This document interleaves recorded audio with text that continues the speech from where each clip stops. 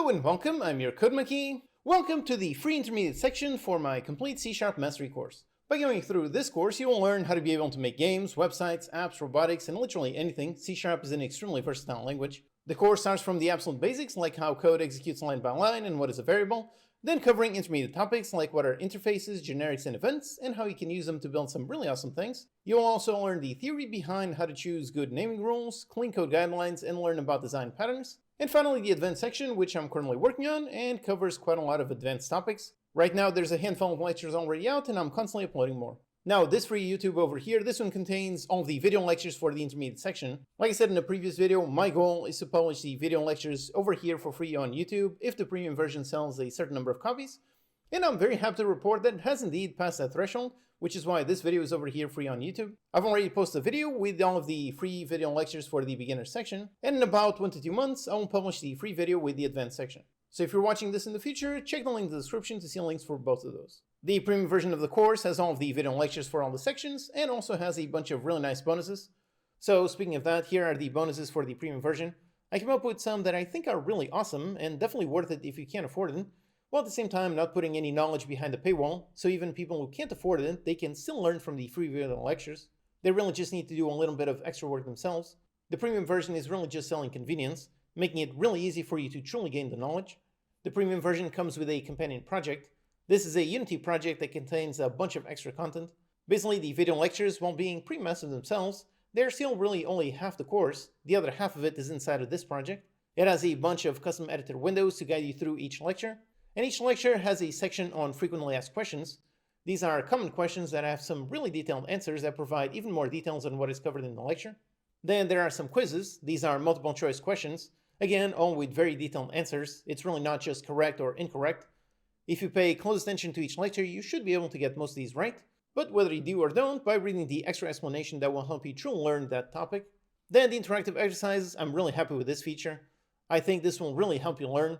Learning by doing is always much better, and these exercises encourage you to put what you learned into practice instead of just blindly watching the video lectures. I designed a ton of handcrafted exercises for all the lectures to help you put into practice and truly learn the contents of each lecture. There are all kinds of exercises. Some are about spotting and fixing errors, others are about asking you to define some function or class or implement some kind of logic.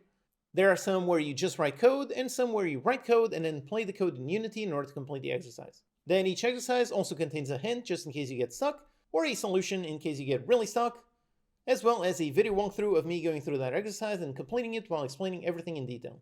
So if you're the kind of person who gets stuck in tutorial hell, then I truly believe that this will really help you escape it. In order to learn, you need to actually do things, and these exercises encourage you to do that.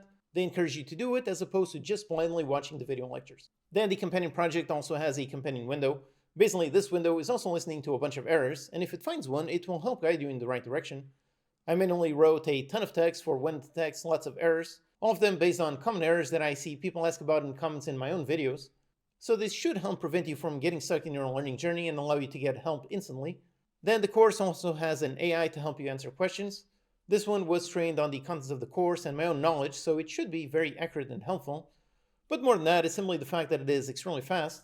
You post a question in the course comments, and within a few minutes the AI will respond with probably a very good answer. Although of course, I myself will also still be answering all the questions manually. The goal with this AI is really speed, so you get a response almost instantly, and then within the next few hours I will manually answer myself.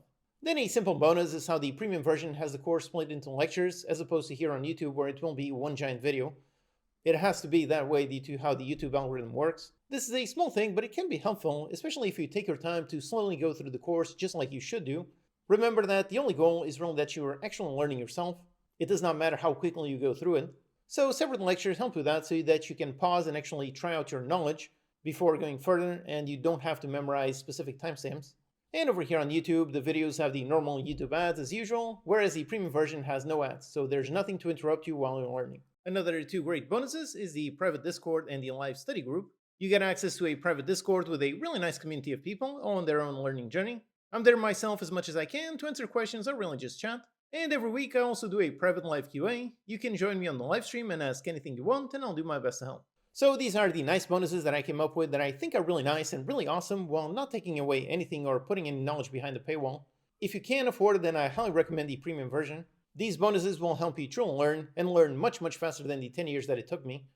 But if you can't afford it, that's okay. Like I said, there's no hidden knowledge hidden behind a paywall. You really just need to put more effort in yourself in order to actually apply the knowledge that you gain. So whether you get the premium version or watch the free lectures, I really hope you'll learn a lot. Also, just in case you're new to my channel, so a bit about me and my credentials or why you should listen to what I have to teach. For me, I've been programming for over 25 years and specifically using C# for over 10 years. I'm a professional indie game developer with several successful games published on Steam covering a wide range of genres. My games are usually focused on complex systems since I am primarily a programmer. It's what I really love to do and what I love to teach. Also, a couple of years ago, I started over here this YouTube channel making free video tutorials to basically share my knowledge to help you learn how to make your own games. There's already over 800 free videos over here on this channel if you want to continue learning beyond this course. Also, one very important note for both beginners but also for intermediate users, which is simply take your time, take it slow.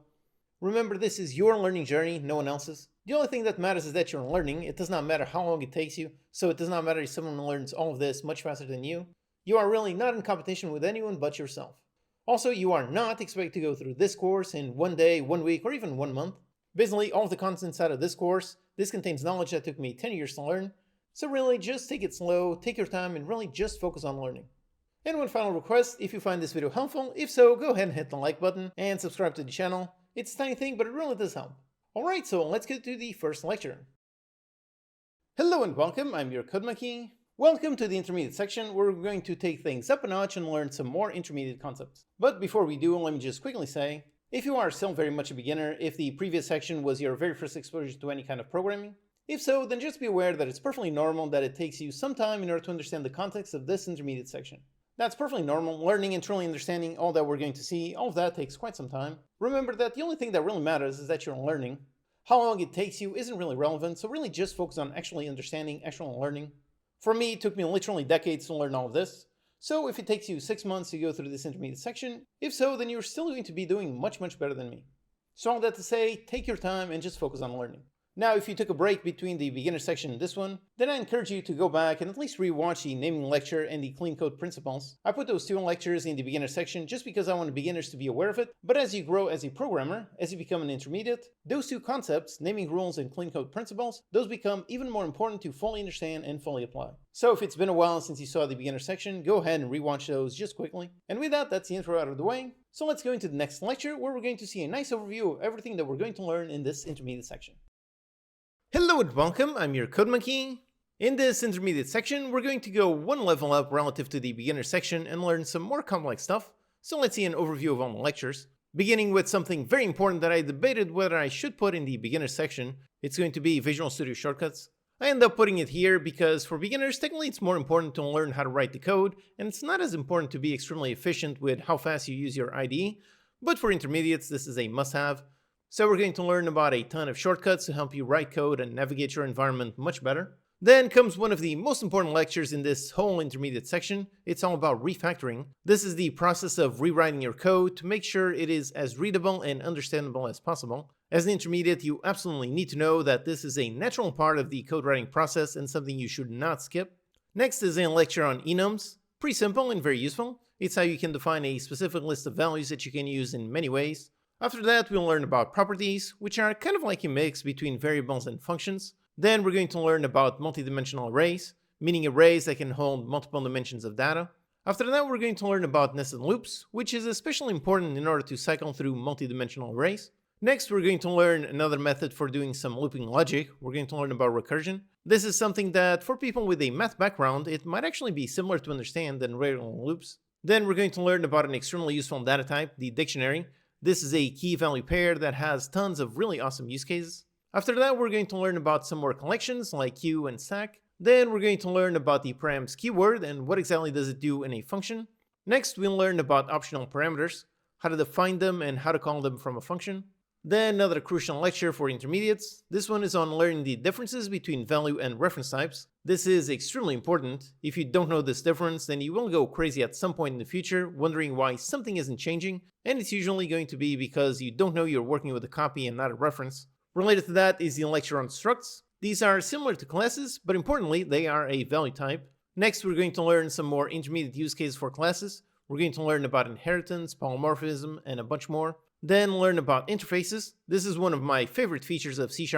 It allows you to write some really nice modular code. Related to that, we're going to see various ways of testing for types and converting to and from various types. Also related is the lecture on switch pattern matching. This is a really simple way to do a switch, not just on value, but also on type. Then we're going to learn all about delegates, lambdas, and anonymous functions. This is how we can store a function itself inside a field. Next, we're going to learn the differences between lambdas and local functions. After that, we'll learn about events, which is how we can have one class be notified when something happens. Then the next lecture, that one is going to be all about generics. This is another super powerful C# feature that makes your code work with multiple types. Next is a simple lecture on constants and read-only, what they are and what are the differences between those two. After that is a lecture on exceptions and how to handle them with a try-catch. Then a lecture on implementing IEnumerable, so we can add support for something like a for each for some custom types. Next, we're going to learn about namespaces, what they are and how to make your own. Then a really important lecture on one of the most important design patterns, the Singleton Pattern. And after that is a general overview of a bunch more design patterns. And finally, after doing all of that, we're going to check out the intermediate project that uses all of this to make something really interesting. Hello and welcome, I'm your Code Monkey. In this lecture, we're going to learn about a bunch of really useful Visual Studio shortcuts. Okay, so as we get to the intermediate stage, it is really important to be good at using your tools. And as a programmer, your main tool is going to be your IDE, so you should be very comfortable with shortcuts and moving around in your codebase. But also this is something that you pick up with experience. So this lecture, this one is really not meant to be a step-by-step lecture, but rather I just want to show you a bunch of shortcuts that I use myself, just so you are aware they exist, and over time you will pick them up and they will become more and more natural. Okay, so the most basic, but honestly most useful one is simply moving the cursor. Normally beginners, they use the mouse to move around, so they scroll down and click wherever they want to write. And then sometimes beginners use the arrow keys and they press it like a million times in order to get wherever they want to go. Technically this works, but it's obviously not very efficient. There are many ways to speed this up, and importantly, many ways to navigate your codebase without your fingers ever leaving the keyboard. For example, when moving left to right, technically you can indeed just press the right arrow key and eventually you will get there, but as you can see, going left to right like this takes quite a while. I gotta press like something like 50 times in order to get to the beginning or the end.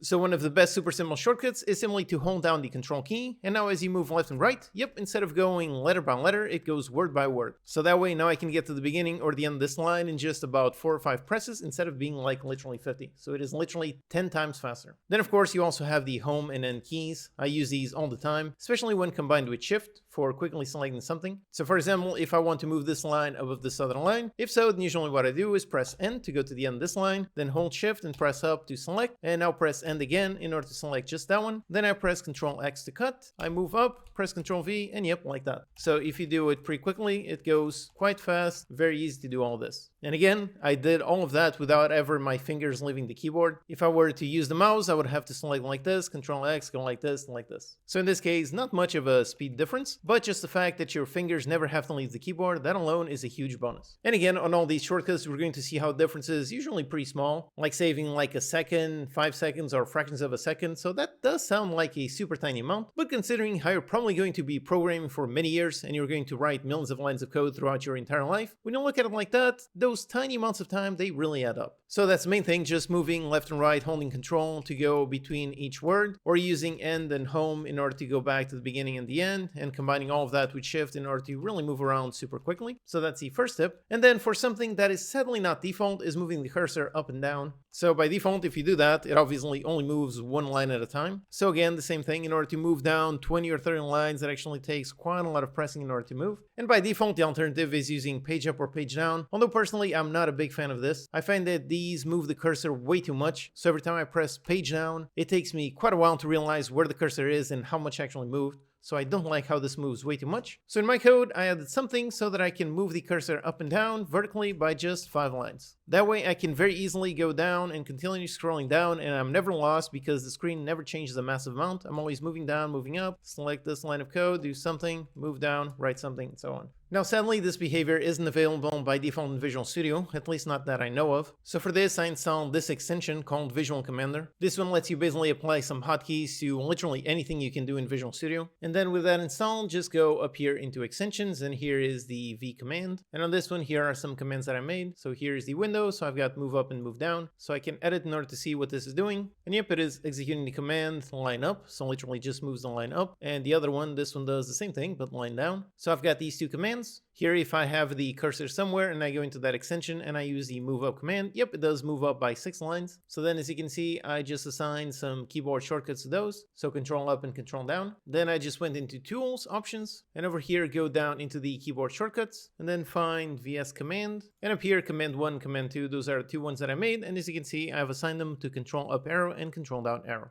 So with all that, if I press control up or control down, as you can see, the cursor moves quite a lot faster. So I find this to be much better than just pressing 1, just moves 1 line, or pressing page up, which always causes me to lose and get lost. So with just these steps, you can see how I can move in the code really fast without ever touching the mouse. Like, let's say I want to go down, I want to find, for example, the awake, I want to select the awake, I want to cut it and paste it down here, and there you go, just like this, and remove these lines, format, and so on. So as you can see, just using these, control in order to move between the words, using this shortcut in order to move vertically really fast, and combined with home and end, and with shift and all that, put all those together, and yep, you can move through the cursor, you can move in your code base really quickly without ever leaving the keyboard. Then of course, if you're working on some kind of big file, like for example, this is the player class from my Steam game Dinky Gardens. So this is the pre-massive class. For this one, if I want to get to the bottom, and if I go even with this shortcut, this is going to take quite a while. So for that one, if you want to move a massive amount, you can use Control Home or Control End in order to go to the beginning or the end of the file. So this is yet another way to very quickly move around.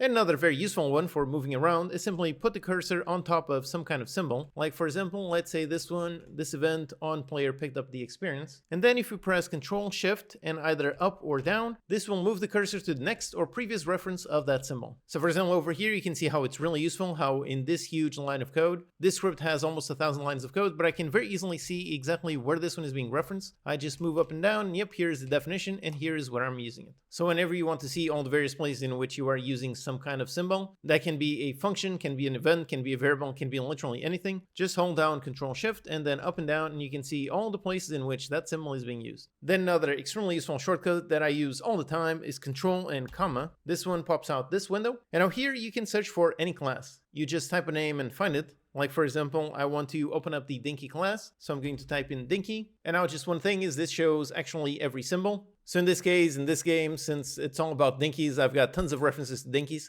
So you can see all of these in lowercase. I usually write my variables in lowercase, so I know that's not the one. I know the one that I want in order to open the file is the actual file itself. So I can type in dinky.cs, and yep, that does show the file. Press enter, and yep, here I am in the dinky file. And again, press Control Home to get to the beginning. Yep, here's the dinky definition, and I can see all this code just like this. So if I want to move to like the tutorial manager, so I just write tutorial manager, just write a little bit, and yep, I can already see this one. So this is the class. We can also see the icon over there. So that one means a field, that one means a class, this one means an event, and so on. So I can see this one, press enter, and yep, here I am in this one. And again, move up, move down, everything works. Again, note how throughout all of this, my fingers never leave the keyboard. I never touch the mouse. So personally, whenever I'm making my games and I want to open another class, I never go into Unity and manually double click on that file. I always do it over here. Press Control, comma, search for anything, press enter, and it opens. Or alternatively, for example, that one that I mentioned, when you got tons of references, something like over here, tons of references to a dinky. So I can just go into this one, and then I can put the cursor on top of the type itself, and I press on F12, and yep, this one takes me to the class definition. F12 is a shortcut, but if you want to use the mouse, you can also just right click on it, and over here we can see, yep, F12 is indeed a shortcut to go to definition. Now, since we're here with the mouse, one really useful one is over here, the find all references. When you click on this is going to show all of the references to that type. So this can work with whatever is under the cursor. So in this case, I select the dinky class. So this is going to show me all of the places in my entire code base where the dinky class is being used. Or alternatively, you can put it just on a field. And yep, now this one is going to show all the places, and you can click in order to automatically go to that line. And of course, it also works with functions. So for example, over here, this function, I'm pressing Control Shift up and down in order to see all the references within this file, but this function is not called from within this file. So in order to find where on earth am I calling this, again, right click, go to references, and yep, I can see, okay, so it's being called from this script right here. Inside the Dinky Manager, it's calling this function. Another really useful use case for that particular one is when working with interface. So let's say I want to see all the classes that implement this interface. Again, right click, find all references, and yep, I can see all of these. Look at these. These are all implementing the IInteractable interface. Then something that I use all the time is Control-RR. That is the shortcut for renaming the current symbol. So I just place the cursor, for example, over here on top of the isMoving field, press Control-RR, and now let's say I want this to be a little bit more descriptive, so is player moving. So I change that, and note how Again, the other shortcut, Control Shift and up and down. Note how this one did rename every single reference of this symbol. So all of those, I don't need to change them, just modify them once, use the rename feature, and automatically renames all of them. And if I find out that the previous one works better, again, just edit, go ahead, remove this, press enter, and yep, there you go. All of those have now been renamed. Remember that refactoring isn't extremely important, and importantly, it's a perfectly normal part of the process. In fact, the next lecture is entirely dedicated to the topic of refactoring. If there is something that you wrote some name, but then later on you think it should have a better name, just take some time in order to rename it. Simply place the cursor over it, press Ctrl RR, write the new name, and it will automatically rename every instance of that symbol. This works on everything from simple variables to even entire classes, and it even renames every single reference in your entire codebase. So for example, here I am on the Dinky class, which is used throughout the entirety of this codebase. I can press Ctrl RR, and I can modify this whole thing and say something, and yep, like it says here, rename will update 297 references in 58 files. So this rename feature is really awesome, really useful. It automatically handles modifying everything, and everything is handled automatically for you. Then when you have multiple windows open, for moving between them, you can use Control Tab. If you just use one, it goes back and forth between the last open tab. So this is something that I use all the time whenever I'm working between two files and I want to quickly move between them. But instead of doing just that and letting go, you can hold down Control and Tab, and as long as you hold down Control, you can see this window, and over here you can move up or down in order to move between all the various windows that you have open. So for example, let's say I want to go into the Dinky Offworld. Yep, there you go. Now I'm looking at this class, and if I quickly Control Tab, I go back into the previous class. And this tab over here, this one only works for the windows that are open. So again, the same thing. If you want to open up a new window, just press Control comma, open the window. Let's say, for example, I want to find the carry vehicle. So I just type in the carry vehicle. Yep, it's right here. Control enter. And this one opens up the carry vehicle class. Now Control tab. And if I want, I go back to the Dinky and move between them like that. Then here's a really simple one. You can raise an entire line by just having the cursor anywhere on that line and pressing Control X. That one cuts the entire line. That one acts as a cut, meaning if you press Control V, you get the line back. Alternatively, for duplicating, you can press Control D. Although honestly, I rarely ever use this one because I can never remember whether it's going to duplicate on the line above or below it. So usually if I want to duplicate something, I just do the shortcuts that I mentioned a while ago. So and, above, and, cut, move, cut, and so on. Now speaking of copy paste, if you press Control, Shift, and V, if you do that, you get a list of your clipboard history. So for example, a while ago I showed cutting the away class, and yep, it is still saved in here. So if I press on enter, yep, it pastes that one exactly like that. So remember that your clipboard has history. It is not just the last thing that you copied. You can access the entire history. Another useful tiny time saver is actually when using the mouse. When using that, if you want to select some kind of word, some kind of symbol, obviously you can do the basic thing, which is just click and hold and drag throughout to select it. So obviously that works, but it's a little bit fiddly. If you move up or down, it can be quite tricky. So the similar shortcut for that, whenever you want to select some kind of word, you can just double click and it selects it, or alternatively hold down Control and click in order to select the entire thing. This can be quite useful, for example, when you have some copy paste code and you want to change some kind of name, but for some reason the rename function doesn't work. Like for example, let's say I want to duplicate this code over here. So right now I cannot use the rename because this one is going to conflict with that one. So instead, let's say the active Dinky list. So I select this one, Control click, and there you go, like that. And if I want, like that. So Control click in order to do Control V and so on. This one can be quite useful sometimes. Then something that I only very rarely use is Shift and Alt. Hold those and then move up or down. And this one basically lets you select multiple lines of code and edit them at the same time. Like I said, I rarely use this, but sometimes can be useful, for example, for quickly appending or removing some kind of prefix. Like for example, on this enum, I've got these values. I want to write all of them and say tier 1, tier 2, and so on. So I can select all lines and write tier and writes on all of them. Or alternatively, if this one did have it and I want to remove them, just select them all and I can remove them. So basically you can write code on multiple lines at the same time. And if you want to quit this, just press escape and yep, back into a single cursor. Another super useful one is when working with events, like for example, the on any Dinky started starving. So I can just write the event name, then plus equals, and then here Visual Studio automatically has a shortcut, so you can press tab to insert. Then if you want, you can rename it, but usually I keep the exact same name that it suggests. So just press enter, and yep, there you go. I've got a new event. Now I can come here and again use the shortcut Control X to get rid of that. Go above, go to the end, press enter, go to new line, then write some new code. So really useful, and if afterwards you decide that you want a better name for this event, again, remember just a quick Control RR in order to rename it. Then if you want to find something, of course you have Control F. For example, finding when I'm invoking some kind of event, so just write invoke, and if it finds it, obviously normal. Then the shortcut for going to the next element, that one is pressing on F3, and it goes to the next one, so it finds that one, and so on. In order to go to the previous one, you use Shift F3 and it goes backwards. Also, by the way, this works whether the Control F window is open over there, but if I press on ESC in order to close down that window, and with this, if I press on F3, yep, it still remembers the last thing that I searched. Then for quickly commenting or uncommenting something, you can do Control K C, and yep, it automatically comments that entire line. And if you have multiple lines selected, Control K C, and yep, automatically comments. And the opposite to uncomment is Control K U, and yep, automatically uncomments that. Although personally, I never really use this one myself. Again, it goes back to how I'm so proficient at just moving the cursor. So if I just want to comment all of these, I just do the comment star, go down there, comment star, there you go, just like this. Another useful shortcut is extract method.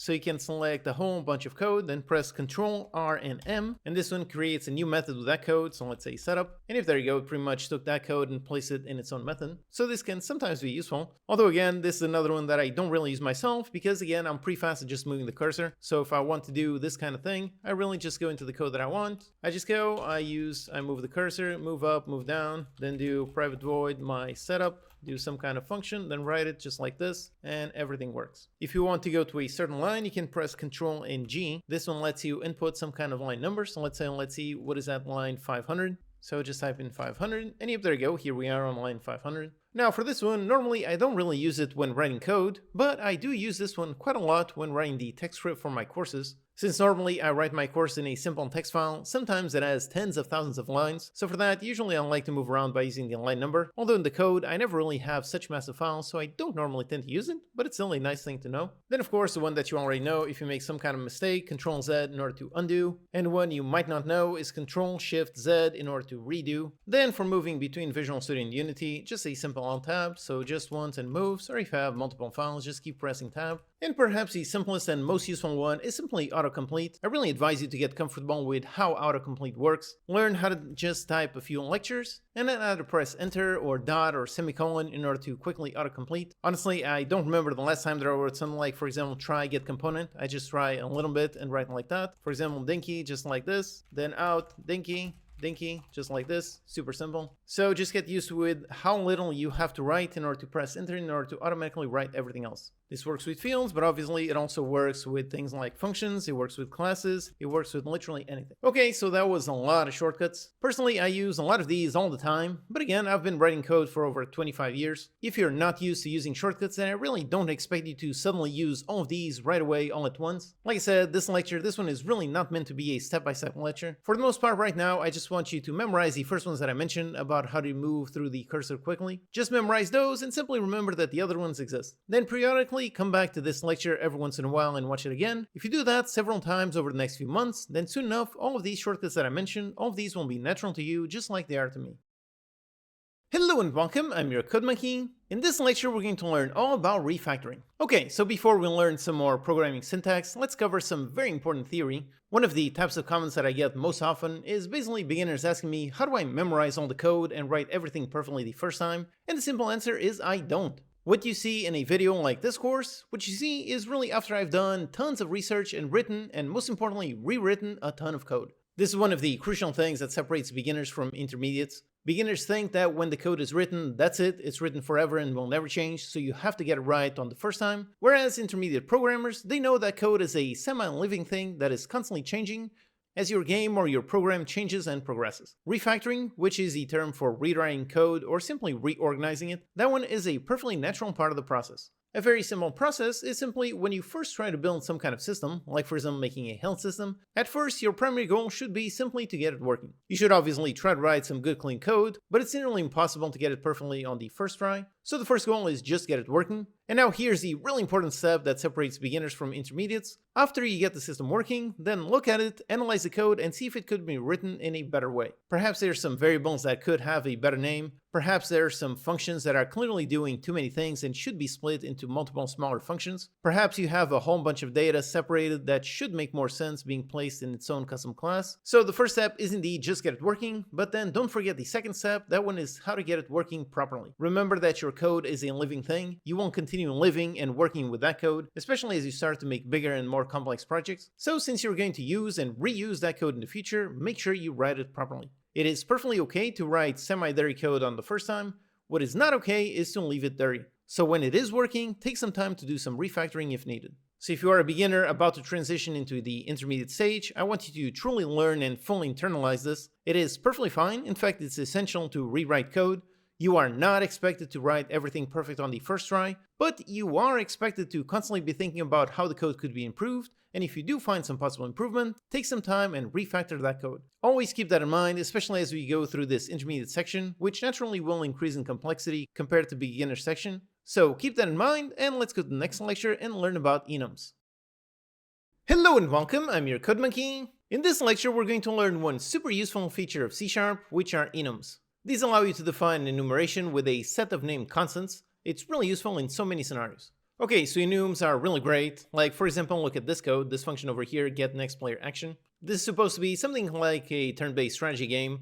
So the player has this function and uses this in order to calculate what is the next player action, then does a whole bunch of tests to find out what is the next valid action, and doing so it returns an int, which is going to be some kind of code for whatever action the player should be taking. So for example, the player checks if it has no enemy. If so, then it returns 0, so 0 means no enemy. Then checks if there's no path to the enemy. If so, returns 1, so 1 means no path to enemy. Then checks within attack distance, so 2 means moving towards enemy, or 3 means attacking the enemy. Now, the big problem that is immediately apparent in this code is that returning an int value, that one is really not very intuitive. Int is really supposed to be a number, so matching an int to some kind of behavior, that seems quite strange. Just like this, you have to memorize that 0 means no enemy, 1 means no path, and so on. So numbers really are not the best type to use here, and instead this is one of the many scenarios where enums are really excellent. So first we define an enum, and the way we do that is we just type in enum, then the name of the enum, so for example let's say player action, and then open and close the curly braces. And now here we just define a set of names for our various enum states. So for example in this case we want one to represent no enemy, we want one to say no path to enemy, and we separate them with a comma, and one moving toward enemy, and finally attacking enemy. Alright, yep, just like this. So now we have defined an enum, which inside can have 4 of these possible values. By the way, the enum, just like classes, just like types, just like anything, also can have an access modifier. So again, the same rule, if you don't need it to access from anywhere, make it private. If you do need to access it from somewhere, make it public. Okay, so like this, we have defined our enum. Now we can refactor this code in order to make it much more understandable. So for example, instead of returning an int, let's return of type player action.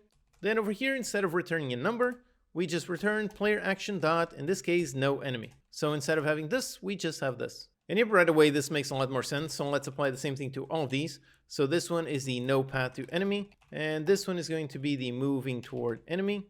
And finally, we have the attacking enemy. And yep, just like this. So now we don't need those comments to explain what the number is supposed to mean. Just looking at the actual value itself, just like this, we can understand what exactly this is meant to be doing. So enums really are this simple. We just define the values for our enum and then use it in any way we want. By the way, here we are returning an enum, but an enum is really just a type. So we can do anything we want with it. Like for example, we can make it a return type for a function, or we can just make a variable of type player action, and we can set it to one of the values in our enum. We can use it as a parameter. We can use it on pretty much anything we want. Anything we can also use any other type in. Then another very common use case for enums is doing something like a state machine. So for example, let's define a private enum for the state. And on this state, let's say we have the state looking for enemy, then we have moving to enemy, and finally attacking enemy. So these are our various possible states. And then we have some kind of function to handle the state. So this is going to handle our state machine. And over here, we just do a switch and do a switch on our state. So we would have some kind of state variable holding the current state for this unit. And then we do a switch on that state and do case something. So case, for example, moving to enemy. Then we have the moving to enemy logic. Afterwards, we do a break. Then we do all the other cases. So looking for the enemy and so on. So yep, this is a really simple state machine, and you can see how by using an actual enum for the state, that makes it much easier to understand as opposed to if we had the state being some kind of int. And over here, instead of these, we would have just 0, 1, and 2, and we would have to memorize what these numbers mean. So just looking at this, it is very clear just how good enums are. With numbers, it becomes really messy, but if we apply some enums, everything looks really understandable. Now, enums also have an interesting property, which is on the back end, these values are actually stored as ints. So to run some testing code, over here I'm writing some code in the Unity project. So let's just do a private void start, which is going to run this function automatically. So now over here, for example, let's define a player action, just a field of player action, and let's set it to something. For example, let's say no enemy, which is the first one that we defined. So we define this, And now let's do a debug.log on this player action. And if we do this, and up here in the console, we can see it pretty much print out a string of the state, so no enemy. However, like I said on the back end, these values are actually stored as ints. So if we cast this down into an int, let's see what this one says. And yep, the int is going to be 0. However, instead of printing out the int for no enemy, let's say the one for no path to enemy. So this is the second state that we defined. And yep, this one now prints 1.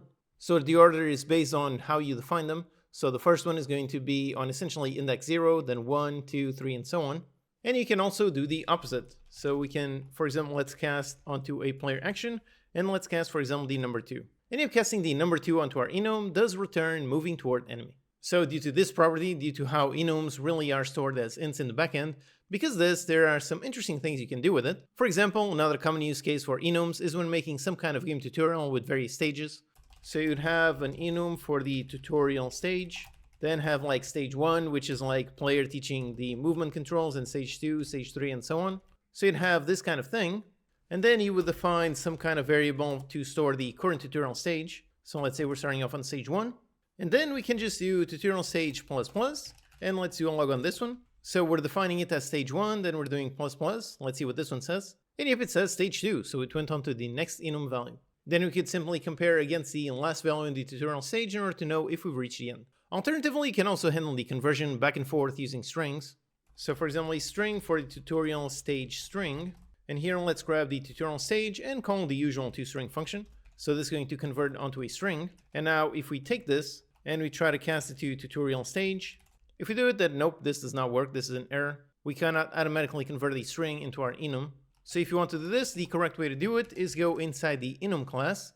This one exists inside system. So you go inside of this one, and then there's a parse or a try parse. So the only difference is this one returns a bool whether the parse succeeded or not, whereas this one assumes it always succeeds. And you can see these also have versions with these angled brackets. These are generics, which I'm going to cover in more detail later on in this intermediate section. So for example, and since we know that the code perfectly matches the tutorial stage, let's just do a parse. We're going to parse onto the type of tutorial stage, and we're going to parse this string. Okay, so if we see this, we should be able to see the usual stage 2, because we got stage 1, we increase it, convert it into a string, and then from a string back into our enum.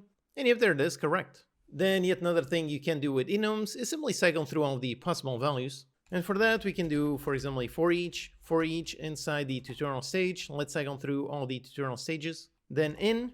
And now here you can't do, for example, tutorial stage.count.something. No, that doesn't happen. That doesn't work. So instead, in order to get all the values, you go again inside the enum class. And for this one, you can pass in get values. And this one takes in a type. So here to get a type, we want to type tutorial stage. But just like this, nope, this does not work. In order to get the actual type object, for that, we use the keyword type of and pass in our tutorial stage. So yep, like this it works. So debug.log on this one. And this should print out all of our possible elements inside our enum. So let's just print some just separate from the other logs. Let's see. And if there it is, stage 1, 2, 3, and 4.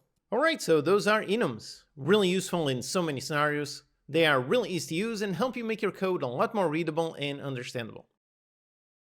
Hello and welcome, I'm your Code Monkey. In this lecture, we're going to learn all about properties in C#.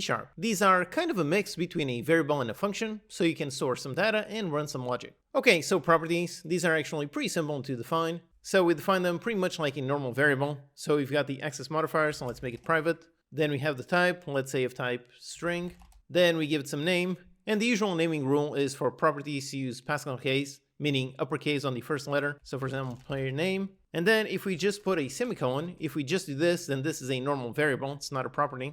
In order to make it a property, instead of this, we open and close a code block. And now here we add two pieces of logic. One is called get, so let's do get and then a semicolon. And then the other one is called set, so let's set and then a semicolon. And if that's it, this is a super simple property. And in order to use it over here in our static main function, let's just define this one as static. So then down here in our main, we can use it just like as if it were a regular variable. So we can go inside the player name and we can set it to something like Code Monkey. So let's do this and then do a console.writeLine and let's print out the player name.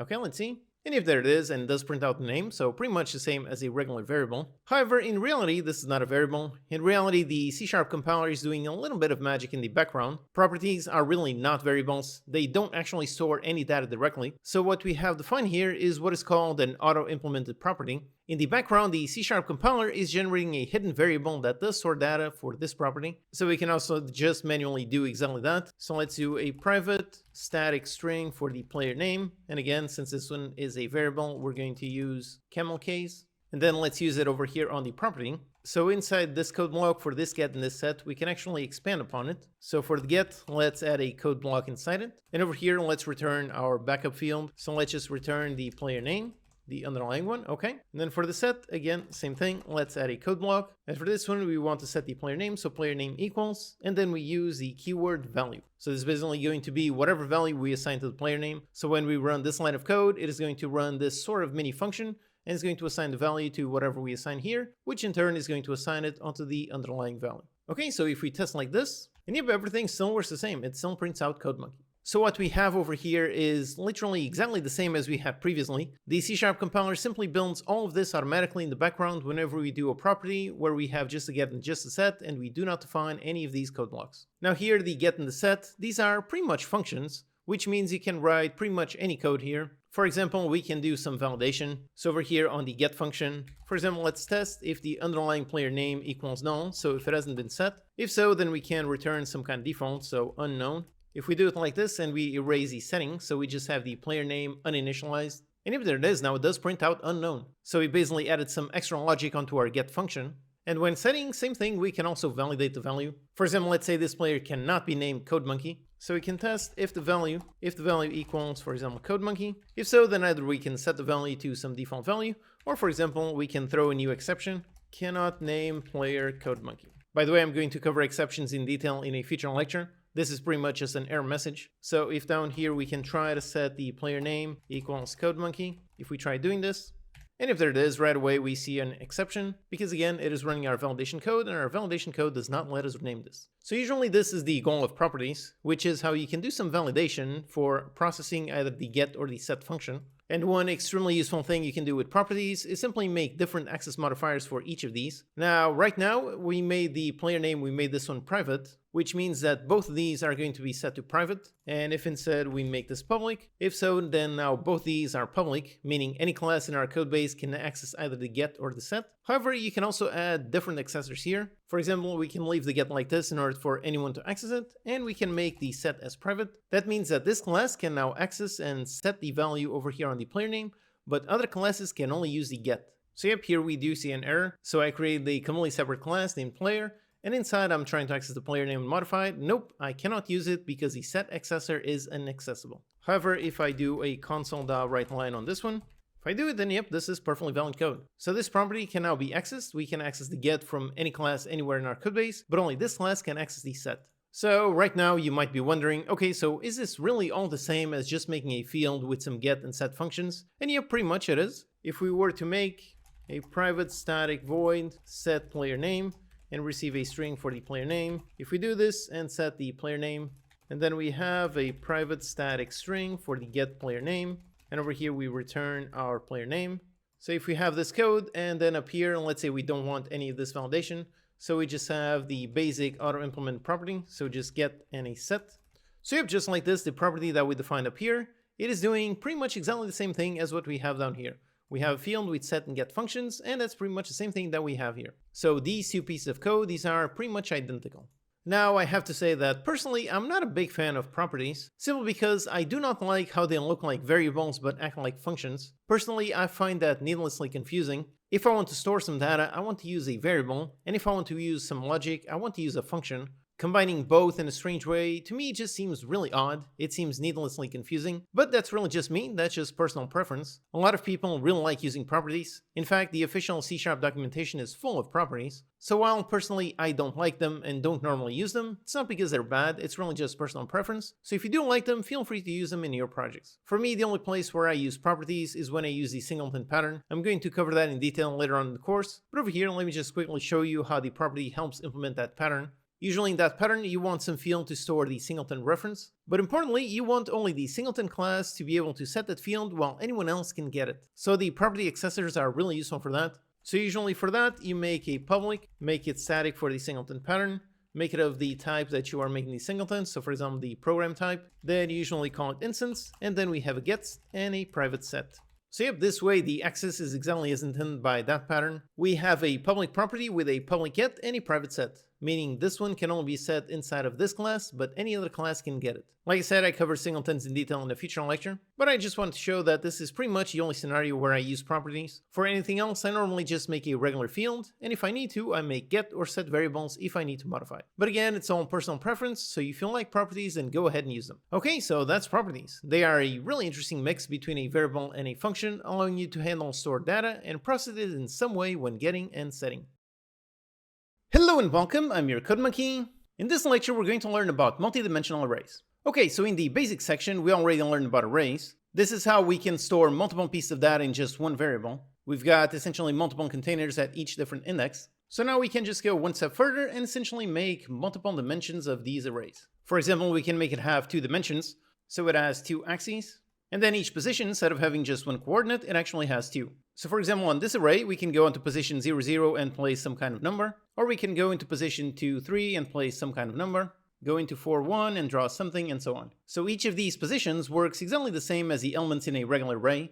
They can be set or you can get their value. And this is an example of a 2D array. So you've got a certain axis and another axis. But you can have as many dimensions as you want. You can have a 3D array, 4D array, 5D, 6D, or literally anything you want. However, this is also just one type of multidimensional array. There are multiple types and multiple ways to build them. So this is the syntax for building a regular one-dimensional array. So int, then the square brackets, int array, then create an array with some kind of size. And one way to make a multidimensional array is to make an array with multiple dimensions. So to do that, here when we define an array, we include a comma for the dimensions. So in this case, we have 2 dimensions, so one on the left side, one on the right side. Technically, there's no limit, so you can add as many dimensions as you want. So here, let's do a simple 2D array. So we do that, and then afterwards, we just include the size for both dimensions. And if like this, we have a 2-dimensional array. On the first dimension, it has a size of 5, and on the second one, it has a size of 6. This creates the array, and then in order to modify a certain index, we can just access it with the coordinates. So go inside the int array, and now on a flat array, you would just put an index, but this one is multidimensional, has 2 dimensions, so we need to put the index for both dimensions. So for example, 0, 2, and yep, this will access the element inside the array on position 0, 2. You can use this to read the value or assign it to something else. Then when it comes to arrays, you will eventually want to cycle through them. And normally you would do some kind of for, so for int I equals 0, I less than the int array.length, do this plus plus. So normally this is how you would cycle through an array. However, now with a 2-dimensional array, if we do this, then this one, this int array.length, this one is going to return the total length. So in this case, it is going to return essentially 5 times 6. So we can do a console.writeLine to see. So the int array.length, and if there it is, the result is indeed 30, which is 5 times 6. So that's the total size of the array. When we have a multi-dimensional array, in order to get the length of a single dimension, for that we can access the function getLength. This one, as you can see, takes a parameter for the dimension. So let's first cycle through all the elements in the first dimension, and then inside we can do another for loop. By the way, I'm going to cover nested loops in detail in the next lecture. But yep, just like this is going to cycle through every element in the entire array. It will cycle through the first dimension, then the second dimension in order to go through every single element. We can do a console.writeLine and print out the int array on position I and j. This will print out the value stored in that coordinate. Let's also just print out the I, then comma, then the j, then something, so we can see what we're seeing. Okay, let's see. And if there it is, we can see it all working. So first checks position 0, 0, then 0, 1, 0, 2, and so on, until it gets to 1, 0, so on and so on. And all the values are just 0 because we just initialized all with 0. But as you can see, this is indeed cycling through the entire array, through both dimensions of our multidimensional array. Alternatively, for initializing the array contents, we can do this. Note the difference between this syntax and the syntax with just one dimension. So here we have some curly braces, and then inside we have multiple pieces of curly braces, one for each of the second dimension of the actual array. And up here we can see the array being initialized, so in 0, 0 has 1, 2, 3, then on 1, 0 it has like that. One crucial important thing about these kinds of arrays and initializing it like this, the shape needs to match. So on the first one, if we initialize this with 4 elements, then the second one also needs to have 4 elements. In order to have multi-dimensional arrays with differently sized elements, for that we can use jagged arrays, which I'm going to cover in a little bit. But before we get to that, like I said, there are multiple ways of doing multi-dimensional arrays. This is just one way where you have a single array with multiple dimensions, and the other common alternative is simply to have an array of arrays. So instead of int and square brackets and having a common, we have int and then square brackets, open, close, and then open and close again. This is basically creating a new array of arrays. Then we can do the usual cycle through it. So for int I equals 0, less than array.length. Here we can use length because again, this is not a multidimensional array. It is an array of arrays, meaning it's an array, and inside each position, each element itself is going to be an array of multiple elements. So we can do this, I++, and we can go int array on this index, and inside it, we create a new int array of whatever length we want, like for example 6. So basically what we have here is what we had previously when we had a multidimensional array with 5 and then 6 on the other dimension. And then for accessing this one, we access it by int array, then access the first dimension, like say on position 0, and then the second dimension, let's say on position 2. So yep, this is how you set or read some elements from an array of arrays. So this is also a valid way of storing multiple dimensions. Instead of having just one array with multiple dimensions, you have multiple arrays of arrays. And of course, the same thing that I said a while ago about having no limit to how many dimensions you can have, that still applies here. So you can have as many arrays of arrays as you want. So this code looks pretty insane, but yep, this is perfectly valid code. One crucial difference about these two types is basically the defaults that they will use. For example, down here, when we create an int array with multiple dimensions, when we do this, by default, all the elements inside of this array won't be on 0. So yep, like we see, all the elements default to 0. Whereas on this one, since this is an array of arrays, if we just cycle through the main array, if we try to access this one, so let's do a console.writeLine on this one. So let's print out the array on this index. Let's do that and see what this prints out to see basically what each element of this array defaults to. And if there it is, the answer is essentially null. We can compare this equals null. And if there it is true, so all of these elements are set to null. So that is one big difference between array of arrays and multidimensional arrays. These get initialized with every value at 0 on whatever type you're using for the array. Whereas this one, since each element inside of the main array, since each of those is actually an object, it's actually an array of something else. Because of that, by default, the default value for some kind of array is going to be null because arrays are reference types as opposed to value types. Which, by the way, I cover value and reference types, what those are. I cover those in detail in a future video. And then another difference between these two types. One thing that you can have with array of arrays, but you cannot have with a multidimensional array, one of those things is what is called a jagged array, meaning each subarray can have a different size. Down here, when we define this multidimensional array, by default, the shape of this array of multiple dimensions, the shape will pretty much be a rectangular size. So over here, 5 in one dimension and 6 on another one. It will always have some kind of rectangular shape. However, in an array of arrays, that does not have to be the case. For example, when initializing this, we can set the one on index 0 to be a new int array, and let's say this one has a size of 3. Then on the next one, on element index 1, we can say this one has a size of 6. Then on index 2, we can say this one has 10, and so on. So using an array of arrays, technically each array inside the main array, each of those can have whatever size you want. As for what use case this would have, for example, imagine some kind of grid for a theater. When you go to the movies and select a seat, usually different rows have different number of seats. So that's an example where this kind of data structure could be useful. You would have maybe 3 seats on the first row, then 6 on the second one, and so on. So that could work. It does have some use case. Although personally, I pretty much never use them, since in games, usually things have some kind of rectangular shape. Things like an inventory or a world, usually those have some kind of rectangular shape as opposed to some weird jagged shape. Now, when working with multidimensional arrays, we need to cycle through them just like we saw. So let's learn about nested loops in detail in the next lecture. Hello and welcome, I'm your Code Monkey. In this lecture, we're going to learn about nested loops.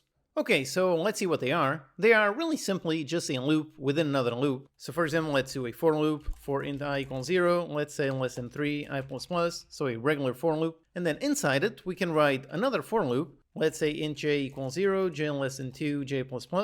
And by the way, usually the convention for these iterator variables, usually use the variable I, then you use j, then if you need more, you need k, l, m, n, and so on. That's usually the standard convention, but it's not a requirement, it's really just a convention. So these can be named whatever you want, but in general, I and j are very commonly used. So over here, let's do this. Let's do a loop inside another loop. And now let's print out the I and j to see exactly how this code is running. So let's print out I, then a little comma, and then j. Okay, let's see. And if there it is, so we start off with an I of 0 and a j of 0. And then we have an I of still 0, but then a j of 1, meaning that for each time this loop is running, this one is going to run as many times as this loop is meant to run. So it goes inside this, runs this line.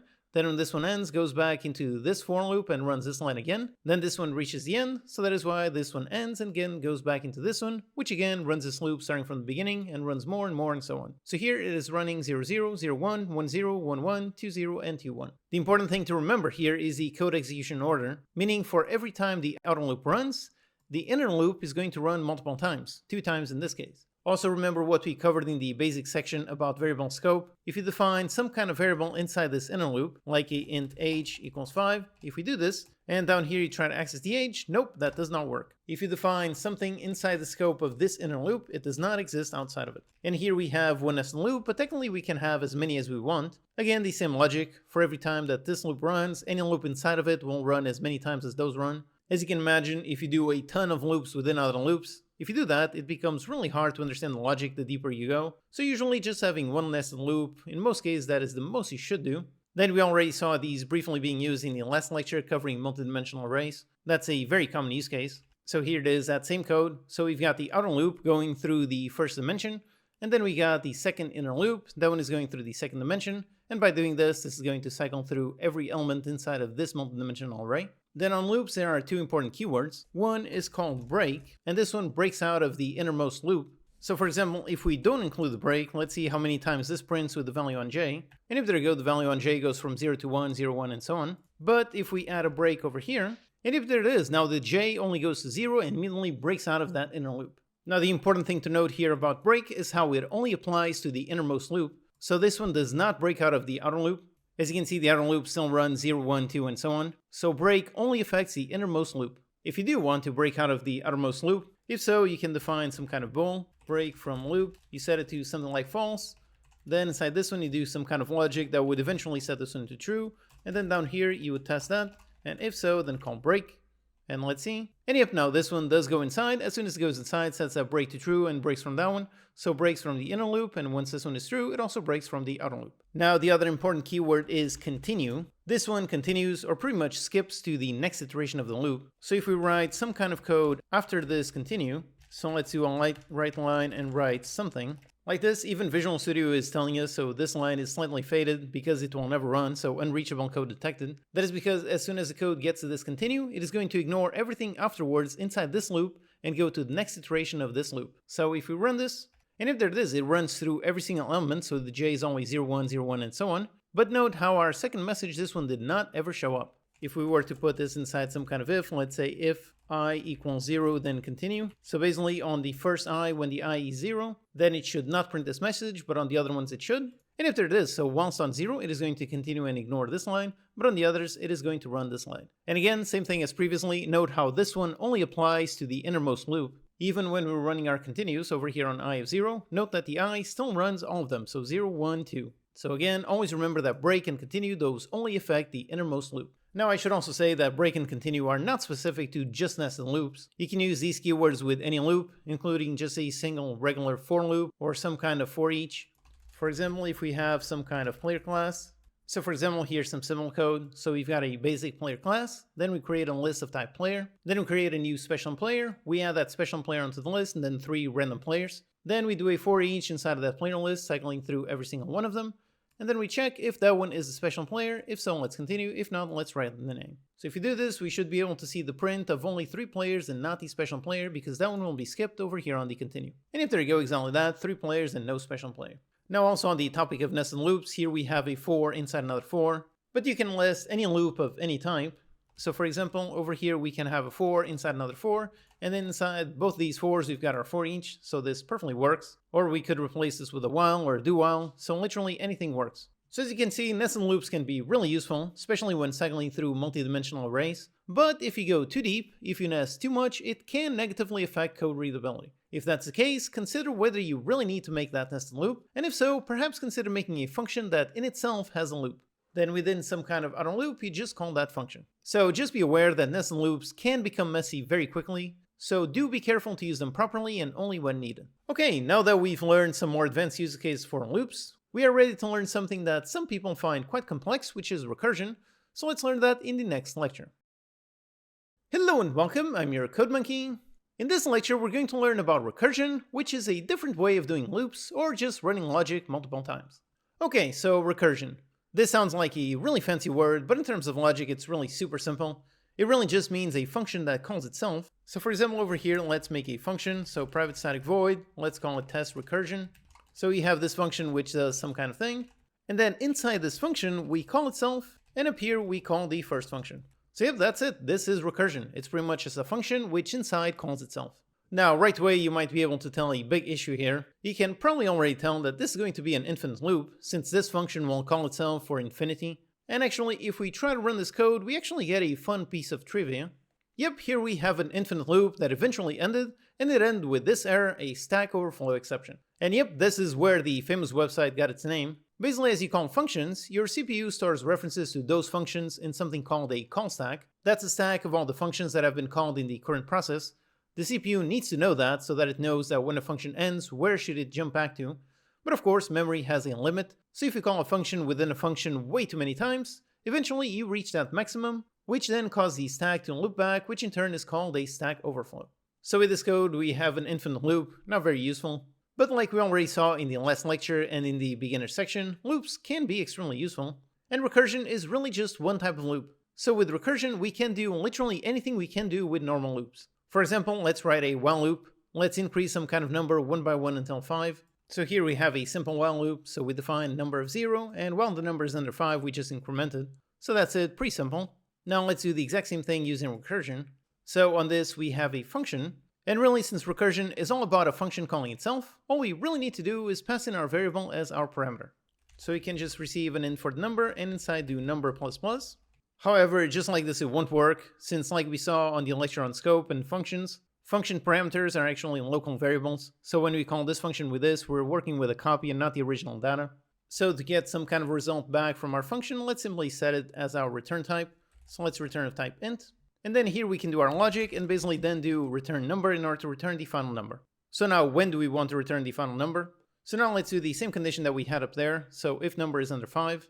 So we do if number is under 5. If so, then we're going to call test recursion again, and we're going to return it with number plus 1.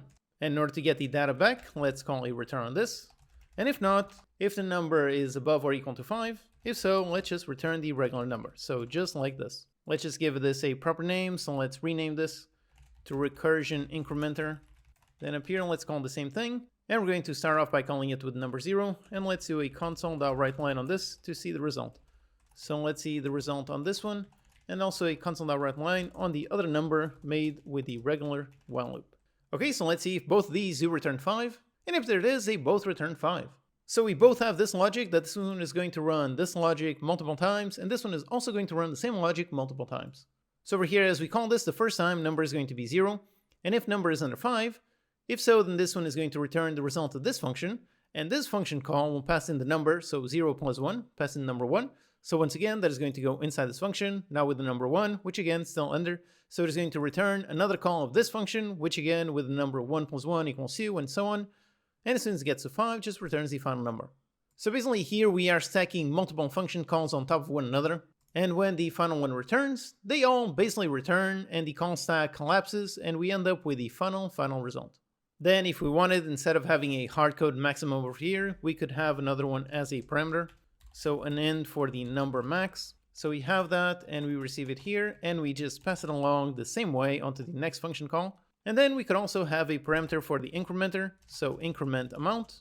So we have this one, and instead of increasing by 1, we increase by the increment amount. So then over here, let's put it 5 and then 1. And over here, let's also pass in the incrementer amount. And yep, same result, 5, 5. And what we have built here is essentially the exact same logic as some kind of for loop. If you remember, the for loop has some kind of initializer iterator variable, then it has some kind of condition, usually some kind of maximum number, and it increments by a certain amount. So what we have here is literally the exact same thing as a for loop, except it's being handled with recursion.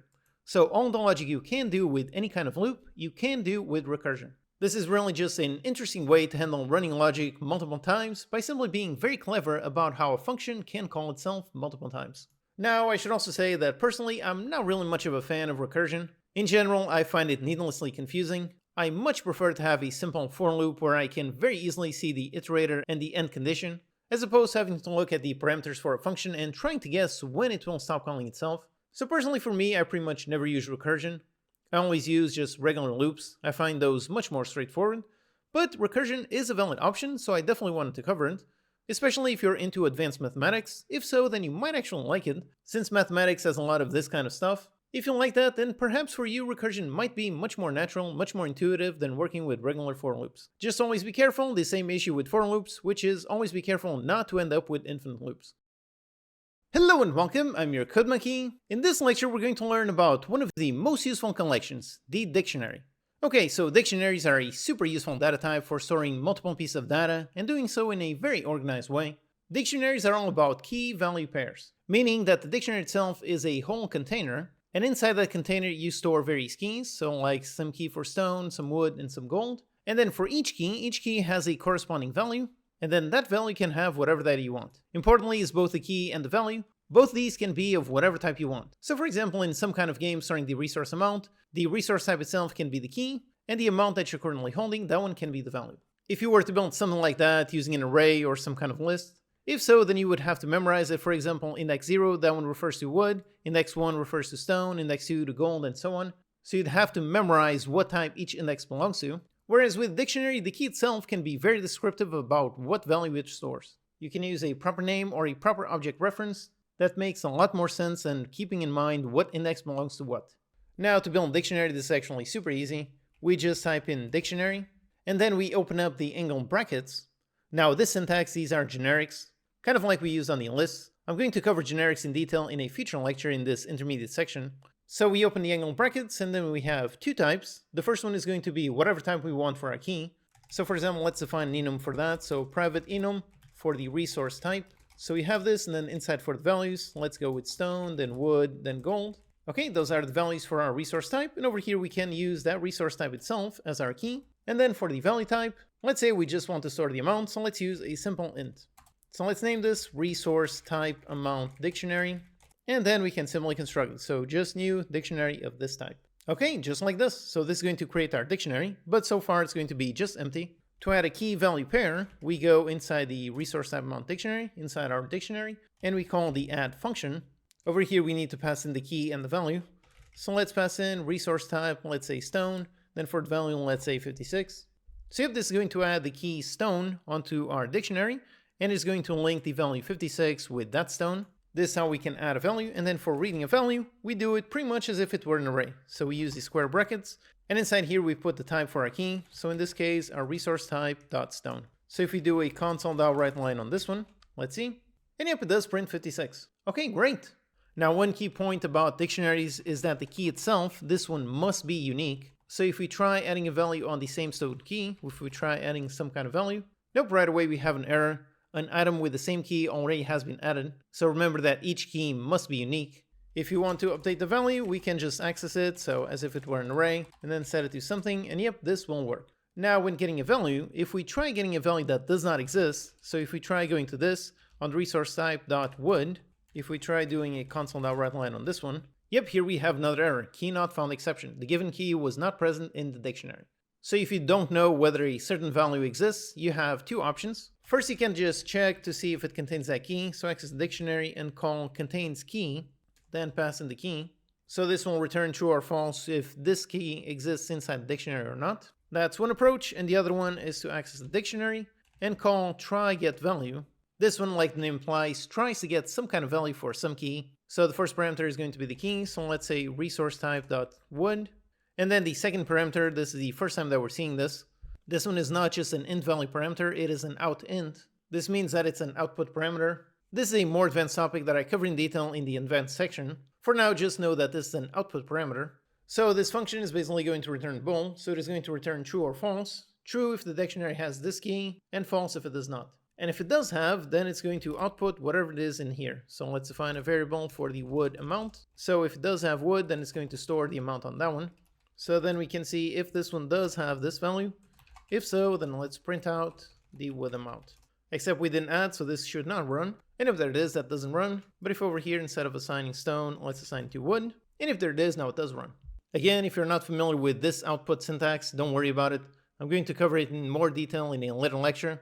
If you do use it, just know that it has this syntax. Also, like we saw, we can modify values, so we can go inside this, resource type.wood, and set it to something to modify it, so this works. But this also works for simply adding values. So instead of calling .add, you can just do it like this. And if it does work and does add that value. And of course, since we can add values, we can also remove them. So we can call remove and then pass in some type of key. So let's say resource.wood. So this should remove the key, so then this code should not run. And if there it is, doesn't run. So here we are creating a dictionary, and then afterwards on a separate line we are assigning values. But like we have with arrays and class and so on, we can also initialize the object directly when we create it. The way we do that is we open and close the curly braces. So the same as we do to initialize some kind of array or list. And then inside it we put whatever elements we want to initialize inside this dictionary. But remember, dictionary is a key value pair, so we need to somehow define a key and a value pair over here. If we just do resource type.stone and then 10, if we just do this, nope, this is an error. The correct way to define a key value pair is with another pair of curly braces. So put this one inside, open and close, just like this. And then if we want to initialize more, we can just start with wood and something and so on. Now importantly here, pay close attention to the syntax. So we've got curly braces on the whole dictionary, and then again for each individual key value pair. Now one common thing you're going to do with dictionaries is simply cycling through them. For that we can just do a for each directly on our resource type dictionary. And for this one, the iterator variable will be a type key value pair. Set like this, and then inside this one, we can access the key or the value. So let's do a console.writeLine, this one .key, then let's do a colon and key value.value. Let's get rid of this code and let's test. And if there it is, cycles through the entire dictionary and prints out stone and then the amount. Alternatively, instead of cycling through the dictionary itself, inside of here we've got a keys collection. And this is just basically going to scroll through every single one of the keys. So over here you would have just resource type. This would be the key, and then you could simply access and print out the resource type, and then go inside the dictionary on this type to see the amount. And if there it is, same result. So this is the other type for each. And also finally, you can also cycle through just the values. And on all of this, always remember that these are really just key value pairs, meaning it's up to you to define what value you want to use for the key and the value. It does not have to be just simple types like ints and enums. For example, the key can be some kind of player class, and the value can be some kind of weapon class. That would be perfectly fine. So just remember that it doesn't have to be just simple types. You can use whatever type you want for the key and the value. Now here's a bonus tip specific to Unity. Let's say you want to build some kind of resource manager, something like this. So you have a resource manager class, and inside you've got a dictionary of resource type and an int. But then you want it to be preset with some amount that you want to set in the editor. But the issue with dictionaries is that Unity does not serialize them. So even if we add serialized field in private, even if we do this, here in the editor, nope, we do not see it. The resource manager has no fields. Nothing shows up in the editor. So instead, here's a neat trick you can do. You can create a custom class, and on that class, you basically use the key value pair. So here I've got a resource type and an int amount.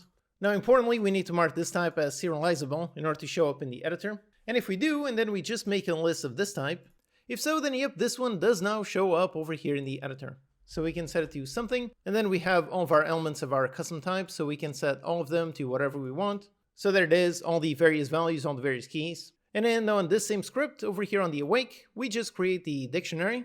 We cycle through the list that we exposed in the editor, and we just go inside the dictionary on that type and set it to that amount. Then we can just print out the concept of the dictionary, and up here in the console we can indeed see, yep, we did create the dictionary and we did initialize it with our data. Alright, so that's the dictionary. It's a super useful data type, really helpful when you have two pieces of data that can be connected like a key value pair. So this is absolutely essential in things like resource management or linking any kind of data together with one another. Hello and welcome, I'm your Code Monkey. In this lecture we're going to learn about some other collection types like queues, stacks, and a bunch more. Okay, so in the beginner section we already learned about arrays and lists. Then in the last lecture we learned about dictionaries. Honestly, those are really the only collections that I normally use myself, but there's still a bunch more that can be useful in certain scenarios, so here let's see them. One simple one is called the stack. Think of it like a stack of papers. You can place papers on top, so you can push them. And for grabbing a paper, you can only grab the one that is on the top. In this case on the stack, grabbing simply means pop. So you can push and pop elements. This is what is called a first in, last out collection, or also known as FILO. Here in the code, the way we do it is super simple. We just create a new stack. This one takes a generic type, so similar to the list. So let's say a stack of strings. Let's call it name stack, and we construct it. And then on this one, we can call the function push in order to push values onto the stack. So let's push the string code monkey, then let's push the string for Iron Man, and let's push the one for Spider-Man. Okay, so with that, we push them. And now if we go into the stack and we call pop, this one is going to remove and return the object on top of the stack. So like I said, this is a FILO collection. meaning first in, last out. So ask yourself, what do you think this will return? This is the first element that is added, so technically this is going to be the last one out. So let's do a console.writeLine on this. Okay, let's see what this returns. And you're correct, this does return Spider-Man. Like I said, first in, last out. So we first put CodeMonkey, so this means this is going to be the last element that we're going to grab. And when we pop, we are going to grab the one that we last put on there, which is going to be this one. And eventually, if we don't put up anything, so if we comment out all of this and we try doing a pop, yep, here we have an error, the stack is empty. So to avoid that, we can use try_pop, which will try to get an element if it exists. And if you want to just look at the last element without removing it, we can call peek. Okay, so that's a stack. Another related collection is the queue. This one, the easiest way to visualize is some kind of queue of people. So the first person that gets added onto the queue is going to be the first one that gets out. So this one is a FIFO collection, first in, first out. The way we build it is pretty much the same as a stack, except this one is a queue. So then let's make a queue of string. So for the string queue, and let's construct it, so a new one and build it. Then on the string queue, in order to add elements, we call inQueue. So again, same thing, let's add in CodeMonkey, then Iron Man, and finally Spider-Man. Okay, so we queue all of those, and now on the string queue, we call dequeue in order to grab the element. This one, again, like the pop that we saw previously, this one removes and returns the object. So if we do a console.writeLine on this one, again, queue is FIFO, first in, first out, so let's see what this one returns. And if this one returns CodeMonkey, which was the first element that we added. So some practical examples. A queue can be useful in something like a tycoon game, where you have literally a queue of people. Like for example in my own game, Battle Royale Tycoon, when there's a queue to join each arena. And for the stack, a great practical example is how this can be very useful for making some kind of undo system. So maybe something like a city builder. You can push onto the stack the action to place a building somewhere, and then to make an undo, you simply revert that action, which would eventually demolish that building. Now importantly, you always want to do it based on the last building that was built and not the first one.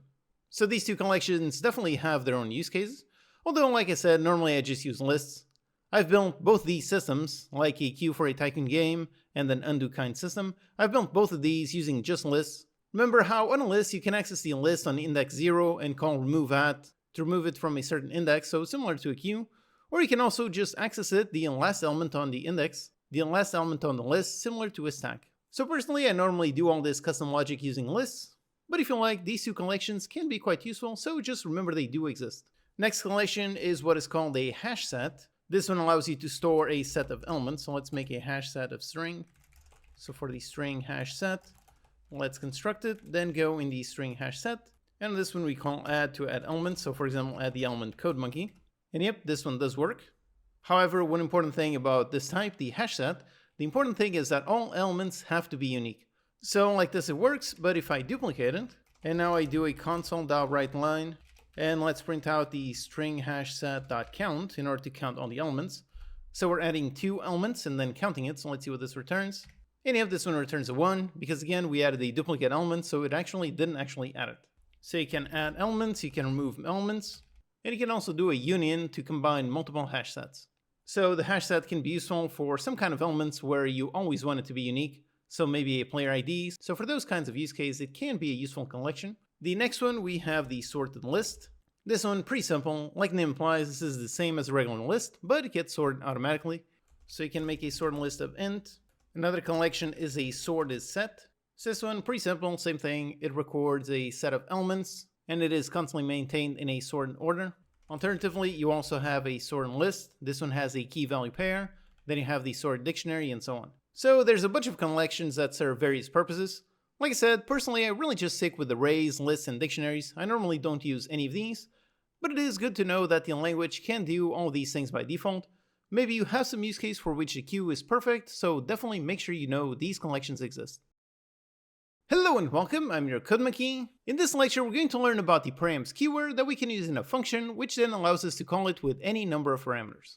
Okay, so let's make a function to see it. So let's make a private static void. Let's call it print player name and receive a string for the player name. Then over here, just a console.writeLine on the player name. So that's it, super simple, just a regular function like any other. And up here we can call it with CodeMonkey.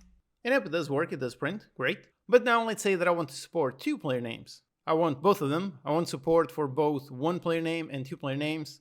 So in order to do that, I need to copy paste this and make another one with player name and then player name 2. So yep, this works, but now I have two functions, one with one parameter and one with two parameters. And now let's say I want to support 3 parameters. So again, I need to make another function, duplicate a ton of code and so on. So right away you can see the issue. This is basically the problem that Params solves. So for that, let's make just one function, and up here let's call it with 2 parameters. And right now, yep, we have an error because this one can only take one parameter. So now here for the parameter, let's write the keyword params. We write params and then we write the type for the parameter. And in order to use it with params, this type needs to be an array. So let's make a string array, and for the player name array.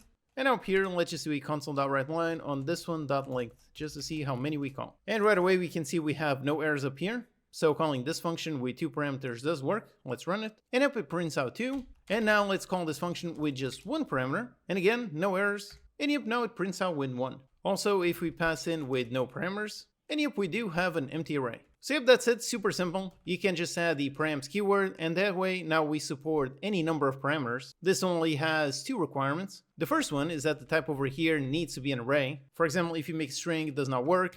If we make it just string, then no, it does not work. If we make an array of multiple dimensions, this one also does not work. So it needs to be an array of some type. It can be string, it can be int, it can be pretty much anything. And the second requirement is that this one needs to come at the end. So afterwards, if we define an int age, nope, does not work. Here we have an error. And the error says here a params parameter must be the last parameter in a parameter list. So if we want to combine a params along with regular parameters, we need to make sure the regular ones come before and the params comes after. This way now, yep, up here we can type in an int and then any number of strings, and yep, all of this does work. That's it, really simple and sometimes quite useful. So anytime you have some function where you would like to receive any number of parameters, whenever that happens, always remember to use the params keyword.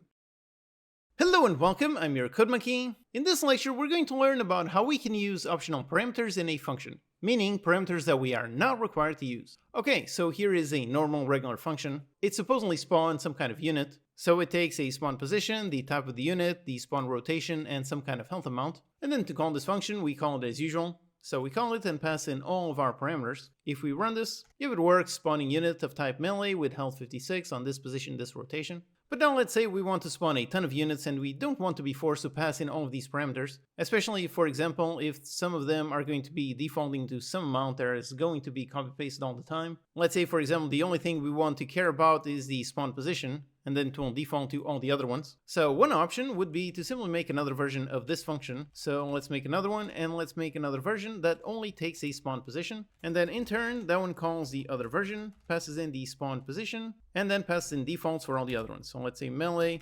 quaternion.identity in order to have the regular rotation, and let's say 100 health amount. So we can do this, and now do this, and spawn on new vector 3 of 10, 5, 0, something like this. And if there it is, we have no error. And running the code, yep, it did work. It did use those defaults and the 10.5.0 position. So this works. This is one valid option. But we have another option where we don't need to define multiple functions.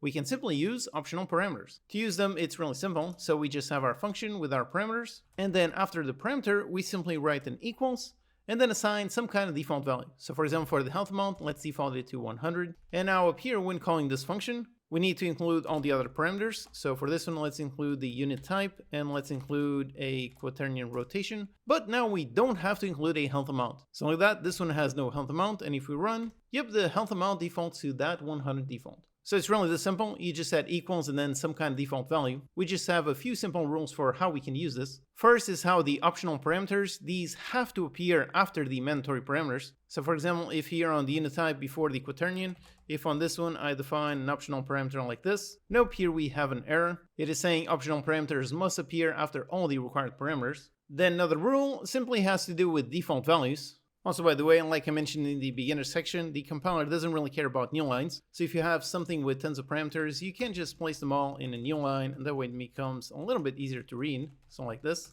Okay, so like I said, the second rule simply has to do with default values. And the rule is how default values need to exist at compile time. So here we cannot construct an object. We cannot do new quaternion and then construct a new quaternion with something. Nope, this does not work. Like it says here, default parameter for value spawn rotation must be a compile time constant. So we cannot do this, but we can use, for example, the quaternion.identity. This is a constant, and yep. So we cannot use that, but we can use the default keyword. This will basically use the default value for that type. So in the case of a quaternion, which is a struct, it is simply going to initialize that struct with everything at 0. So for this struct, we can use this. And for the vector 3, same thing, we can use that. And for the unit type, this one is an enum, so we can just assign a default value. And if like this and everything works. Alternatively, we can also use constants, which is something that we're going to cover in a few lectures. So you can define a constant, and then you can definitely use that constant as a default value. So optional parameters need to have certain defaults in order to work. And then over here for passing in the parameters, since we marked all of those as defaults, we can call it just like this. And if the code runs, it works and works with all the defaults. Then alternatively, we can pass them in one by one. So for example, if we want a spawn position, let's put some kind of spawn position. And then for the unit type, let's say we want like this. So yep, we just assigned 2 parameters, and yep, it did work. But now let's say that the only parameter that I want to assign is just the health amount. So for that, I go up here and I just write some kind of int, so just 56. And nope, this one obviously has an error, because argument 1, it expects a vector 3, not an int. So just like this, you need to pass in all the parameters in order. However, you can actually pass them without being in order. And for that, we really just need to write the name of the parameter. So in this case, the parameter is the health amount. So we write that and then a colon. And yep, just like this, it does work. This is basically calling the function and assigning the health amount parameter to this value. And on the other one, since we didn't assign them, these remain the defaults. And yep, here running the code, we do see with health of 56. Also, by using this same method, we can pass in parameters in any order you want. So for example, the health amount, then let's pass in the unit type. So unit type and unit type dot something. And yep, this is definitely valid code. As long as I write the name of the parameters and then a colon, then give it a value, everything does work. Alright, so that's optional parameters. It's quite a useful feature to help you avoid having tons of function versions for all kinds of parameter combinations. Hello and welcome, I'm your Code Monkey. In this lecture, we're going to learn something very important, the difference between value types and reference types. If you don't know the difference, then at some point in the future you will go crazy because you think something is behaving as a reference when it's behaving as a copy.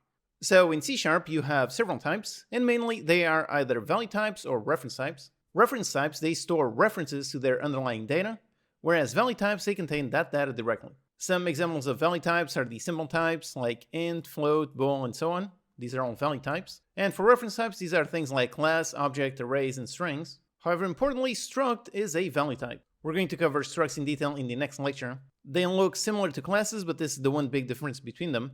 Structs are value types and classes are reference types. And over here, as you can see, arrays are reference types. Even if the underlying data, if you're making an array of ints by themselves are value types, but if you make an array of int, the array is going to be a reference type. And then strings are a bit of a special use case, in that they are technically reference types, but in some cases they behave like value types. So the big difference is shown down here. With reference types, you can have multiple variables, and you can have all those variables, all of them pointing to the same underlying object. Whereas with value types, any variable you make with some kind of value, if you then assign that variable to another variable, you are making a copy instead of a reference to the original value. Another difference is how reference types can be null, whereas value types cannot.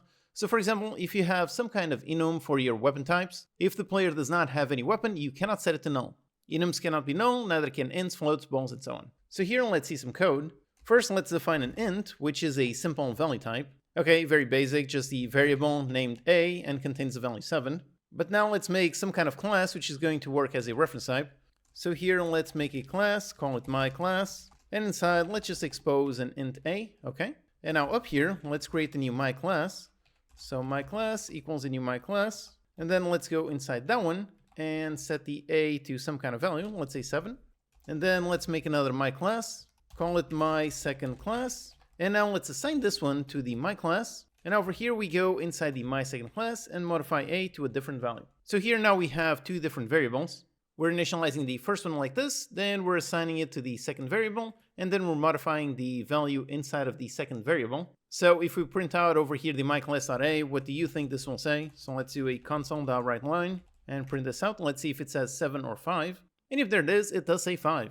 Again, that is because classes are reference types, so over here, even though we have 2 separate variables, they are both pointing to the same underlying class. So they're both pointing to the same underlying memory position, they're both pointing the same actual object, both of them are referencing just a single instance of our myClass. So by going through either of these, we're actually modifying the same underlying object. We do not have 2 objects, we have just 1 and 2 references to that same object. So when we modify this one, we're not modifying it just on this second object, but since this one has the same reference as this one, both of them are modifying the actual underlying object. So by modifying either of them, we are modifying the same underlying object. Now let's look at this exact same example, but using our ints, which are value types. So you've got an int a of 7, then let's define an int b, and let's assign it to the value of a, and then let's go inside b and set b to something else. Let's put it on 5, and now let's do a console.writeLine on a, and let's see what this one prints. So will it print 7 or 5? And if there it is, the result is 7.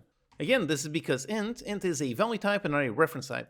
So over here, we're defining a variable a and assigning the value 7, and then we're assigning b, and then we're defining b and assigning it to the value of a. But again, since a is a value type, this is going to essentially copy the data that is currently stored inside a. So after this point, we have two variables, and each of them holds a copy of their data. And then over here, when we modify b, that is only modifying the copy that was created in here and not modifying the original data that we have in here.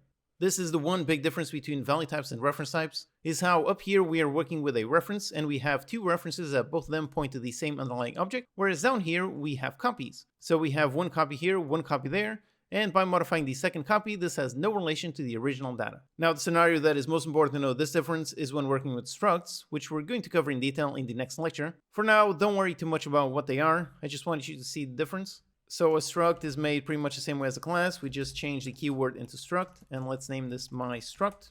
So like this, and up here we can write literally the exact same code, but write it with a struct instead of our class. So up here, use my struct, then over here, this one is my struct, and my second struct, and then we modify this one here, and we print out the my struct.a. Okay, so here's our test. Literally, we have the same code down here as we have up here. The only difference is one code is working with a class, another one is working with a struct. So let's see the difference between these two. And yep, with the exact same code, we have two different results. That is exactly because of the difference between value types and reference types. The class has a value of 5 and the struct has a value of 7. That is because the class up here, again, both of these are referencing the same underlying object. So when we modify the second one, we're both modifying the same underlying object. So when we print out the data stored in the first one, again, same object, so this one prints out 5. And yep, we do have 5. And then down here, when working with structs, structs are value types. So over here, we create a brand new struct. But then on the second one, when we assign it, we're actually creating a copy of the data. So now this one has a completely separate copy that has no relation, no reference to the original data, to the original my struct. So when we modify this one, we're only modifying this copy and not touching this one at all. So that is why on the struct, the result is 7, which is the original value that we set over here, because when we modify this, we're only modifying this copy and have no relation to this original data. Now, this difference between value and reference types is also very important in functions. For example, private static void my function. Let's do some kind of test function. And here, let's receive of type my class, another one of type my struct. Then let's just go inside and put it on something. So my class and my struct. Let's modify to do the exact same test as previously. Let's just comment out this testing code. And then over here, let's create a my class. My class, let's create a brand new one. And let's put my class, set the a to 7, and create a new struct. We also set it at 7. So both of them have the same value in their a field. And then we call my function, pass in our my class and our my struct. And then let's do a console.writeLine on the my class.a, then some space and my struct.a. Okay, so again, let's see what happens.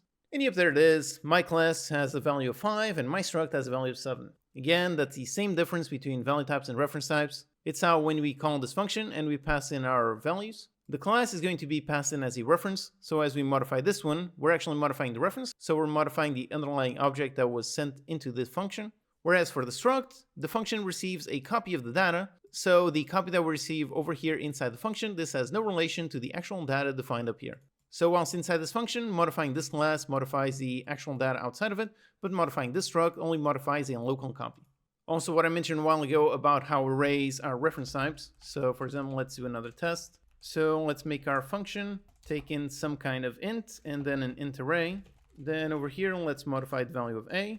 And let's go inside the int array on index 0, and let's modify the value. Okay, so now up here, let's define some kind of int, and let's define an int array. Let's construct an int array and just put a value on there. Okay, so now we call my function, pass in a and the int array, and now let's do a console.writeLine. Let's print out the a, and then print out the int array on index 0. Okay, so again, let's see what this does. And if there it is, same thing.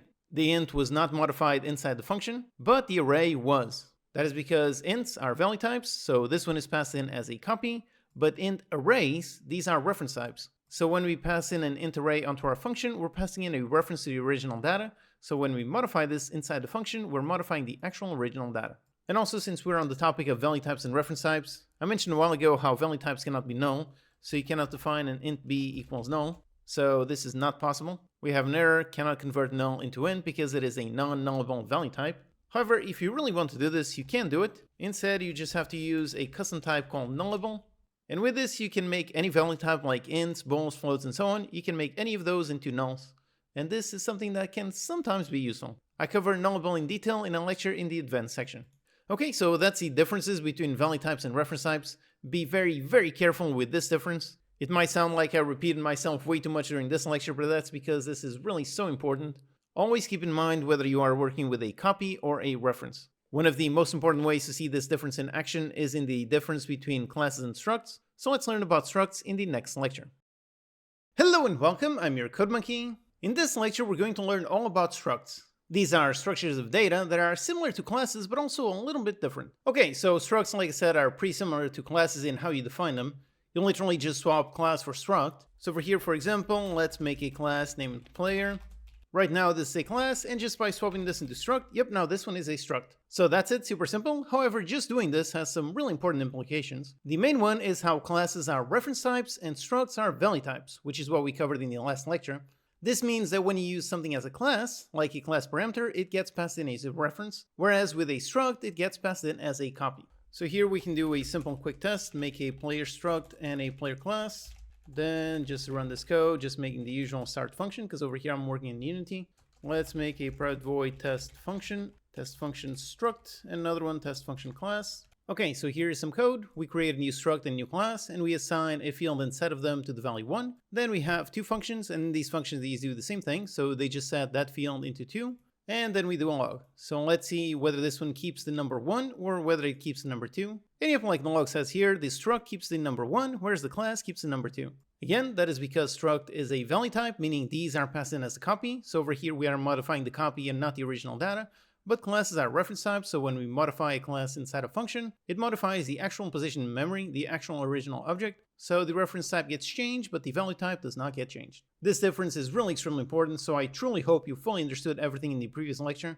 If not, go back to it and rewatch it. It is really important so you don't get confused like I did many times before I memorized this. This is one of the main differences between structs and classes, how classes are reference types and structs are value types. In general, structs are mainly used as just data containers meant to organize your data. The simplest example is really just the vector3 type inside of Unity. So we can inspect this one, so let's right click and go to the definition. And yep, over here we do see this is a struct, and it's a struct that pretty much just holds 3 components, so x, y, and z.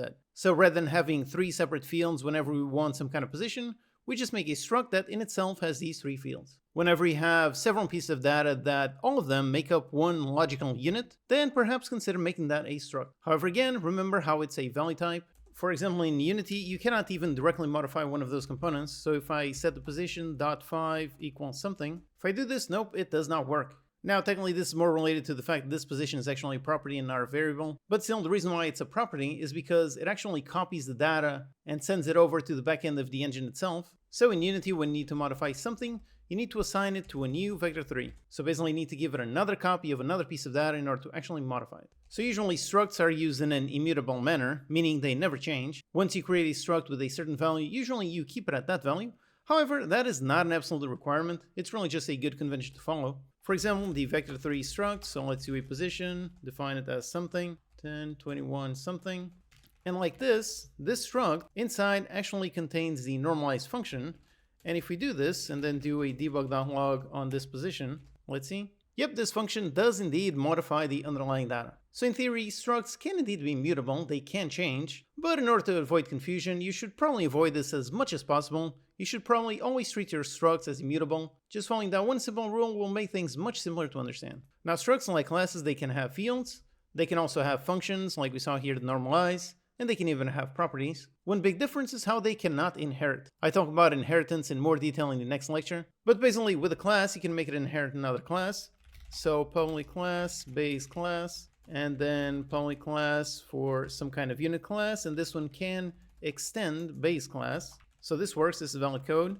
But over here on this player struct, if we try extending base class, nope, an error. Structs cannot extend classes. The one thing they can do is actually what this error message is telling us. They can indeed implement interfaces. I will also cover interface in detail in a few lectures. Then structs can also have constructors, just like classes. However, in most C# versions, you cannot have a parameterless constructor. So over here, public player, just like this with no parameters. And nope, we have an error. So as you can see, parameterless struct constructor is not available in C# 9. But if you're using a later version, this is possible. Instead of defining it yourself, it always has one by default. So up here we can do new player, and yep, this works. So for the constructors, if we define any of them, it has to have some kind of parameter. So usually on the constructor, you add some kind of thing to initialize the actual struct itself. And then one common error with constructors is this one right here, which is all of the elements, all the fields must be fully assigned before control is returned to the caller. So if we define a constructor like this, we must initialize all the fields. So over here, this .a equals a, and yep, now it does work. So every constructor you make has to initialize every single field within that struct. Again, this has to do with difference between value types and reference types. As soon as you define something of struct type, like for example some kind of variable, like a kind of player variable like this, as soon as you define it like this, if you define it like this, it's an error because it is uninitialized. But we can initialize it. We can just use default. This is a keyword that pretty much returns the default of whatever type we have. So if we do it like this, let's see what this says. And yep, the default of a struct is indeed a struct. And then we can even go inside of it. So let's print out the A. And yep, so it creates a struct and initializes the variables, all of them at 0. So that's what default does, initialize everything with a 0 value. However, if we now make this into a class, and if there it is, default value for a class is null, and since it's null, that means it has no object, so we cannot access anything inside of it. Again, goes back to the difference between value types and reference types. Reference types by default are null, whereas value types, they always have some kind of value. So when you make a struct, you can create a new struct like we saw by using the default parameterless constructor, or we can use any custom constructors, or we can just make the struct and over here define any kind of thing, so a equals 2. And yep, this is valid code for initializing a struct. One more important thing about structs is, once again, how they are related to value types and not reference types. So one big difference is how they are stored in the stack instead of the heap. These are two different positions in memory. One is much more efficient than another. I actually have a nice story about this. In my first Steam game, Survivor Squad, for the implementation of the Fog of War, the world basically has a ton of tiny quads on top. Then as the player sees some area, those quads are marked as invisible and they are not rendered. So each of those tiny quads needs a little bit of data in order to know the position and know whether it's visible or not. In the first version of this system, I stored that as a class and it was terribly slow, and then I literally just swapped class for struct and suddenly got a massive speed boost. All because of how structs are very efficiently stored in memory. So in general, use structs to hold different pieces of data together. And in general, you should use them as immutable pieces of data, meaning they should not change, and consider using them when you have some kind of memory performance issues. Hello and welcome, I'm your Code Monkey. In this lecture, we're going to learn some intermediate topics related to classes, things like inheritance, polymorphism, protected, override, and a bunch more. Okay, so in the basic section, we already learned the absolute basis of classes, how we can define a class which has fields, properties, and functions, and then you can create instances of that class. So that's the basics, but of course classes can do so much more. One of the main things they can do is simply the concept of inheritance. That is how you can have one class that inherits something from some other base class. For example, let's say we have this general unit class, meaning this represents any kind of unit in our game, and all the units are going to have some kind of speed and some kind of move function. And then we can have the player, and the player is a type of unit. And to define that relationship, we can make the player class extend the unit base class. That means that the player is going to inherit everything from this unit class. So on the player class itself, we are not defining any speed field or any move function. Instead, just by making it extend the base class, it is going to inherit all of these elements. Essentially, the player class, this one contains everything inside player and everything inside unit. Then we can have another enemy class, which again is also meant to be some kind of unit, so we also extend the same unit base class. And again, this one is going to inherit everything. So the enemy class itself is also going to have a speed, move function, and so on. So anytime we have some common logic that belongs to any kind of unit, we just need to add it onto the unit class itself, and anything that inherits from that unit class, any of those classes are going to automatically receive the new code that we add to our unit. And then each of the classes that inherit from base class, each of those can also have code themselves that is unrelated to the base class. So for example, the player can have some kind of move player function, and the enemy can have some kind of enemy health field. These only belong to these classes and do not belong to the base class. So for example, the enemy has no relation to the player move player, and the player has no relation to the enemy health. So always keep in mind that the inheritance does not go both ways, meaning the above unit, this one over here, has no knowledge that there is a player extending it and the player has this kind of function. So the player inherits everything from unit, but unit does not know anything about player or enemy. Okay, so let's see the syntax. Here is the basic unit class. We've got a speed field and a move function. And now let's make it clear, so let's make a player class. And now in order to make this one extend our unit class, for that, after the player class name, after that we write a colon, and then the name of the class that we want to extend, so in this case, unit. And if that's it, just like this, the player is going to be extending the unit class. If we write any code inside of here, we can already access the unit fields. So for example, let's make a constructor, so a public player constructor. And over here we can access the field, we can set it to something, and we can call move function. Yep, that does work. So even though speed and move are not defined over here in the player itself, since the player extends unit, it also inherits all of this. But then, like I said, inheritance does not go both ways. So up here on this one, let's make one for the move player. Let's make some kind of move player function. And now down here on the unit script, if we try calling that, nope, that does not work. The unit does not know anything named move player. This function only exists on the player class itself. Now, another thing we can do is override some base function. So for testing, let's actually go up here. Let's create a new unit. So let's build a new unit and a new player. Okay, so we have these. And if we call the move function, and on the player, let's call the same move function. So if we run this, it should print this line twice. And yep, that's correct. It only printed 3 times because I included it over here in the constructor. But yep, it did work. So now, like I said, we can override some base function. So for that, over here on the move function, let's add the keyword virtual, and now we can go onto the player, and on the player, let's define a function exactly like this one. So let's define one just like this, inside let's say move player. And if we do it just like this, we actually see this green squiggly line, and we can check. And if this is basically telling us that this one is hiding the inherited member, and if we want to override the implementation, we can add the override keyword or add a new keyword if we want a new function. But nope, we do want to override that one. So on the base class, we add the virtual keyword, and on this one, we add the override keyword. And yep, so now like this, using this code, so the unit has this one, it's a virtual function, and this one is overriding that function with a different message. So we have 2 different messages, and up here we are creating a unit, creating a player, and then calling the same move function on both of them. So now let's see what this prints. And if there it is, so when we call move on a unit, it is running move unit, but when calling the same move function on a player, it is actually running the overridden logic. So this is how you can extend some base class, so make it inherit from something else, and then override certain functions to have different behavior from the base class. Now, this is also a great time for me to mention how you can override the toString function. Basically, every single class in C# is always going to extend the base object class, and that base object class always has a toString function. So for example, up here, we did not define any kind of toString in here, but we can call toString. Yep, this does work. As you can see, this exists in the object base class. This is the main way of how any single object, any single type can be converted onto a string. We can do a console.writeLine, and we can print out, for example, player. And yep, this does work because this one is going to automatically call toString in order to convert the player onto a string. So anyways, yep, all objects have this function implemented automatically. However, if we run this, yep, the player just says, essentially just prints out the actual name for the type. So we're inside the namespace C# course, we're inside the program class, so that's the program class up here, and then inside the player type. So sometimes printing this is not very useful, but the toString function, this one is also marked as virtual, which means we can also override it. So let's do the same thing. Let's do public override, and automatically this one already shows us some code hints. So let's override the toString function, and it's like this, so it returns a string and is called toString. And over here, we just return the string that we want to name our player. So for example, let's give the player some kind of name. So let's give it a string for the player name. And let's receive this string over here. So we've got a string for the player name and set this.player name equals this. And then down here, let's print out player and then the player name. Okay, so we do this, and up here, let's print the name as CodeMonkey. And then we do the same thing. So let's do a console.writeLine, and let's just put player. So not even any toString, so just like this. Let's see what this does. And if there you go, now we have overridden that behavior, so we can now say whatever message we want from our custom type. Okay, great. So with this, we can inherit from a base class, and we can override some functions. And of course, what I'm saying here applies to any class you want to extend. You can have as many classes extending a base class as you want. So for example, we can make a class for an enemy, and also make the enemy also extend our unit. And for example, on this one, we can also override the exact same move function. So we can do this. This one is move enemy. And now up here, let's do the same testing code, enemy, and let's construct a brand new enemy.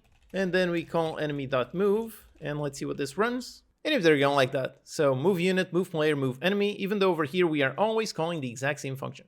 So basically we have 3 implementations of this, and each of them is slightly different because they're overriding the base implementation. Basically the only rule with inheritance is how you can only inherit once. You can only extend a single base class. So if over here we were to define a unit2, okay, here's a completely separate class, and over here let's try to extend that one as well, and nope, we have an error.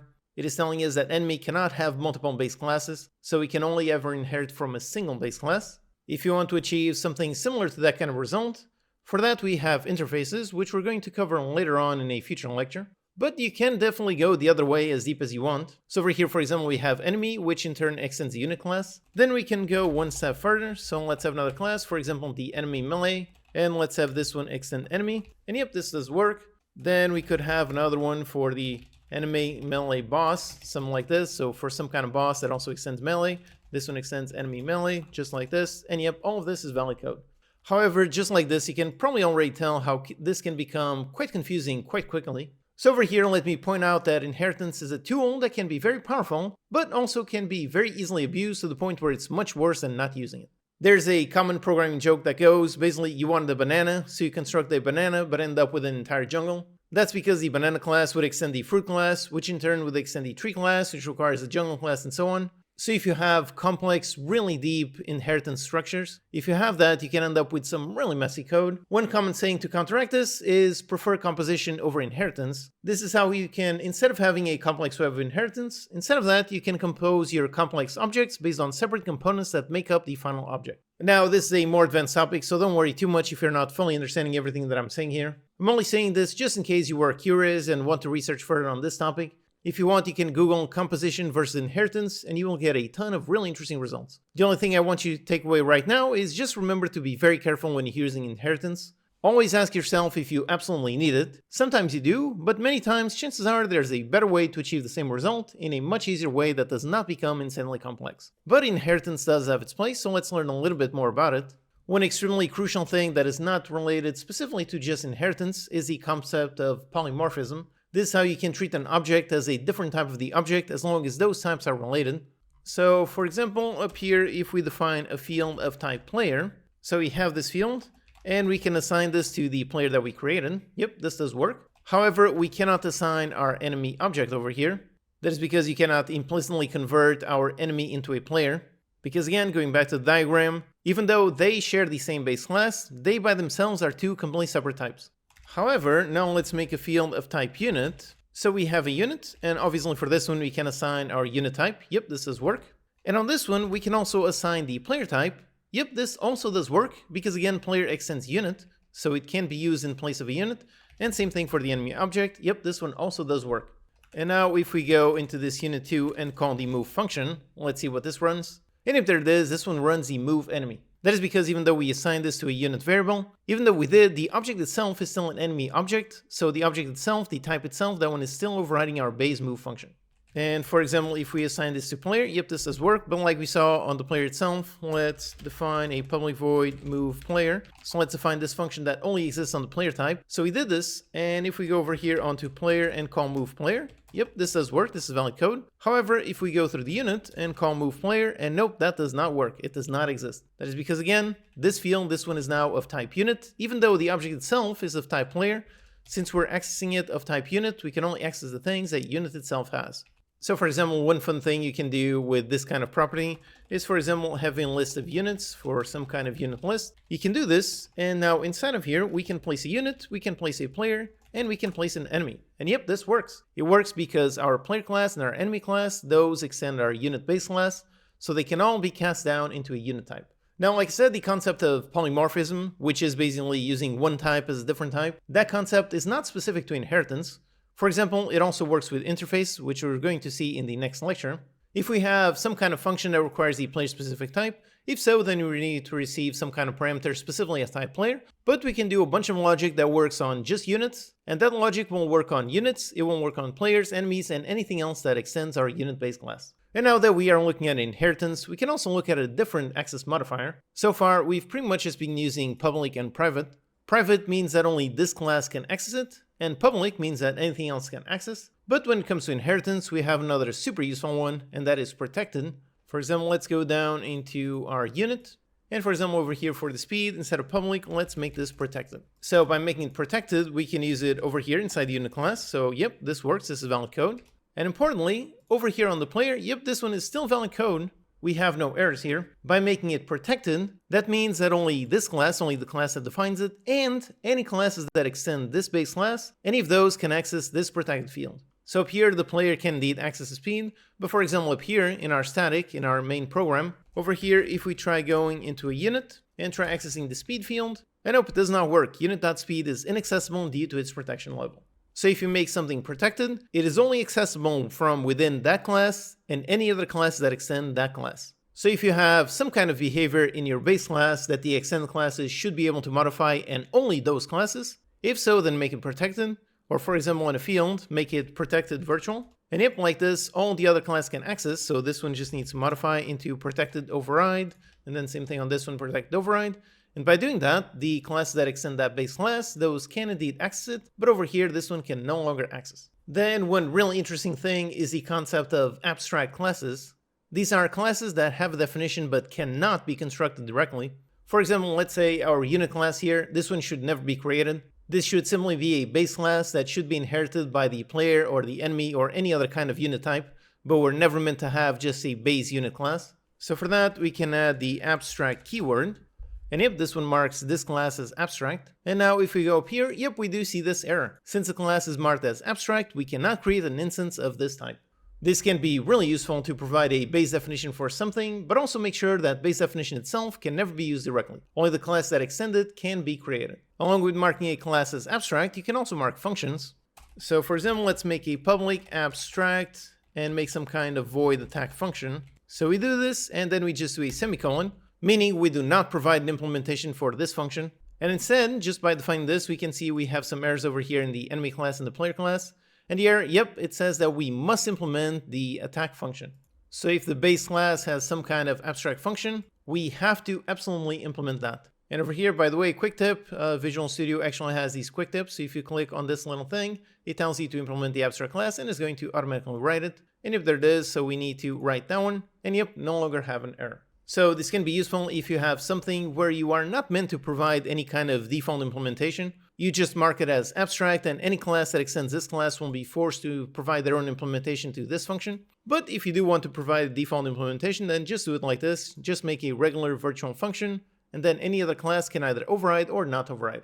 Then another keyword is sealed. What this one does is it prevents classes from extending this one. So as you can see up here, we have an error. Since we marked that one as sealed, it is telling us enemy cannot derive from sealed type unit. Now, personally, I've never really used sealed, but in complex projects with tons of classes, sometimes it can be wise to make something sealed if it is never supposed to be extended. Again, remember the main clean code principle. The main goal is really to minimize complexity. So if you have some class that is never meant to be extended no matter what, if so, you can make it sealed in order to help you make sure that the compiler enforces that rule.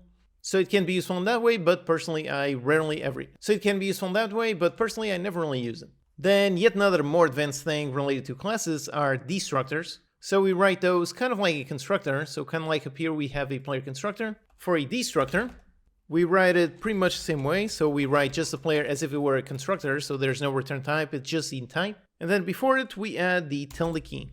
Which, by the way, like it says here, this one cannot be marked as public, so it just runs just like this. So this is a destructor. And now any code that we write here, this is all going to run when this object is destroyed. Which, if you remember from what I mentioned in the beginning, C# is a programming language with managed memory. You don't need to directly handle the memory yourself. So the destruction of an object happens when there are no more references to that object. So for example here, let's do a console.writeLine for the player destructor to see when this runs. So for example, over here for some testing code, we're calling some kind of my function, and inside we're just calling a player, so pretty much just constructing a brand new player. Then over here I'm calling gc.collect, so gc stands for the garbage collection.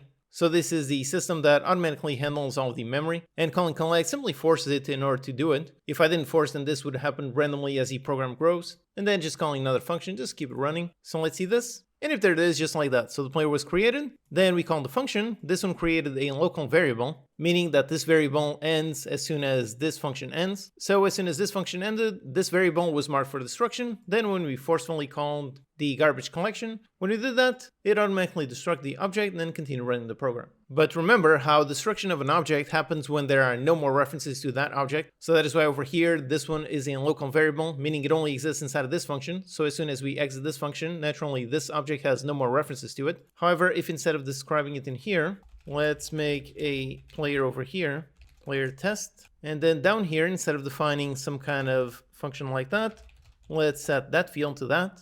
Okay, so just like this, and now if we test, and yep, the destruct does not run because player test, this one is a static reference, and this one continues holding a reference to that object, even though this function has ended. So this is yet another place where it's really important to understand the scope of exactly what code you're writing. One practical example of when to define the destructor is when you have some kind of class that requires some cleanup. Like for example, if on the constructor itself, you open up some kind of file for reading. If you do that, then make sure you close that file on the destructor. So these can be really useful for disposing of any unwanted memory. Alright, so those are some more intermediate topics related to classes. As you can see, there's lots of stuff you can do with them. But also, specifically on the topic of inheritance, remember what I said about how it can become really messy really easily, so always use it with care. And something that I mentioned quite a lot in this lecture are interfaces, so let's learn what those are in the next lecture. Hello and welcome, I'm your Code Monkey. In this lecture, we're going to learn about interfaces. This is one of my favorites and just straight up best features of C#.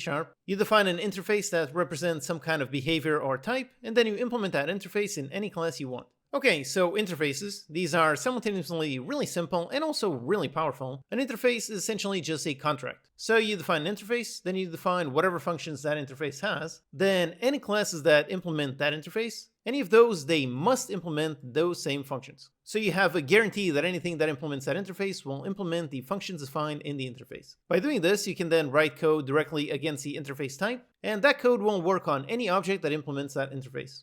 This logic is somewhat similar to the class inheritance that we just covered in the previous lecture, except you cannot create an object of the interface type. Another difference is how a class can only inherit from a single base class, but a class can implement multiple interfaces. So for example, with this structure right here, an IAttackable interface that is implemented by both the player and the enemy, with this we could have some kind of bullet object, then the bullet could receive an object of type IAttackable for some kind of target. Then the bullet itself would call the damage function on that IAttackable, meaning the bullet itself would not know if it's attacking an enemy or a player, but because those work with the interface, the bullet would be able to deal damage to both players and enemies. So here's a different demo for some kind of interaction system. I've got 3 objects and I want to interact with all of them.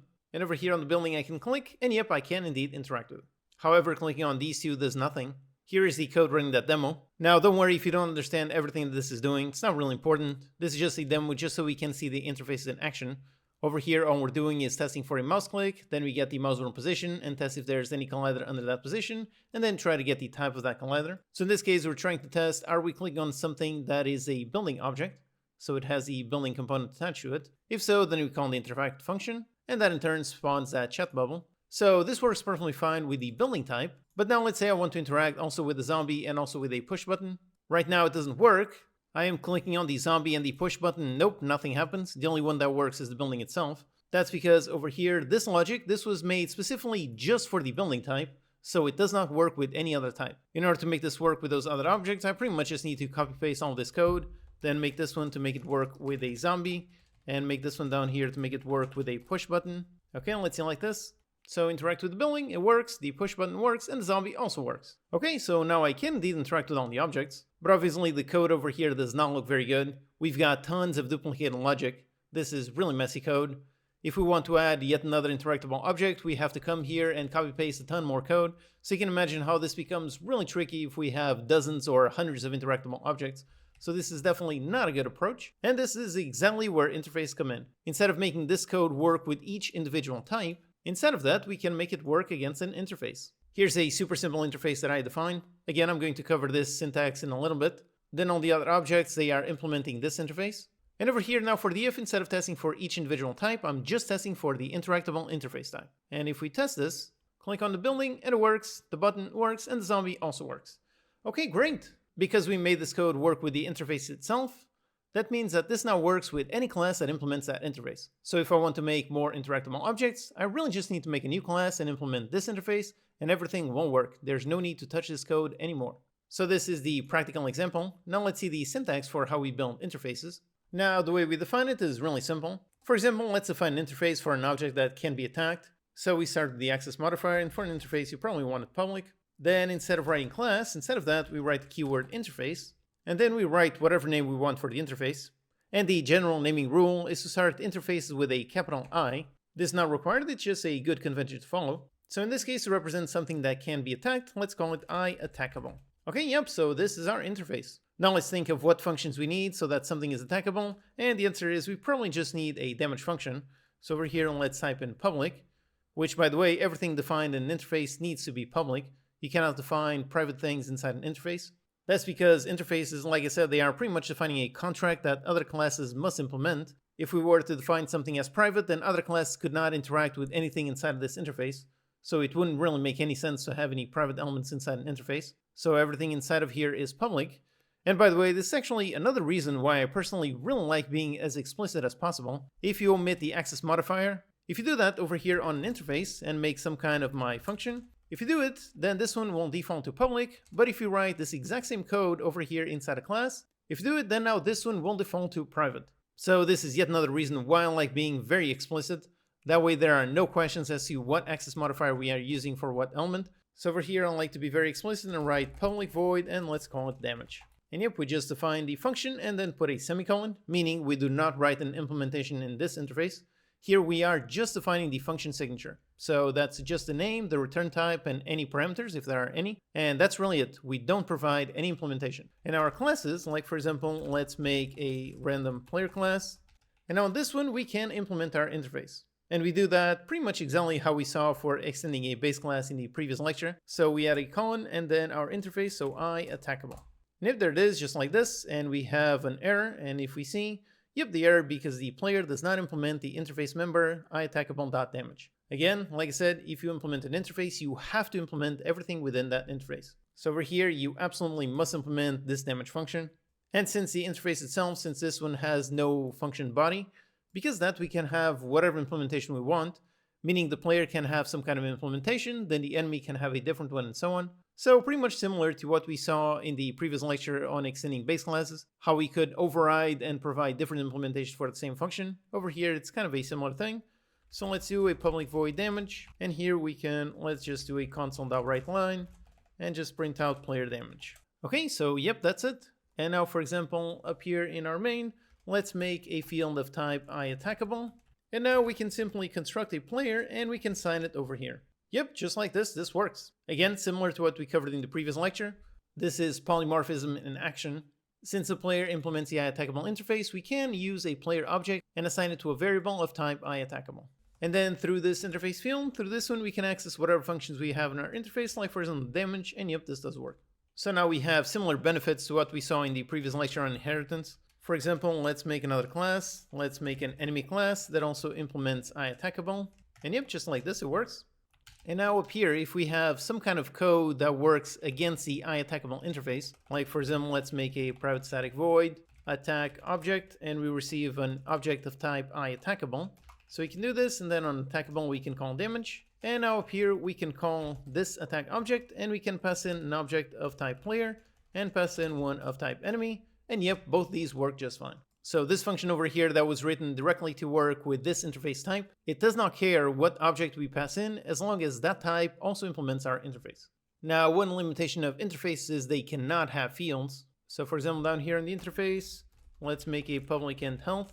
And nope, this does not work. Interfaces cannot contain instance fields. Again, this goes back to the difference between an interface and a base class. A base class can contain actual data, since a base class can be constructed, but an interface, this one is just a contract, so this one holds no data. So that is why over here we cannot have any fields, but we can have properties. So yep, this does work, so we can define a public health property. And again, same thing, all of these need to implement that one.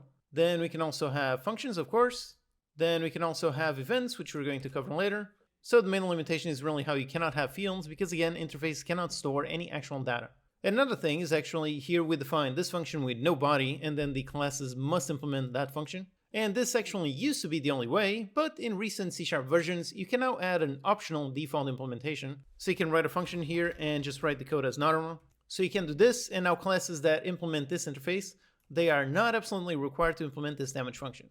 If they don't, then it's simply going to use the default one. So as we can see over here, we have no error, and up here we can still pass in an enemy, and through this function we can call the damage function. And the only thing is one is going to run the player damage, and this one is going to run default. So let's test. And it picks out like that. So the player did implement their own custom implementation, but the enemy didn't, so it used the default one.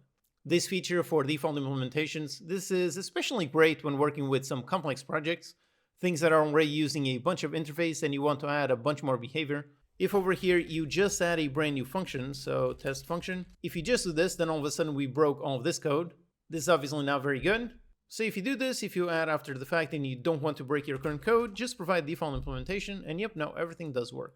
So like I said, interfaces look slightly similar to class inheritance. However, one huge difference between them is how you can only ever inherit from a single base class, but you can implement as many interfaces as you want. So for example, here we can make an interface, and let's call it IEnumerable. So this would represent something that can move. Then an interface, call it IHasInventory.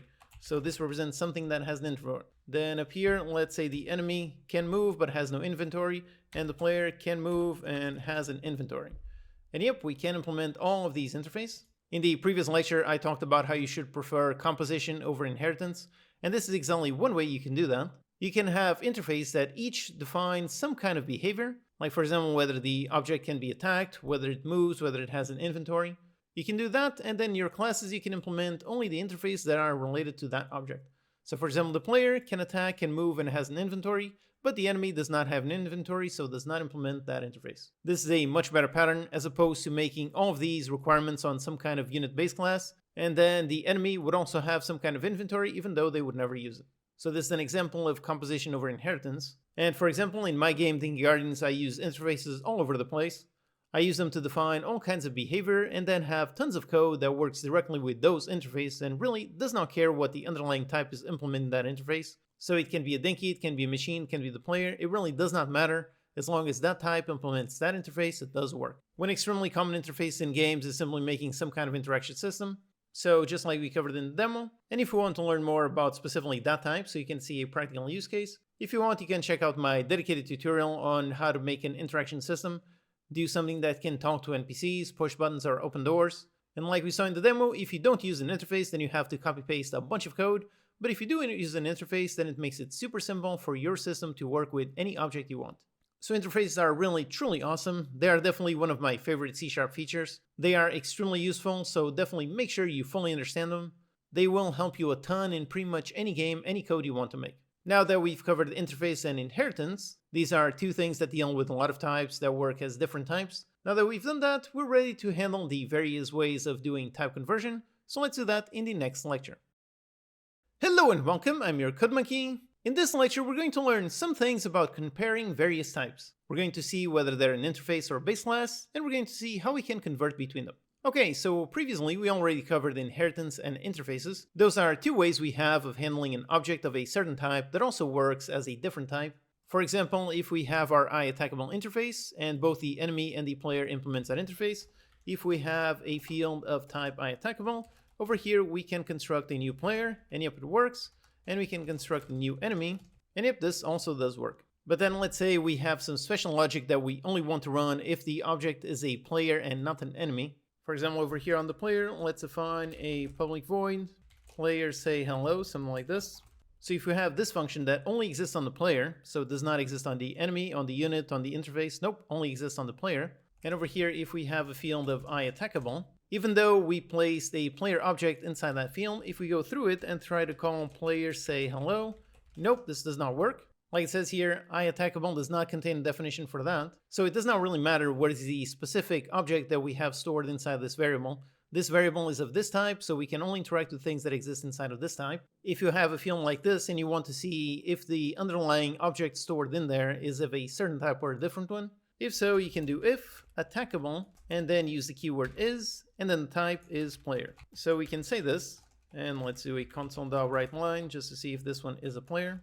Let's just get rid of this code for now. Okay, let's see if this one prints. And if this print, that object is indeed of type player. And if we replace this for an enemy and run, and if that one does not print because this one is no longer of type player. So this is the simplest way for how you can tell if a certain variable, if the object stored within that variable is of a certain specific type. Alternatively, on pretty much every other object, we can see we have a bunch of functions that are available to every single object, like we already saw the toString, so this one exists on every object. But the other one that is also super useful is this one, the getType. This one returns the specific type of that object. So for example, let's do a right line on this one to see what this one says. Okay, so let's print this and see what this one says. And if that one says the type, so this one is of type enemy. So here we can get an object of type, which actually tells us the type of the object that this is. So over here we can check the attackable.getType in order to get the type contained within that variable. And instead of using is, we simply compare with the type of player, except like this we have an error. Because player, this is the name of the class. In order to get the type, we use the keyword type of, and this returns the type of whatever is within the parentheses, so in this case the player type. And yep, this now works the same thing as we saw previously with the is. So this one, this is an enemy, so this is not going to run. And if there you go, it's an enemy. But if we swap this for type player, and if there it is, now it does run. Now, one difference between this getType method and the other one using the is keyword, one difference is this one does not check for inheritance or interfaces. So if we see is of type IAttackable, which again, the player class, this one is indeed implementing IAttackable. So let's see if this one runs or not. And nope, this one does not run. So if you use this method of getting the type and using a type of to do an equality check, if so, when it comes to interface, instead of that, you can access the function inside of this. Specifically, the function is interface. This will tell you if this type is an interface, and then you have a bunch more. You have a function for checking if it's an instance of a type. You can check if it's a subclass of something, or you can check if it's assignable to and from something. Or alternatively, for this case, for testing against interface, you can use the previous method, which personally is the one that I prefer. So just do if the attackable is IAttackable, which in this case doesn't make much sense, but let's test. And yep, it does work. But if we were to make a new player over here, let's see, and yep, it does work. Alternatively, we could test if the player is a unit, and yep, this also works. So there are various ways to test if a certain variable, if a certain object is of a specific object type. So for example, let's go back to our original demo. So testing if the attackable is a player, and if so, we want to run this specific function on the player class. Right now, even though we have identified that this object is of type player, we still cannot go here and call player say hello. Nope, this still does not work. Even though we have verified that it is of this type, we still need to convert it onto that type. And for this, we also have two options. One is using the as keyword, so let's define a player field. And for this, let's use the attackable as of type player. So if we do this and now do this, and over here, let's just print out something. Okay, let's see. And yep, it does work. It did run that. So here we convert our attackable into a specific player type, and then we can call any functions that are specific to this player type. The other conversion method similar to this one is simply casting, which we already saw when we cast some floats down into ints. So instead of using attackable as player, we just put player in parentheses and then attackable, and like this, and yep, it does work. So these are two ways for converting types, and the difference is usually related to whether the conversion succeeds or not. So for example, let's go outside of the if testing the player. Let's just comment this out. So up here, let's create a new player, and then let's create a new enemy. And now let's do a player test player, and we're going to take the enemy and cast it down into a player, which obviously this will not work. It does not work because enemy has no relation to the player itself. The enemy implements the attackable, extends a unit, but has no relation directly to the player itself. And in this case, the compiler doesn't even let us run this code. However, we can try forcing something that won't work, so let's put it in IAttackable, and up here on this attackable, let's make it of new enemy. So this one is an enemy, meaning this one will not work, but now we don't have a compiler error because technically IAttackable might be convertible into a player. It might or might not be. And if we test this, and yep, if we try to cast something that does not work, we're going to have this error, unable to cast of type enemy into player. And using the other method, so let's see what that one does. So attackable as player. And in this conversion method, we have no error. And let's just do a console.writeLine to see what is stored on that one. Let's see. And yep, it's empty, meaning that one contains null.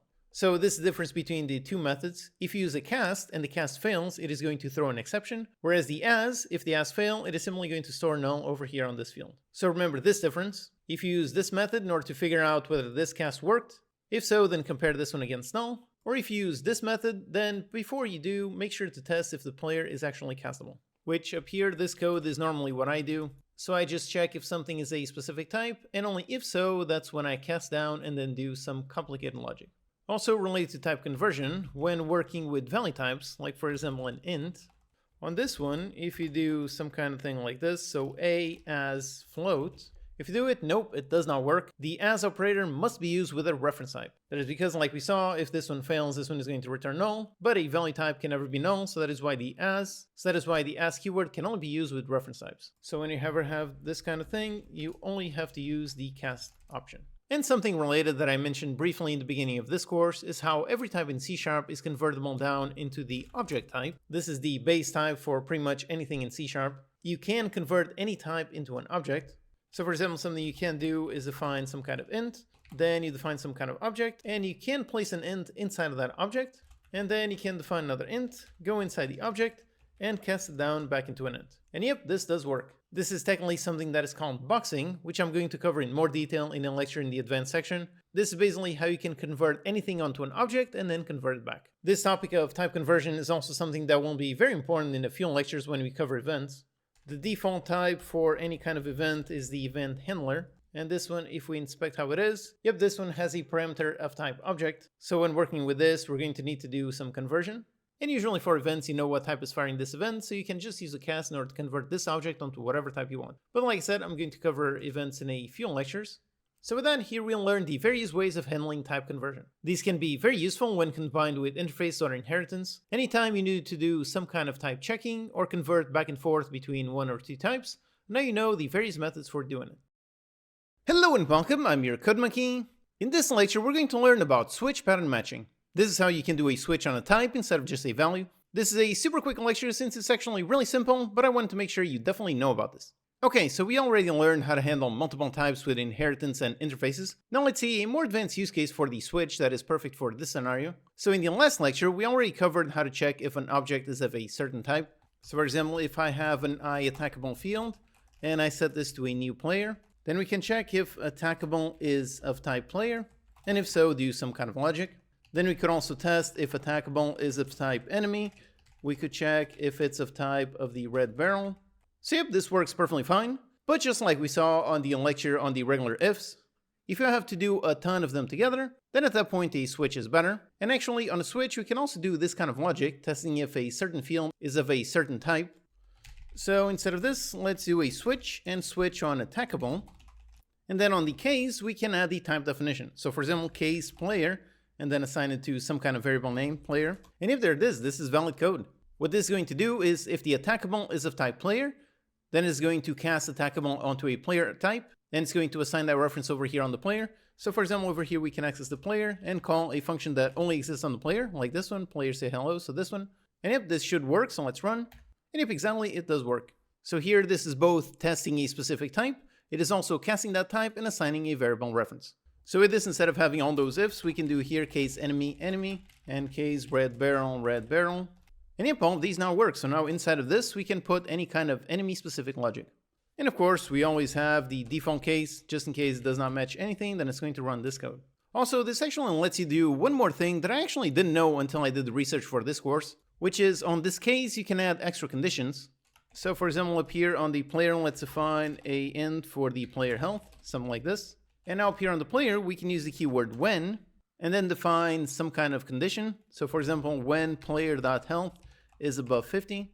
If so, then we're going to run this and put one without it, and it's going to run this. So over here for test, let's do a console.writeLine on this. So this one health 50 and the other one is the default. Now up here on the player, let's construct it and let's put the health on 100. So that should go inside of this one. So let's see. And if exactly goes inside that one. Whereas if over here, if the health is 20, and if there it is, it only runs the other one. So this whole thing is called switch pattern matching. So as you can see, we can do a switch and then define all kinds of patterns. And depending on which pattern it matches, is going to run different kinds of code. With this, the switch can be used in tons of ways. So not just testing for a specific value. You can cast into a type and then couple it with some kind of condition. And doing that, you can do all kinds of logic on different switches. But again, always remember the number one rule. Code is meant to be readable and understandable. So if you end up with a mountain of switches with tons of complex when case conditions, at that point, it's probably best to refactor your code in some way. But for simple use cases, this is really useful, especially for this kind of use case, where we have some kind of base class or some kind of interface, and we want to do some specific logic depending on what type it is. Hello and welcome, I'm your code monkey. In this lecture, we're going to learn about delegates, lambdas, and anonymous functions. Okay, so delegates, they are a really powerful C# feature. They basically let you store a function inside a variable or use it as some kind of parameter. Here is a working demo. So I can click and it spawns a chat bubble. Then I can press a button to change the action. And now if I click, yep, now it spawns a regular sprite. And now press another button. Now I click and yep, now it's spawning some particles. So the same action clicking is doing different behavior based on what action I select. Here is the code for the click actions. And the delegate is this one over here. It's something of type action. This is a delegate.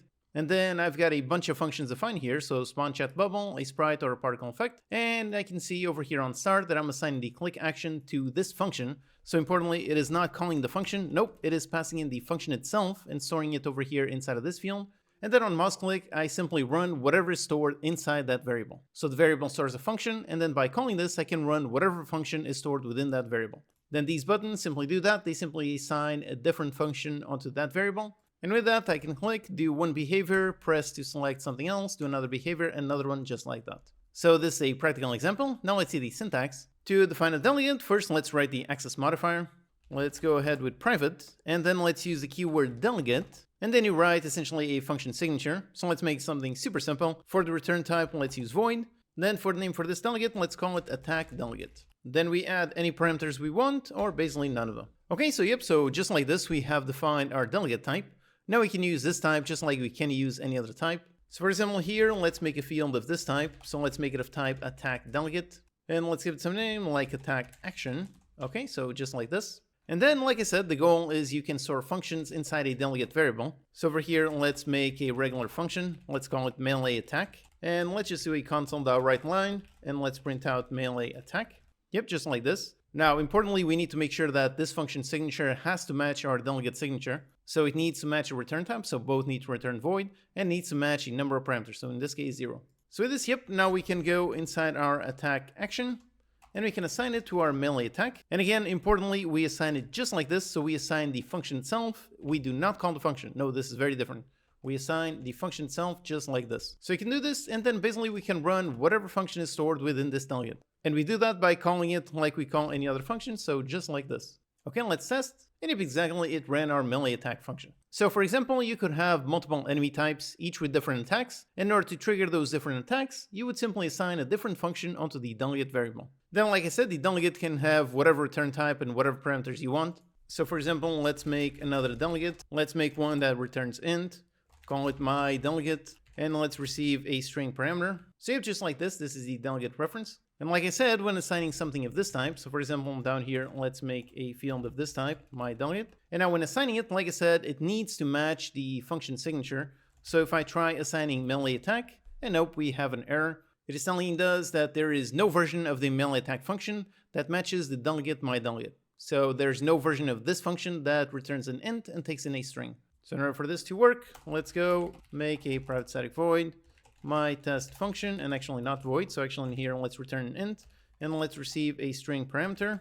So we have this one, and now up here we assign this to this field of type my delegate, and yep, now it does work. Let's just return 0, just fix that error.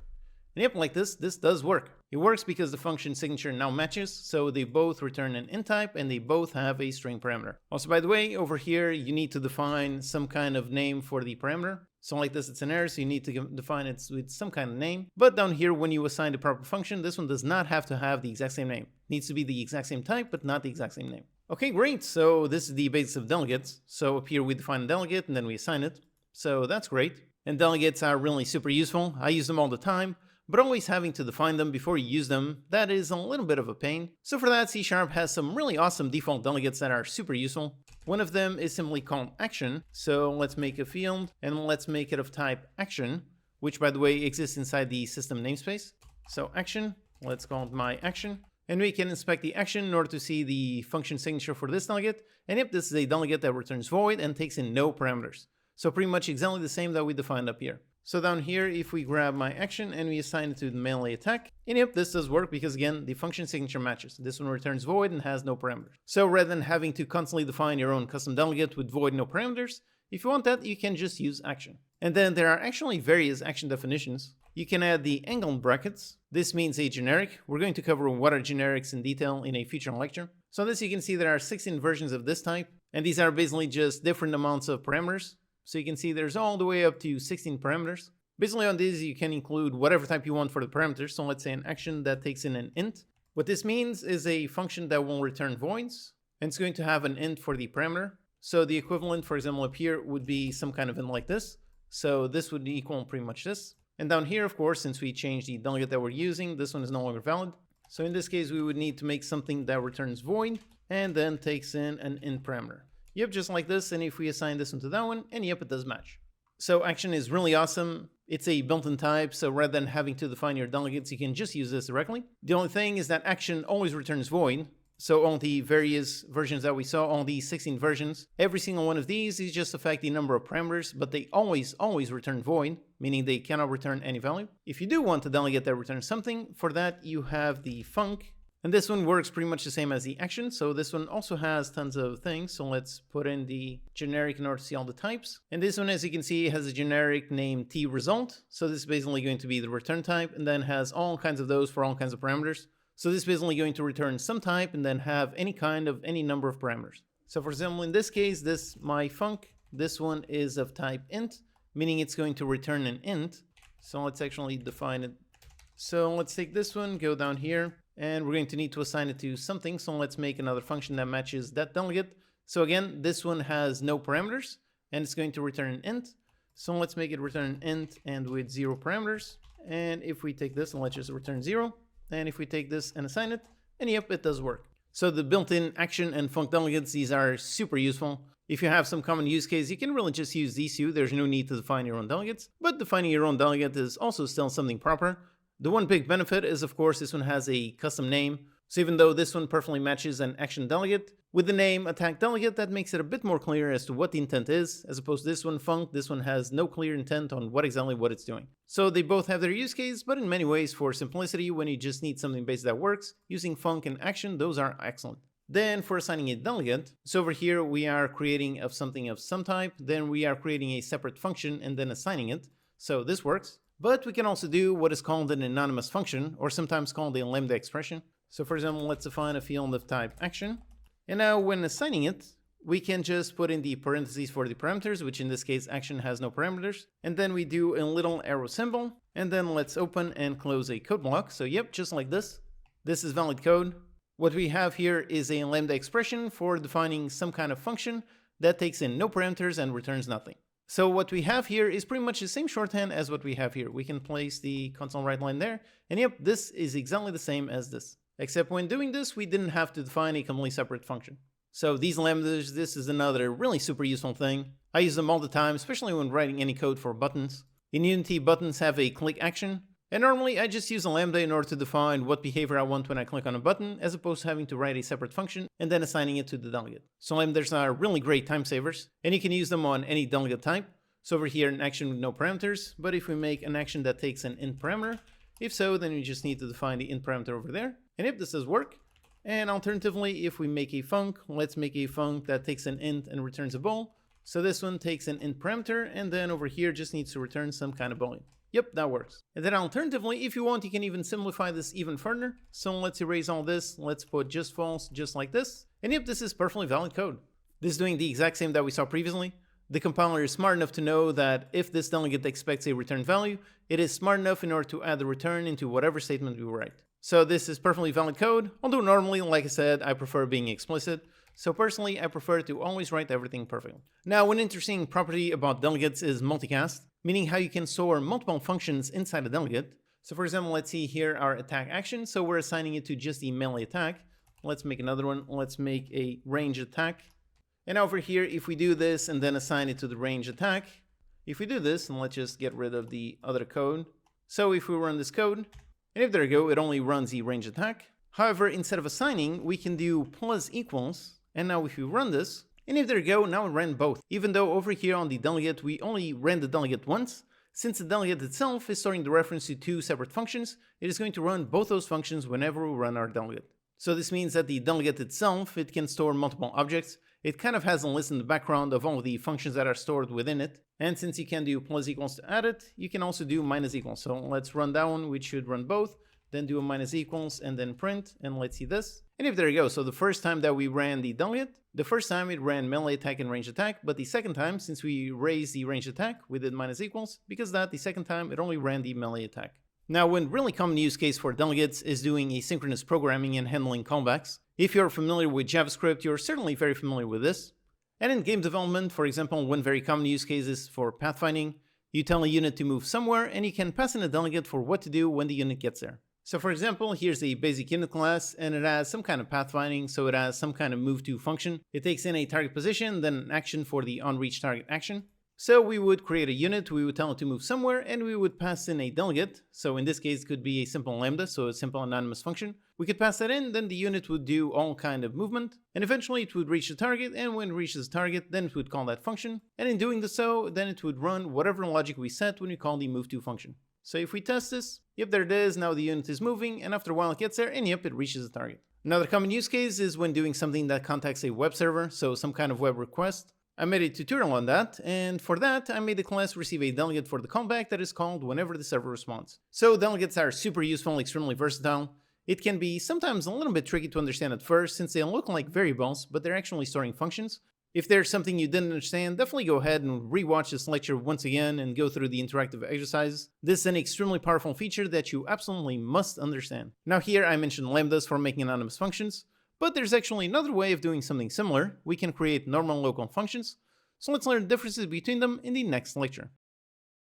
Hello and welcome, I'm your Code Monkey. In this lecture we're going to learn about local functions and how they differ from lambdas. Okay, so in the previous lecture we covered delegates and lambdas. Lambdas are one way to make an anonymous function.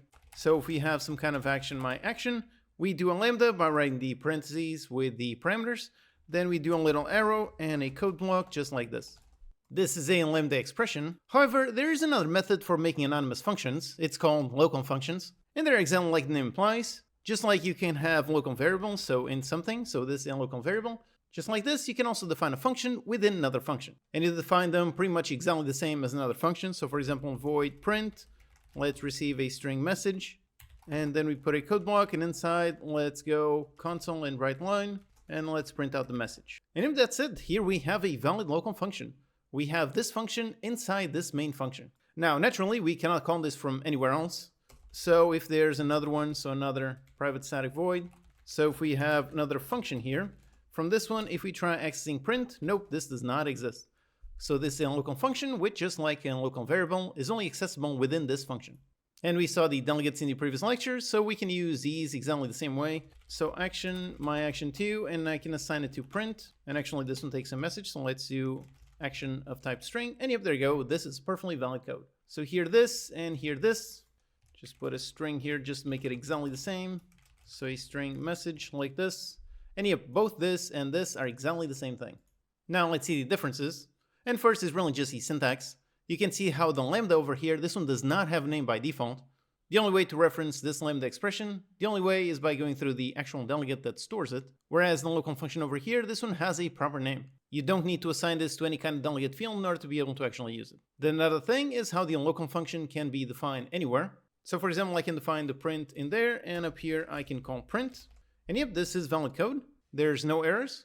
Again, only inside the actual function code block because it's a local function, but I can define it down here and use it up here. This is valid. Whereas with the lambda, you cannot do this. If I try accessing the my action, nope, obviously there's an error. I cannot use a local variable before it is declared. Whereas for the local function, that one works just fine.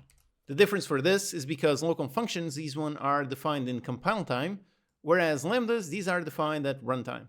So because of that, the compiler knows that this function is coming, so it can use it, but this one can only be used after it is declared.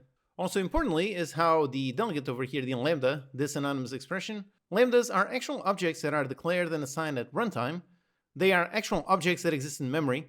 So every time we run this my action, every time we do that, it is going to create a brand new object. Every time we run the main function, every time we do it, it is going to create a brand new instance of this object. It's going to create a brand new lambda. Whereas local functions, these are defined as compile time, so in memory they only exist once. So we could call the main function 100 times, and it would create 100 instances of this lambda, but only one instance of this print function. So in terms of memory, if you're memory limited, then local functions would be a better option than using lambdas. So in general, both local functions and lambdas serve a somewhat similar purpose. They allow you to define functions whilst inside another function. Local functions can be great for organizing logic within a function, assuming whatever you're doing in that function is only ever done within that other function. And lambdas are great for super quick things like assigning logic to a button click. For the most part, personally I really only use lambdas, but local functions also have their use case.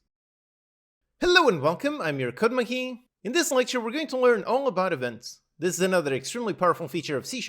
It helps us write much better code with much fewer dependencies. Okay, so events. This is basically how you can have one class, and that class fires off events when something happens, and the subscribers that listen to that event, those will be notified whenever that event happens. For example, here's a working demo. So there's a tower and I can click to damage it, and by using events we can have some kind of health bar, and that health bar is listening to when the tower takes damage, and when it does, the health bar listens to that event and updates its own state. So the UI element over here, this one is listening to the build damage event itself, and then updates the health bar. Events have publishers and subscribers, or sometimes subscribers are called listeners. Those two terms are really used interchangeably. The event is defined within some kind of class, and then you can listen or subscribe to that event from anywhere else. Now what that means is that when the event is invoked, all of the subscribers, those all get notified that the event happened. And note how this relationship only goes one way. So the subscribers attach to the event in order to be notified, but the event publisher, this one has no idea that there are any subscribers. This is really excellent for keeping your code decoupled. The event publisher does not know and does not need to know if there are any subscribers at all. Maybe there are some, maybe there are none, it does not matter. The event publisher itself is completely decoupled from any subscribers. As far as the event publisher knows, it just knows that it fired off an event. That's it. It does not know and does not care if anyone is listening. And the other benefit of using events is that our code can be based on when things happen as opposed to constantly polling for something. For example, over here on this demo, the health bar does not have to constantly poll the tower to check its health state on every single update, so it does not have to ask that question 60 times a second. The health bar is perfectly idle and only listens when the event is published, so only when something actually happens does the health bar take action. Here in the code, the tower script, this one has an on-damage event. Then this demo is really super simple. I'm just testing for the mouse click, and if so, calling the damage function, and damage function simply alters the health amount and fires off the event. Again, note how this tower does not know anything about any kind of health bar. It is completely decoupled. And then on the health bar itself, this one does know that tower exists. It attaches itself to the on-tower on-damaged event. And when that event happens, it simply updates the health bar. So in order to show how the code is decoupled, I can just go ahead and get rid of the health bar. So I can just disable this game object, and yep, everything does work, because the tower does not depend on the health bar. Okay, so that's a quick overview of events. Now let's see the syntax. And the way that we make events is actually super simple. This lecture will be really easy to understand because we already learned about delegates, which are quite closely related to events. First, we write our access modifier. And usually for events, you do want them to be public. You want it public so that any other classes can listen to that event. It doesn't make much sense to have one event that is only listenable from that class. So usually events are public. And then we add the keyword event, all lowercase. This is a special keyword. Then we add the delegate. And like we covered in the delegates lecture, we can define our own custom delegate, or we can use the built-in action, for example. So let's use this one just because it's so easy. And then we give it some kind of name. Usually the convention is to start your event names with on, and then whatever happened. So for example, on player damaged. Simple like this, and in terms of naming rules, events are usually Pascal case, just like properties. Okay, so great. So just like this, we have defined our event. Now let's write a quick demo, just see how it works. And for that, let me actually just put this inside a basic player class, just so the demo makes a little bit more sense, so put it inside there. And now let's make some kind of damage function, so let's call it damage. And now here, the first thing we can do with our event is simply fire it. And for that, we do it pretty much as if this was a normal delegate and we were just calling it. So let's go on player damage and simply call it like this. So that's it, super simple. However, this code will actually throw an error, but let's test it like this. Up here, let's just create a new player. Just construct a brand new player, then on player, let's call damage and let's test. And if right away we have an error, we have a null reference exception. So this has to do with the fact that this event currently does not have any listeners. If it has no listeners, then this field is essentially set to null. So before invoking an event, we need to check if it has some listeners. And we can do that just by checking against null. So if the event is not null, if so, then that means it has some listeners, so we can safely call that event. So like this, if we run, and yep, no errors, although also nothing happened. So now that we are correctly firing off the event, let's add in listener. Let's make another class. Let's make it a class and call it player health bar, something like this. And now in order to listen to the event, we need some kind of reference. So let's actually make a constructor for our player health bar. And in the constructor, let's receive an object of type player. So we receive that, and now here we can go through the player. And now we can indeed access the onPlayerDamage event. Also here in Visual Studio, it shows this little lightning bolt. This means an event. So we can access that event, and then we can do += in order to subscribe to that event. And here, by the way, Visual Studio has this really nice shortcut. It is going to auto-write the player onPlayerDamage event. So just press tab to insert. Usually I do this. Then if you want, you can rename it or just press enter, and yep, there's our event function. Now, if you don't see this shortcut, or if you're using a different ID, you can just manually write this function. It's a pretty basic function. The only important thing is, just like we covered in the Delegates lecture, the function signature needs to match event signature. So in this case, for the event, we made it of type action, which means it must return void and must have no parameters. Okay, so here we are listening to the event. Let's just do a log, so console.writeLine. Let's just print out the onPlayerDamage event, just like this. And now up here, let's construct our player health bar. So let's construct a brand new one. Let's make it. And this one requires a reference to our player, so let's pass it in. So first we create the health bar, and then we call damage on the player. So now basically what will happen is when we call damage, the player damage, this one is going to fire the onPlayerDamage event. It is going to check against null, and since we have a listener, this one is not going to be null, so it is going to run our event. And by running that event, it is essentially going to run this code and print this line. So let's see. And if there it is, the event was fired and the listener did listen to that event.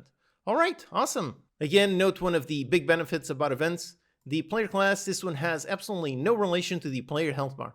So the player class is completely decoupled from the player health bar. As opposed to, for example, if we were to make this public, and then up here we would have some kind of private field of player health bar, then we would need to keep this reference, and in doing those on the damage, we would call the player onDamage function. If we did this, then the player class would be tightly coupled to this one. So for example, if I remove this one, obviously there are errors because this type no longer exists. Whereas if we go back to what we had previously, here is just the event, here is just the player class, and if I completely remove this one, yep, there are no errors inside the player class. This is what it means to be completely decoupled, is that the player class does not know and does not care if anything listens to that event. If it does, then great. If not, then also great. Then one important thing about events is how multiple classes can listen to one event. For example, if over here I make another one, let's make this a mana bar. So do it like this, do it pretty much the same, and over here let's say mana bar something. And then up here, if we construct a new of type this, if we do it, then now we have two listeners to this event.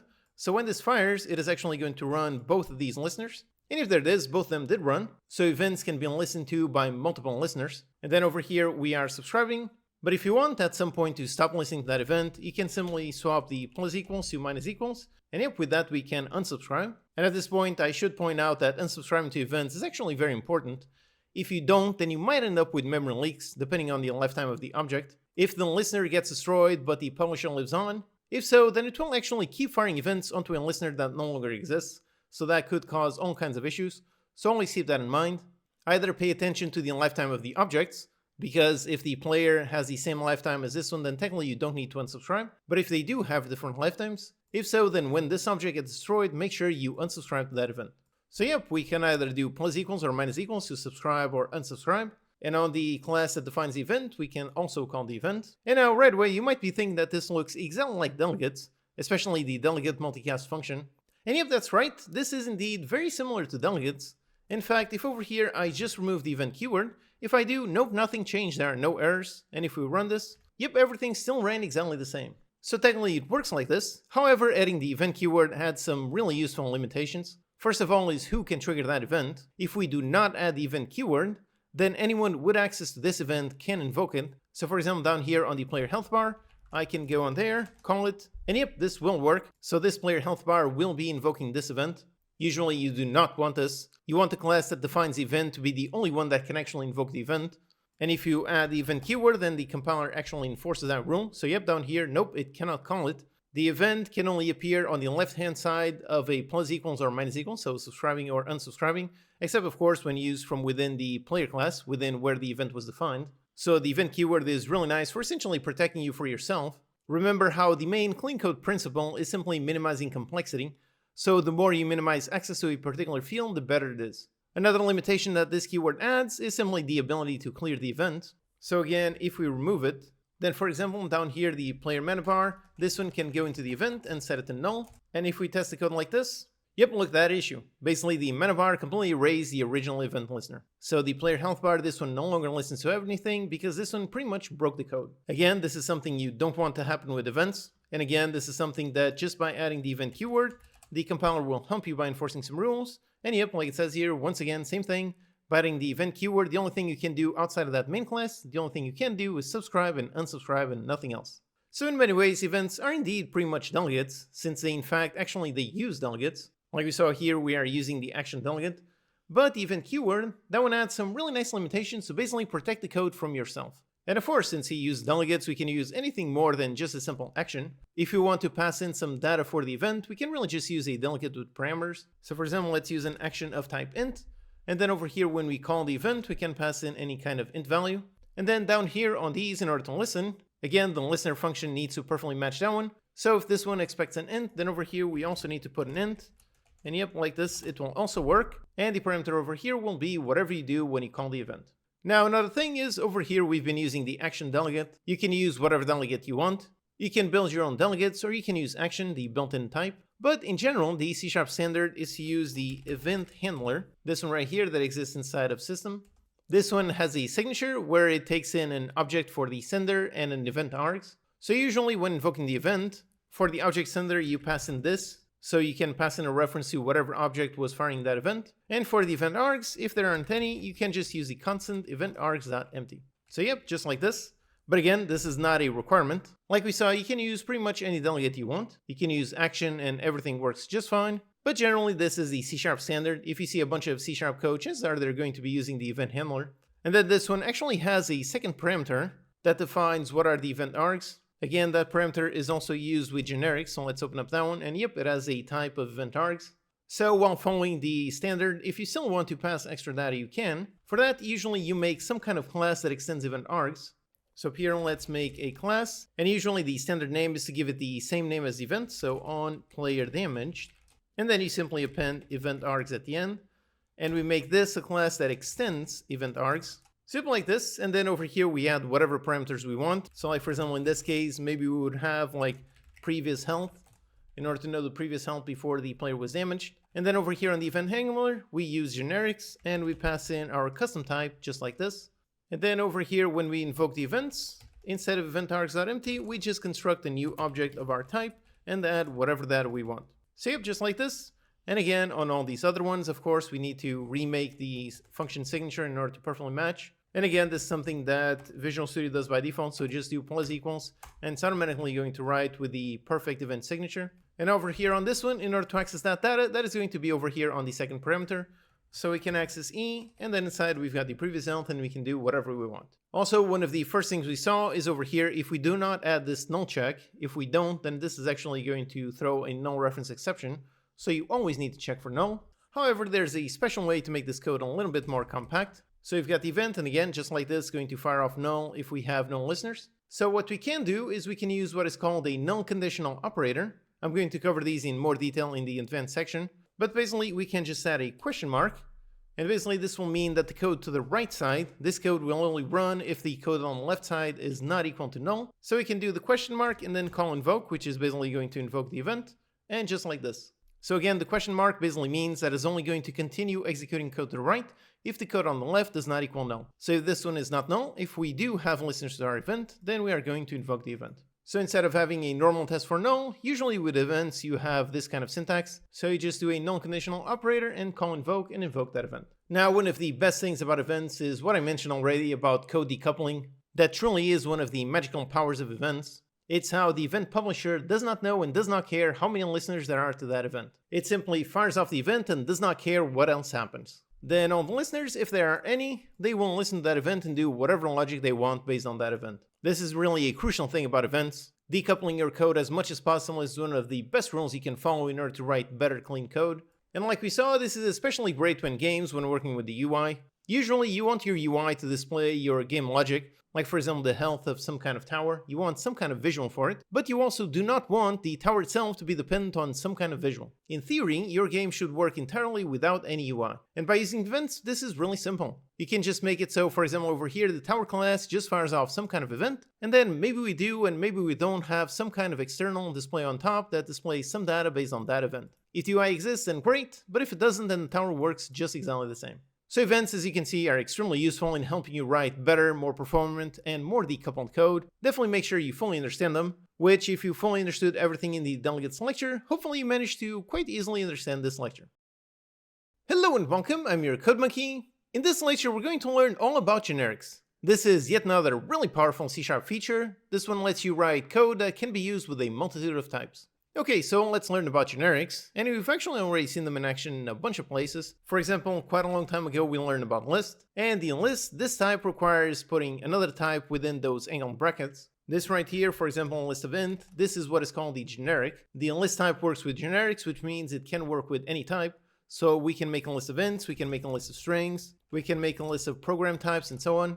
If it did not have generics, then we would need to create a separate list class for every single type we wanted to use it with. That would definitely not be very fun, not very easy to use. Whereas with generics, we just define the list class just once, just one time, and then that class can work with any type we want. Also, same thing when we saw the delegates. So we saw, for example, the action, and we saw this one has all kinds of parameters. So we can have an action that takes in a parameter of type int, we can have a type string, we can have a type bool, and so on. Same thing for the func. So again, there's no need to create a specific action class that works specifically with an int, another one specifically with a float, and so on. The action class itself, that one is made to work with generics. It takes a generic t type, and that type can be whatever you want. Now, one of the best practical examples of how useful generics are is actually my grid system playlist. I've built a ton of interesting systems and games on top of that base system, and the reason why I could do that is because the grid system itself, that one is made to work with generics. Here is that class, the grid class with generics. Here it works with a generic type that I named tGridObject, so I can define a specific grid that works with a specific type. Again, it could be something simple like an int, a float, bool, and so on, or it can be a specific custom grid object class that I define. And with that grid object, I can place whatever custom data I want, and the grid system will work perfectly with it. So I don't need to make a brand new grid system for every kind of thing that I want to do with a grid.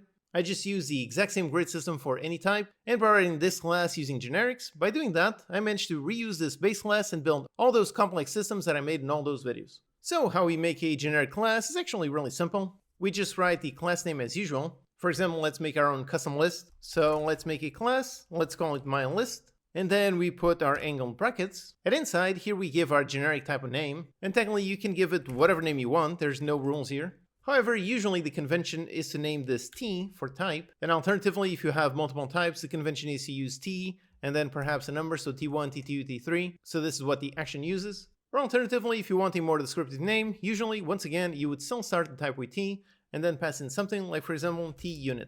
Another example of generics that we've also already seen is the dictionary, and if we look inside the dictionary, yep, this one named the generics t-key and t-value. So yep, you can write whatever you want, but over here, let's just write a t, so just like this. So here we have our class with a generic type, and now inside of this code, we can use the type t. So for example, let's make a public field of type t. So yep, just like this. Now importantly is how t doesn't really exist. We don't have any class named specifically t. T is really just a name that we defined. This can be whatever class we're going to use it with. So when we use our myList with of type int, then this field will be an int field. So this is our basic class, and now up here, we can make a new, let's create a new myList, and then for type, let's go with int, just like this. So this is a myList of type int, and over here we can go inside, access the field, and yep, note how this field is indeed of type int.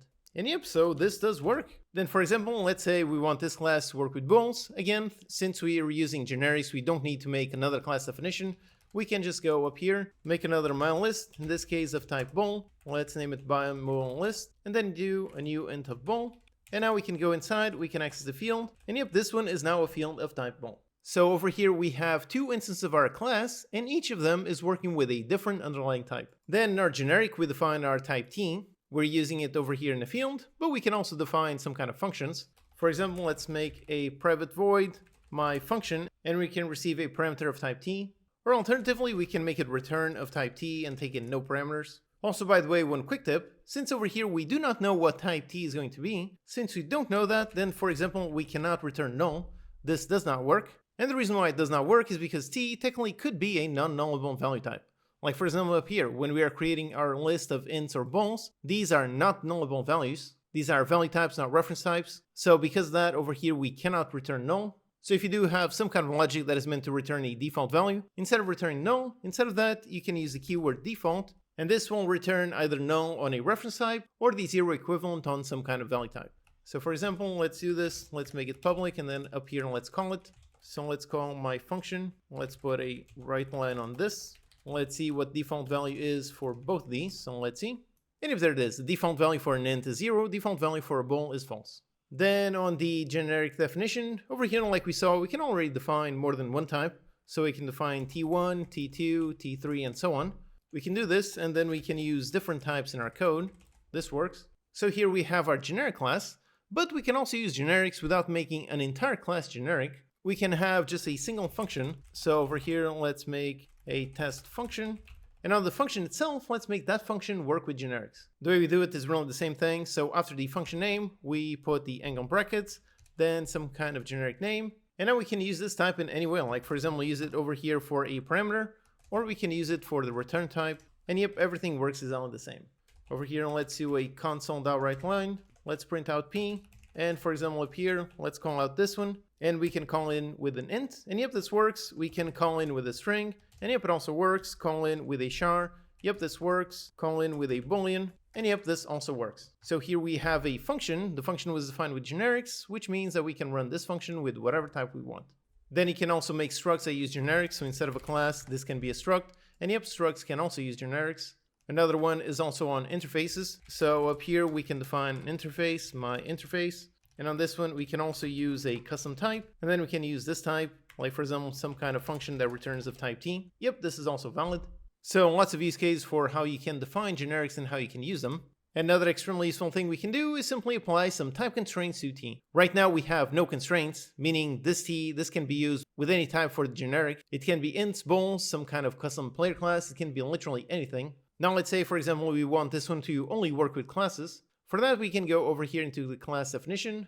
And afterwards, we write the keyword where, and then our generic type, so in this case t, and then put a colon, and then let's say, for example, class. Meaning that this type my list can only be used with a t type as long as that type is of type class. So like for example, here we see some errors because ints and bools, these are not classes, so we cannot use with those. We need to make some kind of class for some kind of player. And now up here, we can make this of type player. And yep, now this does work. And again, the issue that we saw a while ago on how we cannot return null from this one. But if we do enforce that t has to be of type class, classes can always be null, so now we can indeed use null here. Then another interesting constraint is, let's say for example, we want to construct whatever type we use here. And right now, if over here on this function, if I try to do new t, if I do this, nope, there's an error. Again, same thing, we cannot do it because we have no guarantee that whatever type we use here, whatever type we use has some kind of constructor. In order to make that work, again, we can apply another constraint. In this case, this one is named new, just like this.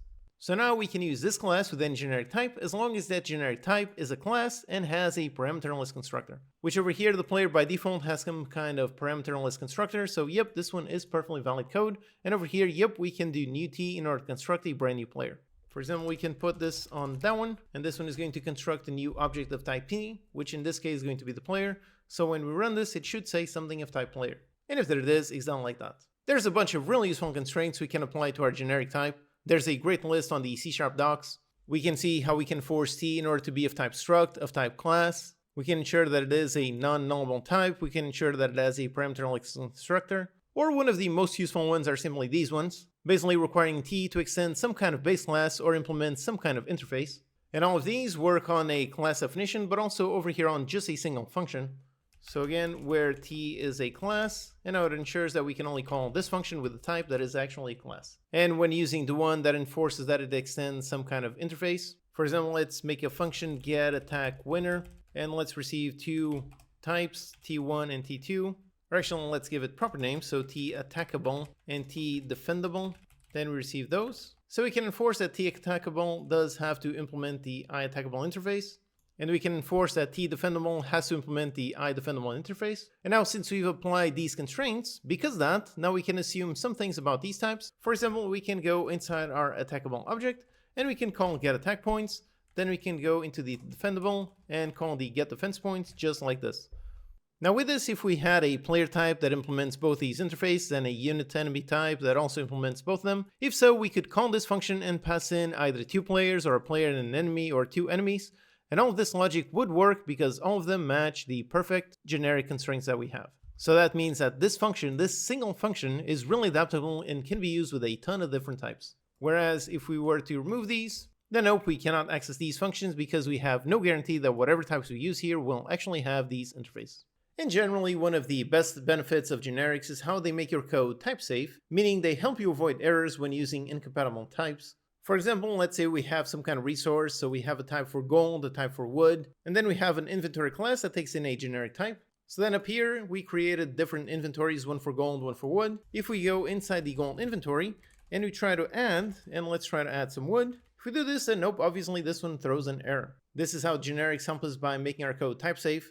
If we make an object of a type, and we define that this one only works with gold types, if so, then we cannot add some wood on there. The type itself is going to be forced as soon as we create the object, and we cannot break that rule. Alright, so those are generics. It's another extremely useful C# feature. I use them all the time. They are super useful for making your code really adaptable. So definitely make sure you fully understand this and make sure you use it whenever you need to. This is really powerful, but also for beginners might be a little bit confusing. So if you feel a little bit lost, maybe go rewatch this lecture one more time, maybe go inspect the demo, and definitely make sure you do all of the interactive exercises. This is a really powerful feature you definitely must know about.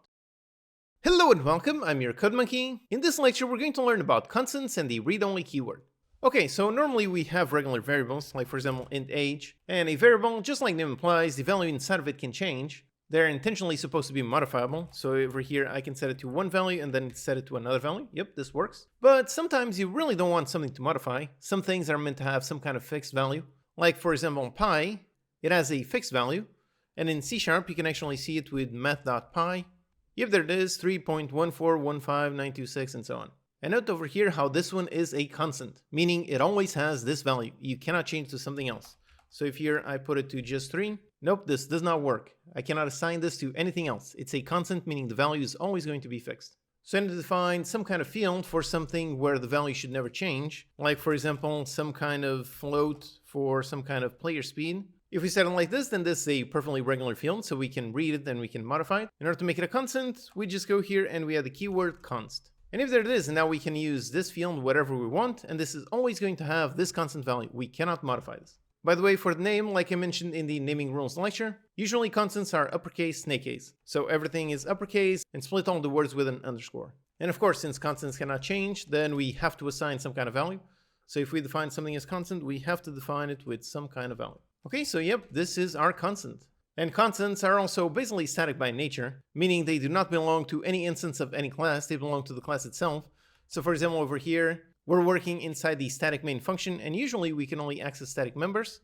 So if this one is just a regular field, if it is like this, then over here we cannot access the player speed. We cannot access it because this one is not static, but by marking something as const, that makes it essentially static by default. So over here, we can do console.writeLine, we can print this out, and up here we can indeed access player speed. Also importantly is how constants, they are set at compile time, meaning the value has to be evaluated and defined during compilation, not during runtime. So that means constants are also somewhat limited in what types you can use with them. For example, we cannot make some kind of class. Let's make a class player. So we have this, and now up here we cannot make a private const of type player for the player.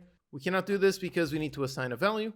And if we construct a brand new player, nope, this does not work because this line would only run during runtime and not during compilation. So for the most part, const can only be used with the built-in types, so things like float, bool, we can use string, and so on. However, classes, custom classes, or even default ones like for example object, these cannot be const. So constants have a bunch of limitations, but for example, if we inspect the vector3 struct, so let's go inside of this one, so let's right click, and over here let's go to definition. So here it is, the vector3 struct, and if we scroll down, we can see it has some things that look kind of like constants, like vector3.0 or .1.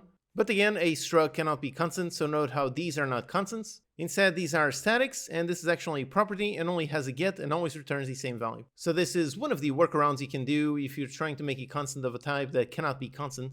Alternatively, there's another really interesting workaround. You can build something similar to a constant by using the keyword read only. So let's define a field, and instead of making this a constant, let's make it a read only. And if this one now does work, we don't have any more errors. What read only means is that these fields cannot be changed after they are set. So if we try down here assigning it to a brand new thing, nope, does not work, this throws an error. So if you mark something as read only, it can have some kind of object type, but it must be set either over here directly in the declaration, or it must be set in some kind of constructor. This one works with any type, so it can be custom classes, or it can also be the built-in types like int and so on.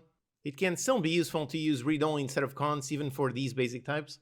Like for example on the player class, over here let's say each player would have a different kind of maximum health, so they would have a private read-only for the health max, and then on the player constructor, we could receive a certain health max, then assign the health max onto this one, just like this.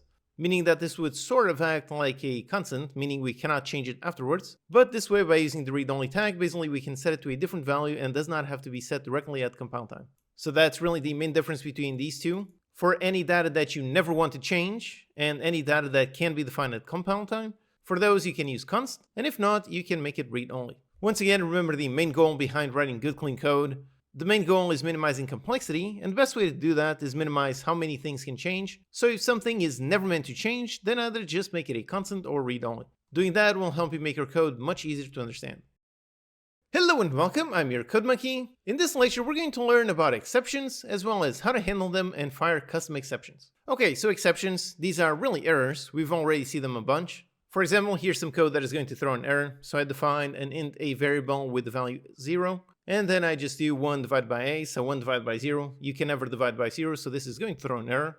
Let's try running. And if there it is right away, divide by 0 exception. So when you hear the word exception, think error. Now, if I were to write some logic after this, like for example, let's say console.writeLine, let's print out something. So let's try running. And nope, that message does not run. As soon as the code gets to the exception, it stops executing. That's where exceptions are meant to do, but sometimes you don't want it to happen. Usually if something goes wrong, you want to know that something went wrong, but then you also want to handle it. So usually you don't want to have unhandled exceptions. So the way that we can handle exceptions is with a try block. Meaning we write the keyword try, and then put a code block, and inside that code block we put whatever code might fire some kind of exception. And then to make this valid, we need a second piece of code which is called the catch. But first, let's run it just like this. So this is still going to throw an exception. This is still going to throw an error dividing by 0. But now let's see if this line does run. And if there you go, it did run, and we do not have our exception. Now technically the exception still happened. It really just happened silently. For example, if we were to put a log over here inside after our exception, just say something, and we're going to see how this log does not run. And if that one does not run, only this one down here. That's because this line is still throwing an error, so it stops executing anything afterwards. But since we put it inside a try catch, because that as soon as the error happens, basically it's going to drop into after the try. But like I said, usually you want to handle exceptions, not really just ignore them. So for that, over here on the catch block, we can add some parentheses and we can put some kind of exception type. For a general catch-all, you can just use the exception type, then give it some kind of name like exception. And now inside of this object, over here we have a ton of data related to that exception. We can see the message, the stack trace, the source, and so on. So for example, over here, let's do a console.writeLine. Let's print out the exception.message. And then let's also print out the exception, let's say the stack trace. Okay, let's see. And if there it is, that one did find an exception. So attempted to divide by 0. And found in our program on line 19, which yep, it is exactly that one. So yep, with this we are catching our exception. And you can also add multiple catches. You can add different ones to test for specific types. Like for example, let's add another catch. And for this one, let's test for the specific divide by 0 exception. Except one important thing about having multiple catches is how it's going to go from top to bottom. And since every exception always extends from exception, this one is always going to run first, so this one is never going to run. So let's put the specific one before the generic one. Another thing, if we don't need any data inside of our exception itself, if we just want to test out what type happened, if so, then we don't need to give it any kind of value. So just like this, it's going to work. It's going to catch an exception of this specific type. So let's do a console.writeLine. Let's print out our divide by 0 exception. Okay, let's see. And yep, exactly like that. So we have our divide by 0 exception, and then the code continues running downwards. Okay, great. Also, another thing you can add is after the exception, you can add the when keyword, and over here we can test for some kind of condition. So for example, when exception is of type divide by 0 exception. So if we do this, then yep, same thing. This code is going to run pretty much the same thing as this one. So it gets an exception, stores it in here, and tests out if it is this type, and if so, it's going to run this one. So here we have a try and then a catch, but there's yet another block that we can add, and that one is the finally. You add this one after the catch, and basically over here, the code inside this code will always run. So let's do a console.writeLine, and let's say finally. And for example, up here, let's make sure it doesn't go inside of this catch.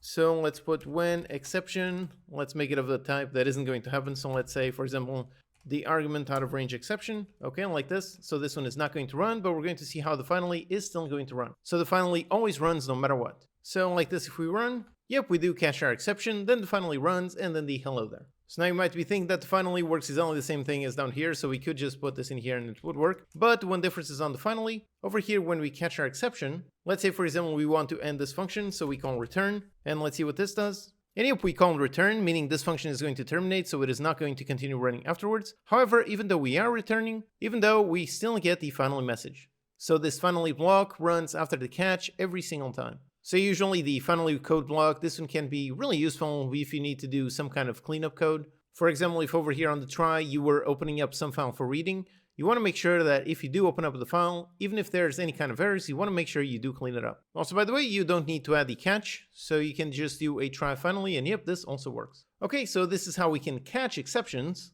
Now to throw them ourselves, we can also do that. For example, let's say we have our custom class for our player, and then over here in the player constructor, and then let's make a test function. And on this function, we want to spawn some kind of exception. So the way we throw an exception is with the keyword throw, and then whatever exception we want. Like for example, let's just throw a regular exception. So just like this. And for this one, you can open it up just like this. So just make a regular empty exception, or you can give some kind of message. So for example, player exception. Okay, so yep, just like this. So now up here, let's remove our previous testing code.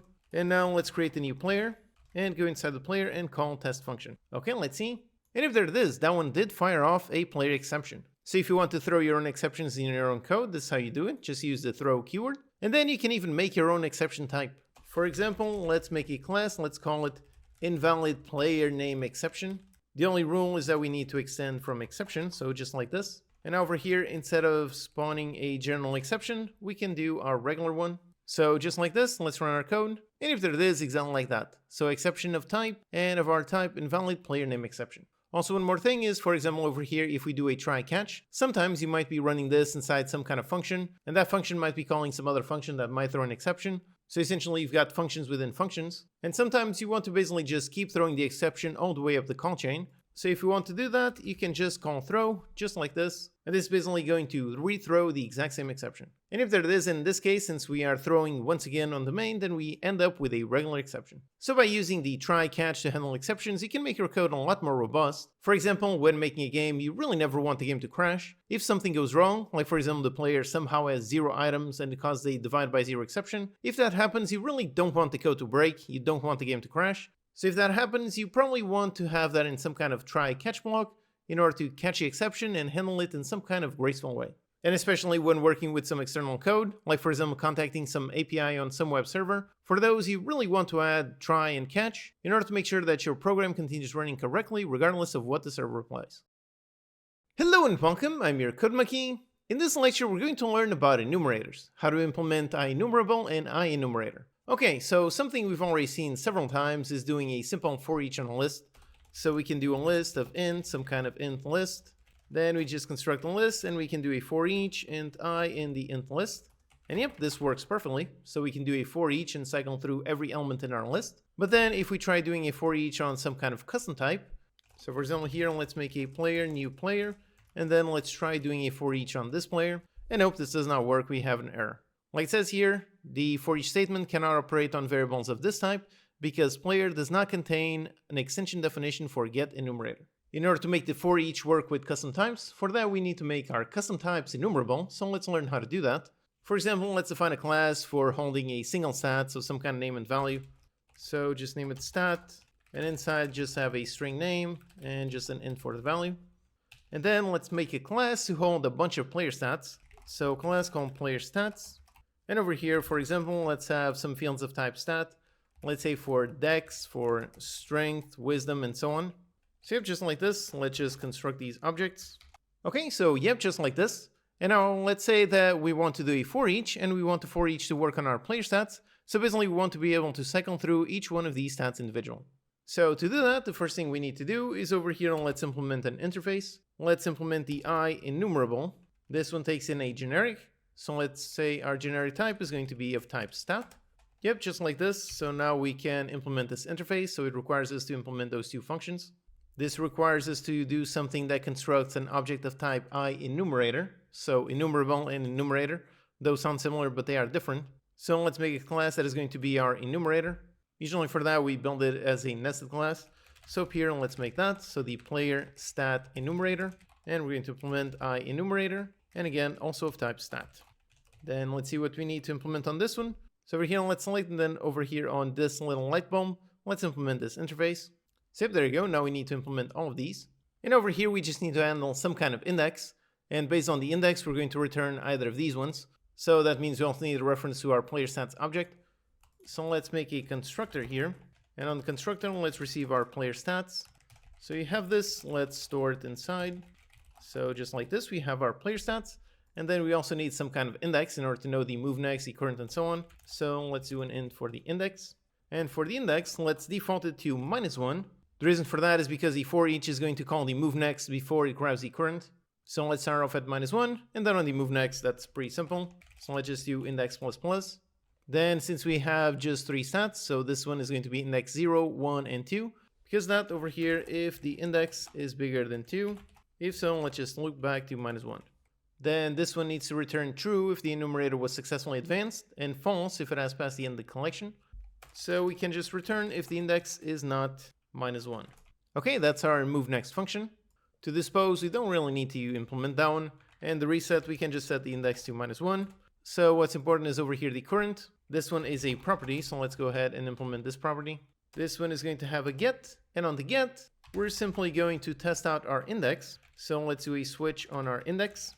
Let's add a default, and let's add a k0. So k0, let's return, go inside the player stats.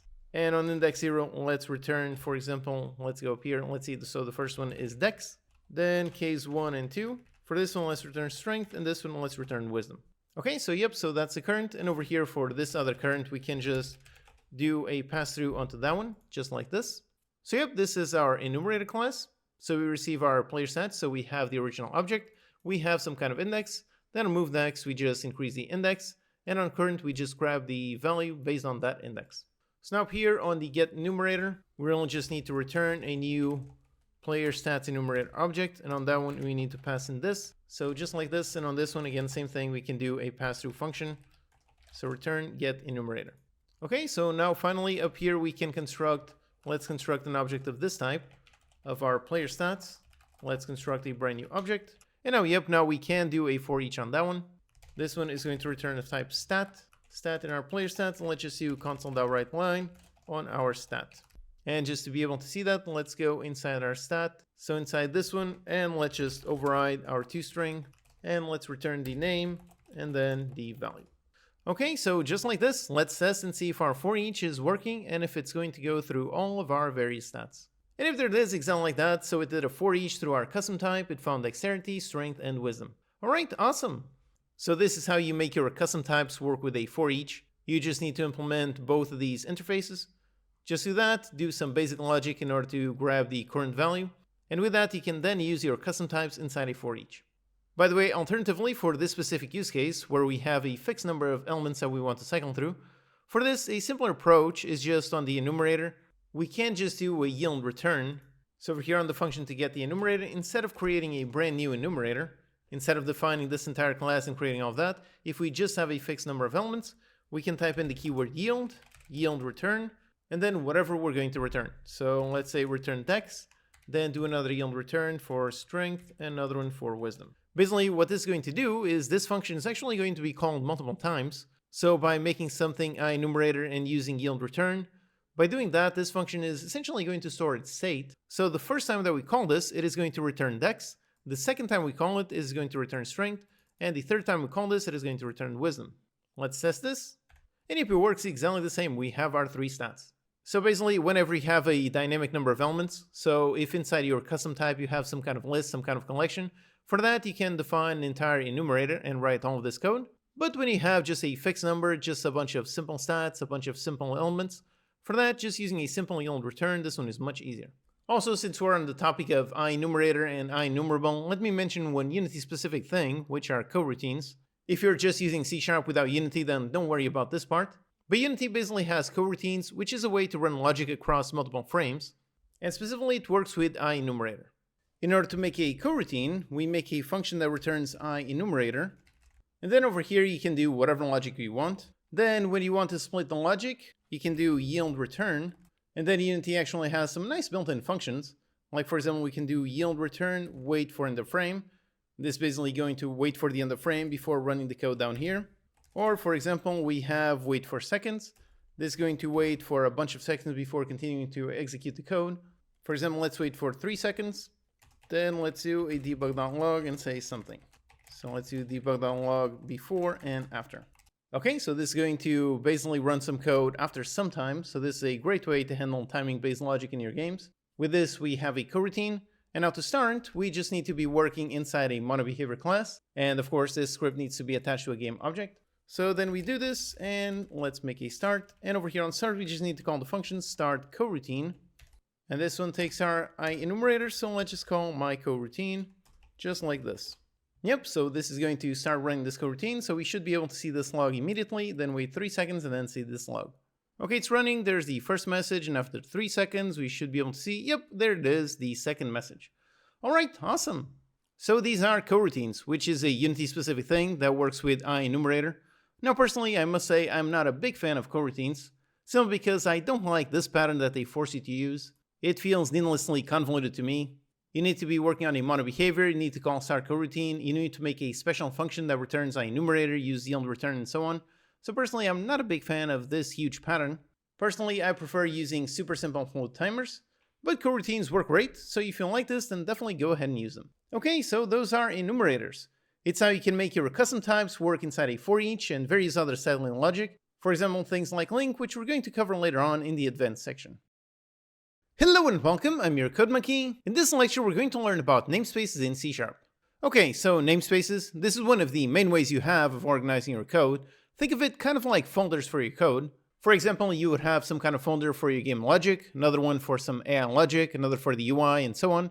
Basically, it helps you keep things organized. And actually, we've already been using a bunch of namespaces. Up here, all of these using statements, these are all namespaces. For example, the console class that we've been using, this one exists inside of the system namespace. We can access it by writing using system up here, and then we can access the console class. Although actually, when making a console app, the system namespace is included automatically, so technically you don't need to explicitly define it. But in most cases, you do need it, so you do need to add using some kind of namespace. And also over here on this template, when we created the brand new project, it automatically created our program class with our main function, and it put it all inside a namespace. Now I should say, technically you don't need to have a namespace, so if I get rid of this and this, yep, this still works, this is perfectly valid code. Basically when it compiles, it will simply place this class in the root namespace. To create a namespace, you really just follow this simple syntax, so you write the keyword namespace, and then whatever you want to name your namespace. Also, namespaces, they can have nested namespaces. For example, inside the system namespace, there's a whole bunch of stuff, like for example the IO namespace. This is the one that contains a bunch of classes related to input and output and so on. Then here is a script inside of Unity. So Unity normally has most of their things inside the Unity engine namespace. For example, monobehavior, this one exists inside of Unity engine. Then if you want to do things inside of the UI, then you would use using Unity engine.ui. So basically all of the classes are nicely organized in a namespace that makes sense for them. You can also make nested namespace yourself. You can just write some kind of name, then add a dot, then add another name, and so on. Then one big benefit of namespaces is avoiding name conflicts. For example, let's say I want to define a player class. And now let's say I want to define a completely separate class, but I really do want it to have also the same name, so also another player class. Since classes have to be unique, this does not work. Here we have an error that it says that this namespace already contains the definition for our class named player. And right away, this is also giving us a hint as to what the solution to this problem is. The solution is simply put it in another namespace. So namespace, I can give it whatever name I want. Then I can place this class inside of that namespace. And up here, I can use either of them. So I can use player, and this one is referencing this one down here, this one inside of this namespace. Or I can go inside the Code Monkey namespace, access player. And yep, with this, now I'm referencing the other one in the other namespace. Then another common issue is sometimes you have a conflict that the compiler cannot resolve. For example, over here, I added using system and using Unity engine. And now I want to use the random class. But the problem is that there is a random class in both Unity engine and inside of system. So the two namespaces that I'm using up here, they both have a class with the exact same name. So basically the compiler over here does not know which class I'm referring to. So to solve this problem, either we get rid of one of the using statements, and yep, this works, so now there's no more errors. However, that won't probably break any other place where you're using classes from that namespace. So in this case, for example, if I add the serializable attribute, which exists inside of system, By solving this problem, I now cause this problem. So to solve these kinds of naming collisions, usually the simplest thing is to just write the full name. So for example, up here on this one, I can write system, and even though this one works and this one has no problem, or alternatively, I can just add the using system up here. So this one no longer has an error, but this one does have the error. And over here, I can just write the full name unityengine.random. And yep, like this, the compiler doesn't have any questions. It knows that I'm trying to use the random class that exists inside Unity Engine. Another thing you can do with namespaces is simply using an alias. So over here, we can say using, then give it some kind of name like Unity Random, and then say equals unityengine.random. So basically, this one is now an alias to this. So down here, instead of using all this, we can use this. And if there you go, it does work. This can be quite useful when you have a really complex project with some super long names. When that happens, using the alias can really help simplify your code. Okay, so that's namespaces. It's a simple yet very useful C# feature. As your project grows more and more, they become more and more useful. Hello and welcome, I'm your Code Monkey. In this lecture, we're going to learn about the Singleton Pattern. In terms of game development, this is probably the most useful pattern, and also one with a lot of pros and some cons, so let's learn about it. Okay, so the Singleton. Like the name implies, we have just a single instance of something. In this case, we have a single instance of some kind of class. So for example, we have some kind of game manager class. And over here, the way that we have just a single instance is usually with some kind of static field. Again, static means that the field belongs to the class itself and not any instance of that class. So usually we make it private, static, let's call it of game manager. And for the name, we call it instance. Instance is usually a common name used for Singleton, although sometimes it's literally named Singleton. So either one. So here we have our private field, and we made this private specifically for one very good reason. The reason is because this class should be the only one that is responsible for creating the Singleton instance. Other classes should only be able to get it. So the way that we're going to expose this is by using a public property. So let's make one, also going to return of type game manager, and property usually starts by a Pascal case. So we've got our property instance, and over here on the get we just return our instance. And then for the set, for this one, again, like I said, the instance should only be set by this one. So for that one, let's make a private set. And on private set, just set instance equals value. Okay, yep, so just like this. Basically here we have a field that anyone can access, but only this class can set. Now for actually creating this singleton, let's first cover the bare bones C# method, and then I'll cover the Unity specific method. So singletons usually have what is called lazy instantiation. This means that the instance is created only when it's needed for the first time.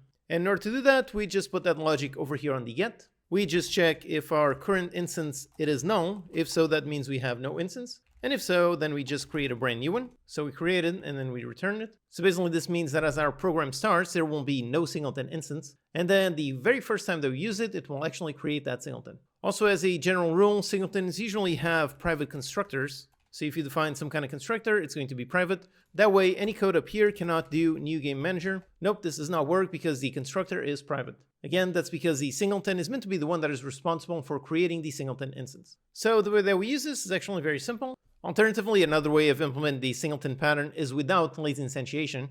So an alternative would be to expose the constructor and then just check if the instance, if it is null. If so, set the instance to this.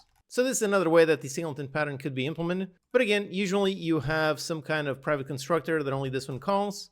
And over here, we don't even need any kind of set because only that one is going to be set.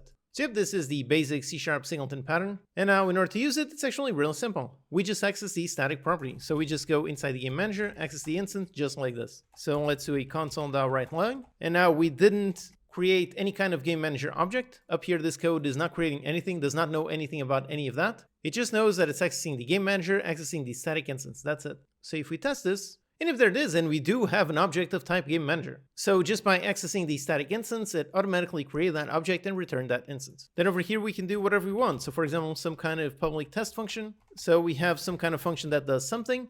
And then up here in our code, we can go inside the game manager. We can access the static instance. We can call test function. And yep, this will indeed work. Also, by the way, note how just one instance is created. So up here, we are accessing one instance in here and then going through this one to calling the test function. So we're accessing this property twice, but when this code runs, obviously since instance is only going to be null just once, it is only going to create one game manager. So no matter how many times we call this, we end up with just one single instance. And since we made the constructor private, because that nothing else can construct this object, so we know for a fact that this class will only have a single instance, making this the singleton pattern. As for the benefit of it, the benefit is that it's really super simple to use. just by accessing the class itself and accessing some static instance. Just through this, we have a reference to whatever object we have of type GameManager. So we can call functions on this class, we can do any kind of thing. We don't need to keep track of any kind of GameManager reference. So for example, if we had some kind of class of type player, and then the player does something, it like adds some kind of score, so the player would end up killing some enemy or something. Over here, the player does not need to store a direct reference to the game manager. We can just go inside game manager, access static instance, and then we would call some kind of add score function. By using this singleton, we have our instance of the game manager real easily accessible from pretty much anywhere in our codebase. And now that we've seen the singleton over here, the bare bones C# singleton, let's see how to make it in Unity.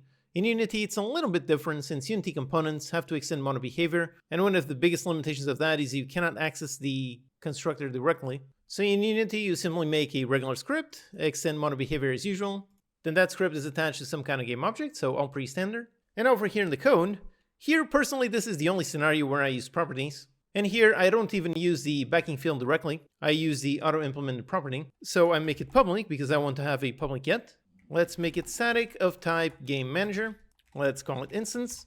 And then this one has a public get and a private set. So yep, just like this. So this field has the perfect accessibility that I want for the singleton. So any class can get it, but only this class can set it. And then on the Unity's standard awake function, over here on this one, just set instance equals this. And yep, that's really it. The awake is going to run when this game object runs, and when that happens, it is going to assign the instance into this.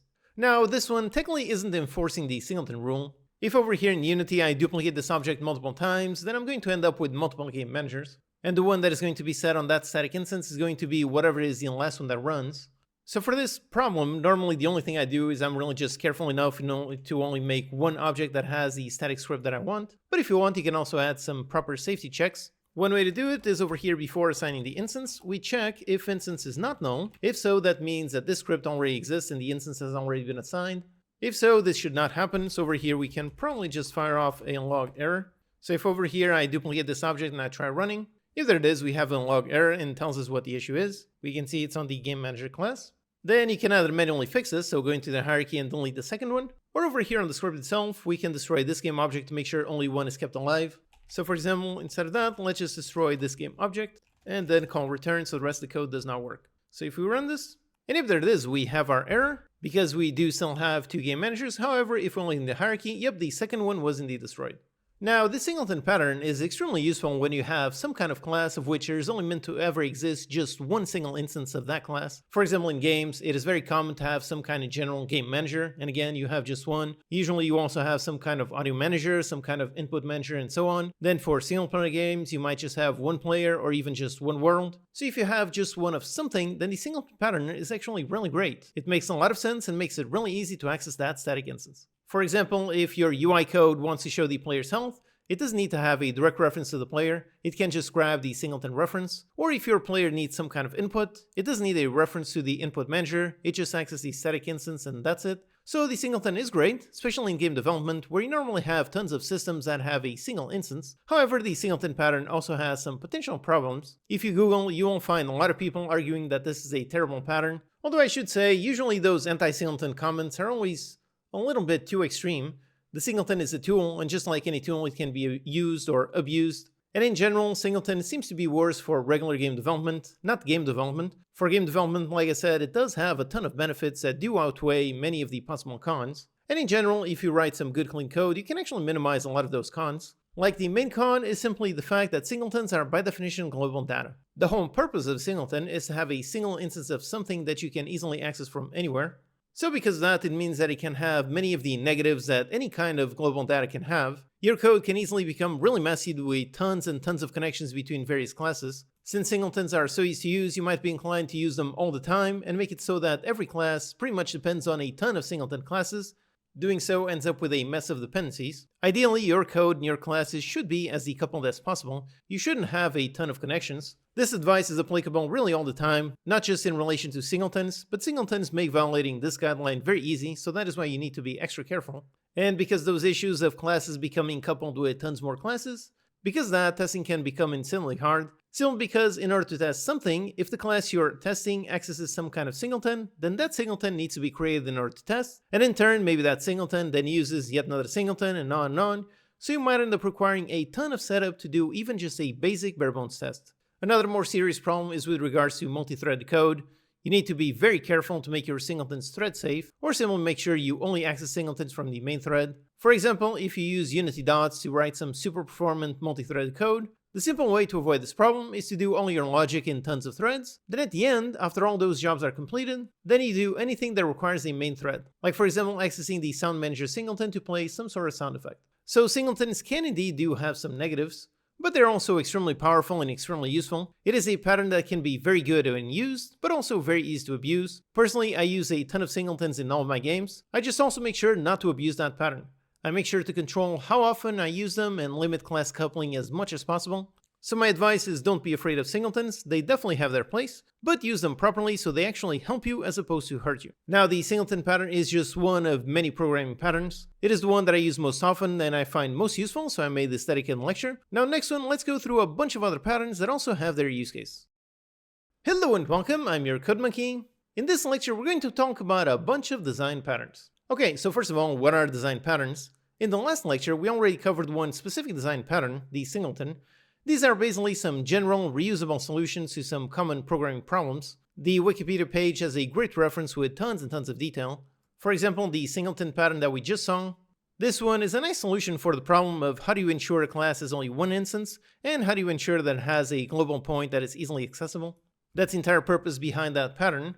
And by writing the code like we saw in the previous lecture, that is how we can achieve those rules. So that is a very good solution to that common problem.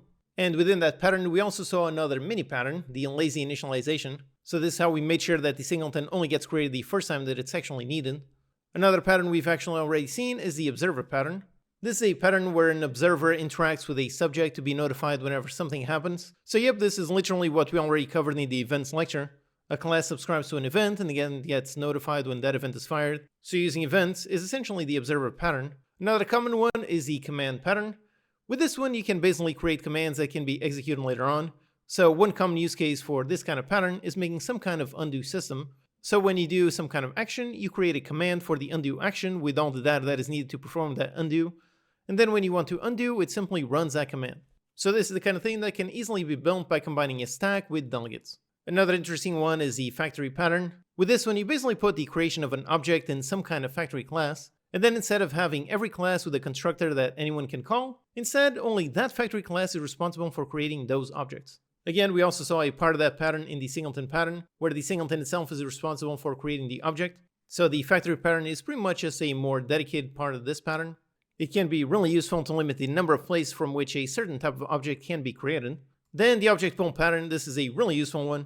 This is how you can create a pool of a bunch of objects. And in doing so, it really reduces the impact for creating and destroying objects. Unity actually recently introduced an object pool type that does exactly that.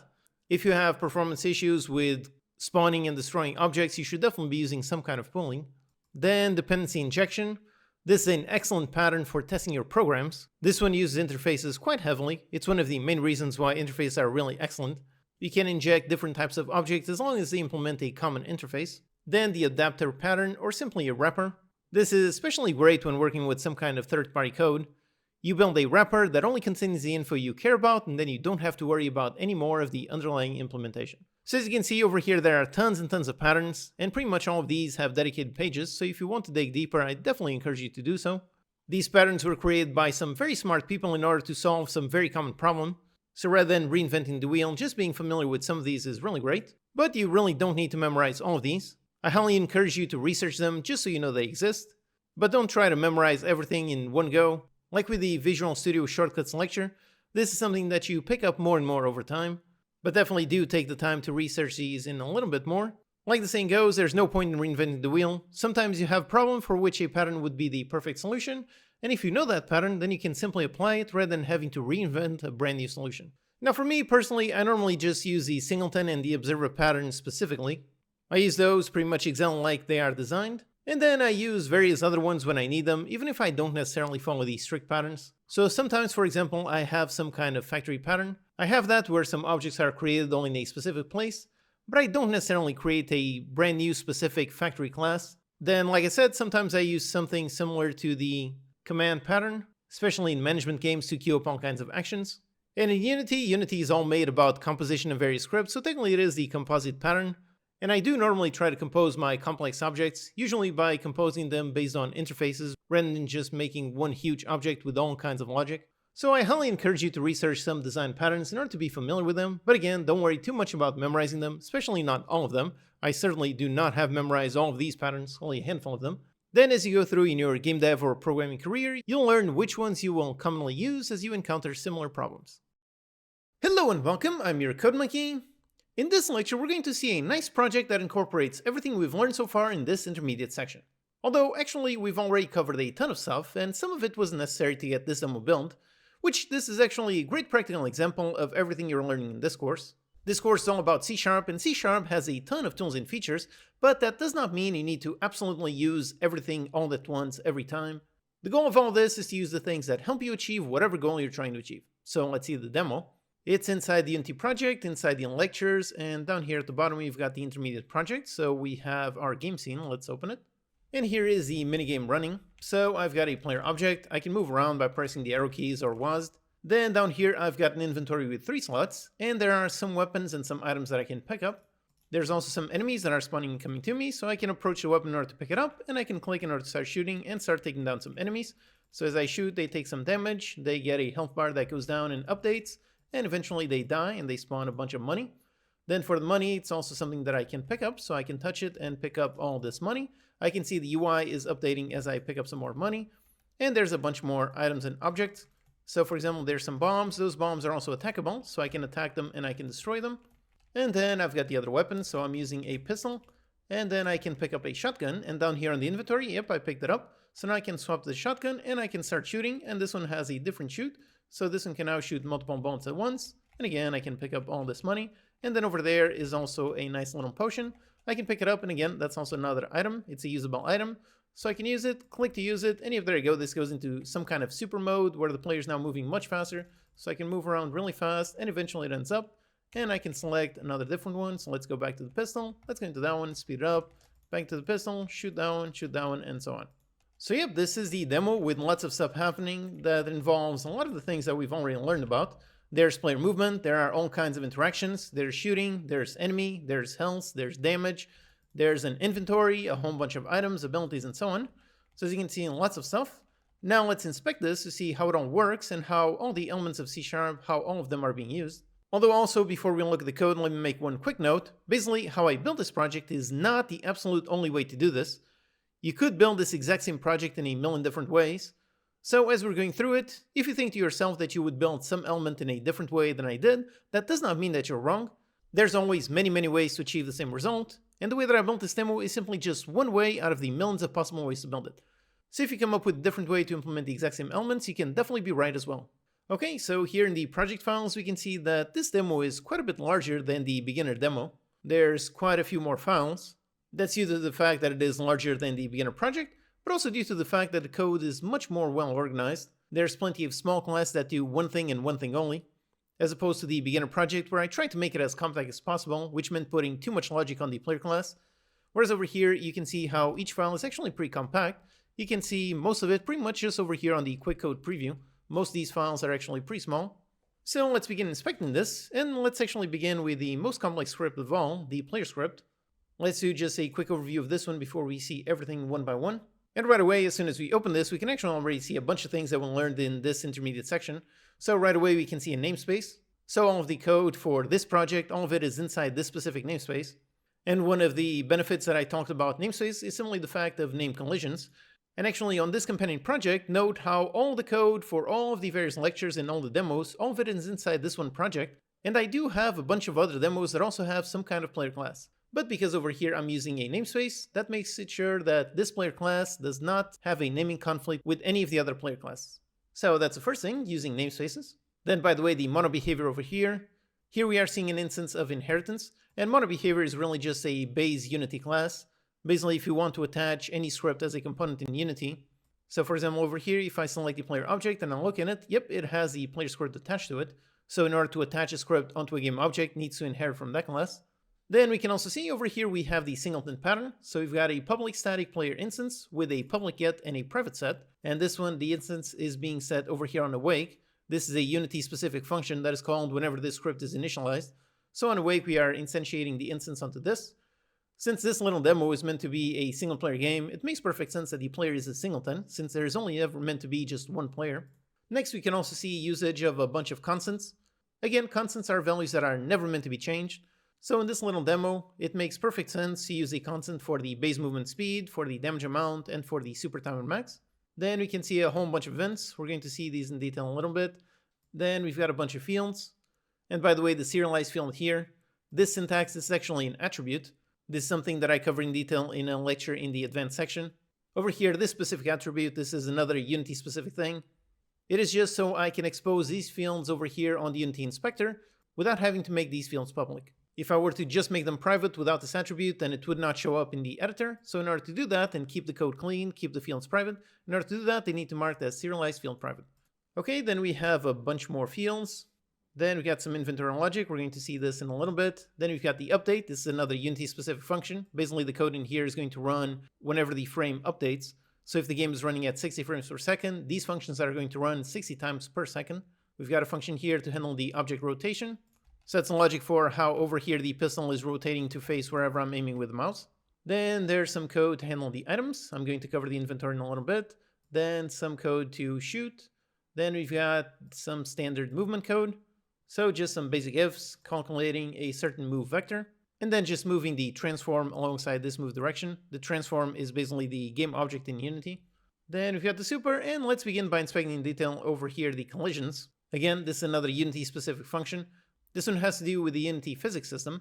Basically over here for all the objects that can be picked up, like for example over here the money. The money object over here has a little collider. So this little box is a physics collider, and basically as the player goes inside of this collider, it is going to trigger that function.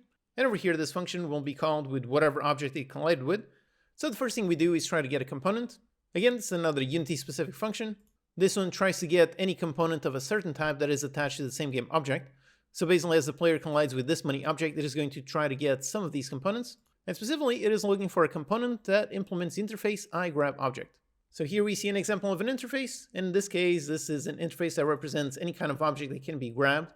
So in this game, that's the money, that's the weapons, that's a potion, and so on. And the interface defines a bunch of functions which all objects that implement this interface must implement. So one of those is, of course, the money class. So this one, as you can see, it extends the monoBehavior class. This is the base Unity class, so this can be used as a component. And then it implements the iGrabObject interface. Then for the logic over here, it's pretty simple. This is really just some movement logic. So over here with the weapon, if I shoot a zombie, yep, there you go, the money gets spawned and moves a little bit, just to have a nice little bit of visual polish. So as the enemy dies, it spawns some money and moves a little bit and then stops moving. So that's really this code in action. It moves the transform, then lowers the magnitude, which is how big is the movement direction vector. And if it is under a certain magnitude, then just disables the script, which means this update function will no longer be called. Then down here, it implements the functions for that interface. So we've got one to destroy this object, and then some related to inventory objects. Now in this case, money is not an inventory item. It cannot be placed in inventory. So over here for these functions just returns false and null. Before we see the inventory, let's actually see how the money is actually connected to the UI. So over here in the UI, we've got a little indicator to show how much money the player is holding. So going back on the player script here, on the onTriggerEnter, over here we try to get a component of that interface type. And basically if the player hits the money object, then this is going to be true. It is going to be able to get this grab object component. And when it does, it is going to fire off this event. It is going to fire off with some custom event args and basically pass along the grab object that was grabbed. So this event is defined up here. So just a basic event handler that has a custom event args for our grab object. And over here, actually something also pretty interesting, which is how in the events, you can subscribe to the events from anywhere. Meaning you can actually subscribe from the class that actually fires off that event. So that's exactly what I'm doing here. So I subscribe to the onPlayerGrabObject event. And then over here, accessing the event args in order to get the grab object, and doing some type checking in order to see if that grab object is of type money. So this identifies what object I picked up, and if so, then it's going to increase the money amount. This is just a basic integer. And as it does, it also fires off another event on money amount changed. And the one that listens to that event is this little UI element. So over here in the hierarchy, if I go inside the canvas, I've got this player UI script. And yep, this one is pretty simple. So on start, which is a Unity function that gets called whenever this object is initialized, so right after the awake. So when that happens, it accesses the player static instance, again, the singleton, which is super easy to use, which in this case makes perfect sense because this is a single player game, there's only one player. So it uses that to easily access the player, and then simply subscribes to the event on money amount changed. And when that happens, it simply calls a function in order to update the text. So it just goes inside the player static instance, again, accessing the singleton, calling a function to get the money amount that the player is currently holding, and just passing that on into string in order to update the text. This right here is a great example of one of the main purposes of events. It allows you to keep your code decoupled, and specifically in games, it allows you to decouple your logic from your UI elements. Note how over here on the player class, this one has no direct connection to any UI class. It does not know and does not care if there is any UI listening to any kind of money amount or anything, meaning this player class is completely decoupled from this UI class which does display the money. So if I'm playing the game and I pick up some money, yep, the UI up there is indeed updating, it works great. However, if I go there and I disable the player UI game object, so this script is no longer running, but despite that, there are no errors, because again, the player UI, that one depends on the logic class, but the logic class does not depend on the UI class. Meaning that the player can exist without or with any UI, it does not matter, it works either way. That is really one of the main powers of events. It is how it helps you make your code much more decoupled so things can exist without other things. Now let's look at how the inventory over here works. So this one also has a nice constant for our capacity. Then it has a bunch of events that get fired whenever some things happen to this inventory. In order to store the inventory items, it is stored simply on a list, and then just keeps an integer for the selected index. So basically which item is currently being selected. Then we've got some basic functions. So when testing if we can add an item, so we're really just testing the inventory list against the capacity. Then we got a function to add an object. And over here we have an example of a custom exception. So basically if we try to add an object without first checking if we can add it. So if we try to add it but we can't, if so, then this is going to throw a custom exception of this type, inventory full exception. So the exception is defined down here. Pretty simple, doesn't even have any extra data. It's really just a type just to be identified exactly what exception it is.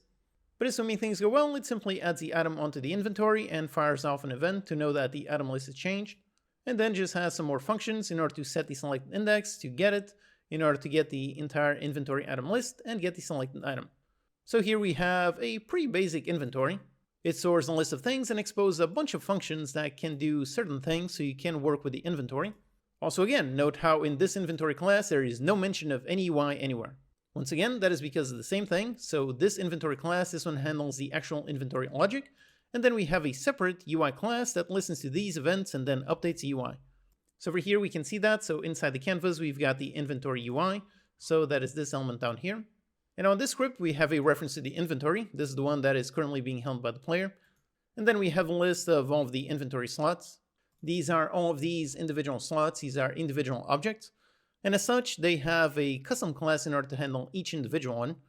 So rather than putting the logic for each specific one inside of the main inventory UI class, rather than doing that, it is nicely separated. So there's one class that handles the entire inventory, another one that handles each individual slot. Then on this slot, this one is a pretty simple script. We just have a reference to an image and the select game object. So the image is the icon sprite and the select game object is this little green arrow in order to show which item is actually being selected. Then over here, the behavior for each slot is actually pretty simple. So if we want to set the selected state, so this really just either enables or disables that select game object with the visual. Then if we got one to set the item sprite, again, just setting the sprite for whatever object is placed in that item location. And then we have another one in order to set the click action. So over here we can see delegates in action. So we've got a simple action delegate for the click action. And we're simply just going inside the button and adding a click action. So an action that is triggered whenever we click on the button. And all of these functions, these are all handled by the other inventory UI class. So over here, this one, again, this one has a list of all the inventory slots. And on start, first we access the inventory and we subscribe to the two events that we need to.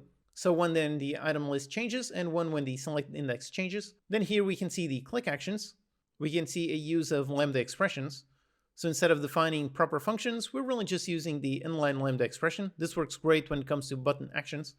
So we're telling it, giving it a click action for the inventory slot on index 0. So the first slot telling it to select this index when we click on it, then doing the same thing for all the other slots. And then we have the functions listening to the various events. So when the item list changes, when that happens, we want to update the item list and update which one's selected. And on this one, same thing, just update the selected. And then for these, for updating the item list, first thing we do is cycle through the entire list. We set the selected state to false in order to deselect all of them, and we set the item sprite to null in order to disable the items. Then we cycle through the inventory item list that is inside the inventory. We go through each of those elements in order to set the slot to the corresponding item sprite. Basically, this populates all the buttons, And then for the update selected, this one is also pretty simple. So first we deselect all the buttons, then we access the inventory to get the select index and set that one to selected as just that one. So yep, here the inventory is empty, and as I pick up a pistol, yep, it sets a weapon and sets that. And if I click on one of these, I can swap which item is selected. Then if I shoot, I can use the pistol. I can pick up the shotgun, click the selected and use it, or pick up this one, click it and use it. So yep, that's the inventory with various slots. Let's also see just over here the inventory. This one has an item list and it's of this type, IEnumerable item. This is another interface. Here we can see the usage of an enum in order to define the item type. So it can be a pistol, shotgun, or a potion. And then various functions. So one to get the item type, to get the sprite, and to use the item. So with this, let's look at the weapons. And first of all, in terms of structure, I decided to separate the logical items that go inside the inventory and the actual items that exist in the world. So for example, over here in the world, there's a pistol that the player can pick up. This one has a script of type pistol object. So there's that one, and then there's an actual pistol that contains the logic. So there's always these two. There's the potion object and the potion, shotgun object and the shotgun. Here for the pistol object, this is the one that implements aggro object. So this is how the player can actually pick up the weapon. And this one, unlike the money, this one does return true because it does have an inventory item. And when calling the function to get it, it simply creates a new pistol. So this is the class that is meant to handle the logic for the actual pistol. As to when that runs, it's over here on the player when the player triggers an enter. So when it goes inside another collider, it checks if it has a grabbed object, which again, the pistol object does implement this interface. Then the pistol object can indeed have an inventory item. So then it checks if the inventory can add that item. If so, it adds it onto the inventory and goes into the grab object in order to grab the inventory item.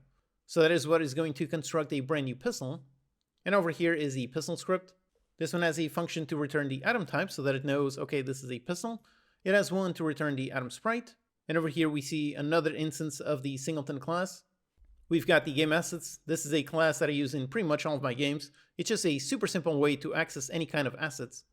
So here in the game, in the scene, I've got a game assets object, and inside it has this script. And then this script, I can drag any references that I want to reference anywhere in the code base. So this is another really useful use case for the Singleton pattern. So anyway, so the pistol gets the sprite for the pistol, and then it has a function to use the item, which in turn is going to tell the player in order to shoot. Then the player shoot function, this one is pretty simple. It really just fires a raycast. This is kind of like a laser in the physics world in order to find other colliders. This is basically how it finds other things that it can shoot. And over here, again, note how I'm not looking specifically for an enemy or a bomb, but rather an IEnumerable interface. So this is how the player can actually shoot any kind of object, not just enemies, not just bombs. It can shoot anything that implements this interface. But before we get to that, let's actually go back into the player class. And over here, note the override on all of these. That is because the pistol, this one is actually extending a weapon base class. And this one, here it is. This one is an inventory item, so that is how it can be placed on the actual inventory. And this one is marked as abstract because we are never meant to construct just a base weapon, but rather the weapons that extend from this class. And everything is abstract, so this is all up to the extending classes to implement these functions. So the pistol over here implements these functions like this. And the other weapon is over here, the shotgun. Again, this one also extends the weapon. And this one does override with different things. So it returns a different item type, a different sprite. And over here we've got a bit of different logic. So the pistol just shoots once, whereas the shotgun shoots multiple times. So now we can go back here into the shooting code. So again, this one fires a raycast in order to find all of the physics objects that it hit. If it did manage to hit something. If so, then it's going to try to see if that something is an IEnumerable object. And if so, it is going to cause damage to that object. Here is the IEnumerable interface, really super simple, just has a damage function. So basically, in order to make something damageable by the player, all we need to do is implement this interface. So for example, here we have the bomb class. This one does implement the IEnumerable interface, and this one is another super simple class. It has the damage function down here for the interface, and simply passes that damage function along down to the health system. So the health system, this is a great example of composition over inheritance. Basically, the bomb is meant to have some kind of health, so it has a health system. But specifically, it has the health system in a field as opposed to having all of the health system code directly inside the bomb class. This way it makes this health system reusable, which it is indeed reusable, since the enemy also uses this health system. So let's inspect it. And over here, this is another pretty simple class, just has the basic functions for handling some kind of health. So it just has a health and a health amount max. Then as usual, it has events for whenever all kinds of things happen, so on health change or on dead. Then we've got the damage functions, counts down the health amount, and if under 0, fires off the on dead, and either way fires off the on health change. So that is why over here the bomb. This one we can note on start, this one is listening to the health system on that event, and when that happens, it is going to run this code. which is going to destroy the bomb and fire off this event. The class that listens to that event is over here the game manager, which again, this is another one of there exists only one, so this one is a singleton. And over here we can see that it is listening to the bomb on any dead event. And when that happens, basically just spawns a VFX prefab. Just does that and shakes the camera. So over here, if I pick up a weapon and I shoot a bomb and I destroy it, yep, there you go, it fires off some VFX and shakes the camera. Yep, there it is, that's a bomb. Also note how the bomb also has a health bar that updates. This is another UI element that again is being driven by events. So here in the scene, we can see the bomb. We can see the bomb has a canvas inside the health bar UI. And this one, note how this class, this health bar, this has nothing to do with any bomb or any enemy. This one simply works with a health system. It does not matter where that health system is attached. It could be the player, it could be a bomb, could be an enemy, could be a building, does not matter. This health bar works on any kind of health system. And the way it works is super simple, just listening to a bunch of events. And when it does, then just goes into the health system to get the health normalized and uses that in order to make the bar image fill amount. So another super simple, super short script. It does one thing and just one thing. And then our enemy class, again, this one also implements iattackable, so it can be damaged. It also has a health system, so again, it can be damaged. It also fires off an on any dead event. And note how just on this one, and the same thing is over here on the bomb, note how these are static events, meaning that they belong to the class itself and not any instance of that class. So that is why over here on the game manager, when listening to that event, it does not need a reference to every single bomb and every single enemy. It just listens to the static event, which is going to be fired from any instance of that class. So for example, when any enemy dies, when it does, it's going to run this code, which really this one just spawns the money. So spawns and sets it to go into a random position. Then back over here on the enemy class. So we've got the event, we've got the health system. Then on update, we have some super basic AI, literally just moving towards the player. And again, the player has a singleton, so it makes it super easy to access. And then just listens when the health system dies, and when that does, it just destroys this game object. So yep, this is another super simple class. And the last two scripts that we need to look into are the holding object visual and the weapon animator.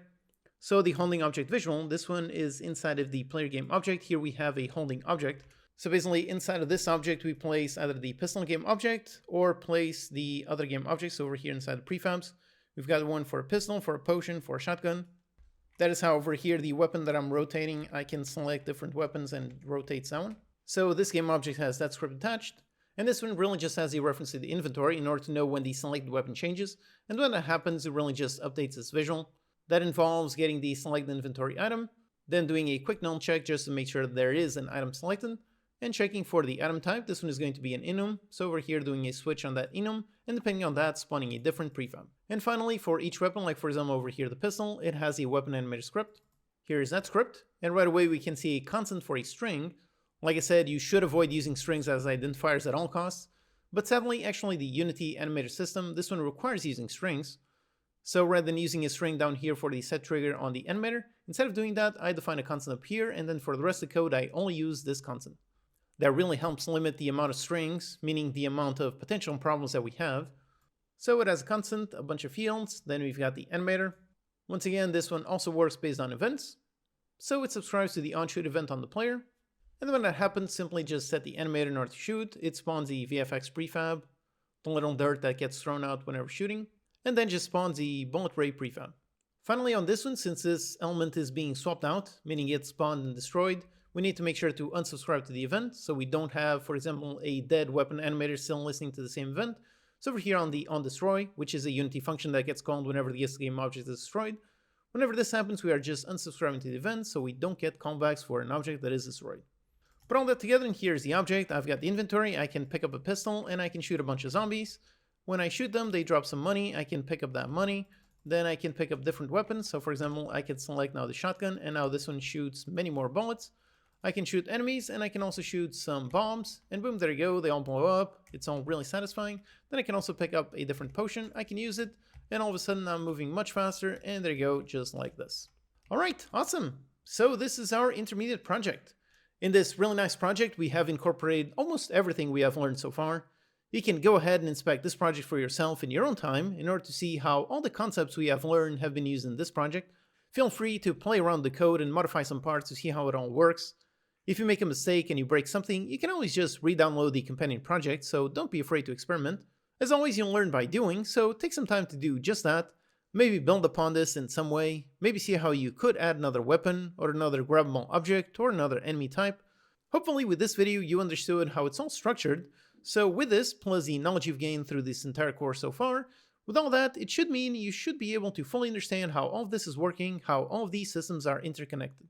If not, then go rewatch some lectures on some topics that you find tricky, or simply feel free to post a question in the comments and I'll do my best to clarify any doubts. Hello and welcome, I'm your Code Monkey. Alright, so congrats on watching this entire free video course. I hope you learned a ton. I really hope that you took your time and really focused on learning all of the topics in this intermediate section. And if you're watching this video, then I also hope that you also learned everything from the previous video on the beginner section. If so, then you are hopefully much more skilled now than you were when you started this course. If you're watching this in the future, then check the links in the description or the pinned comment to see whether the advanced section video is over here on YouTube. Like I said in the previous video, my goal is really to make all the video lectures free over here on YouTube if the premium version sells over a certain number of copies. And I'm very happy to report that it has indeed gone past that threshold, which is why this intermediate video is over here free on YouTube. And the video lectures for the advanced section, those will also be coming out for free in about 1 to 2 months. Or if you want, you can just go ahead and pick up the premium version right now and continue on to the advanced section right away. You can watch all those lectures along with all of the awesome bonuses that the premium version has. Alright, so thanks for watching, I hope you learned a ton, and I'll see you next time.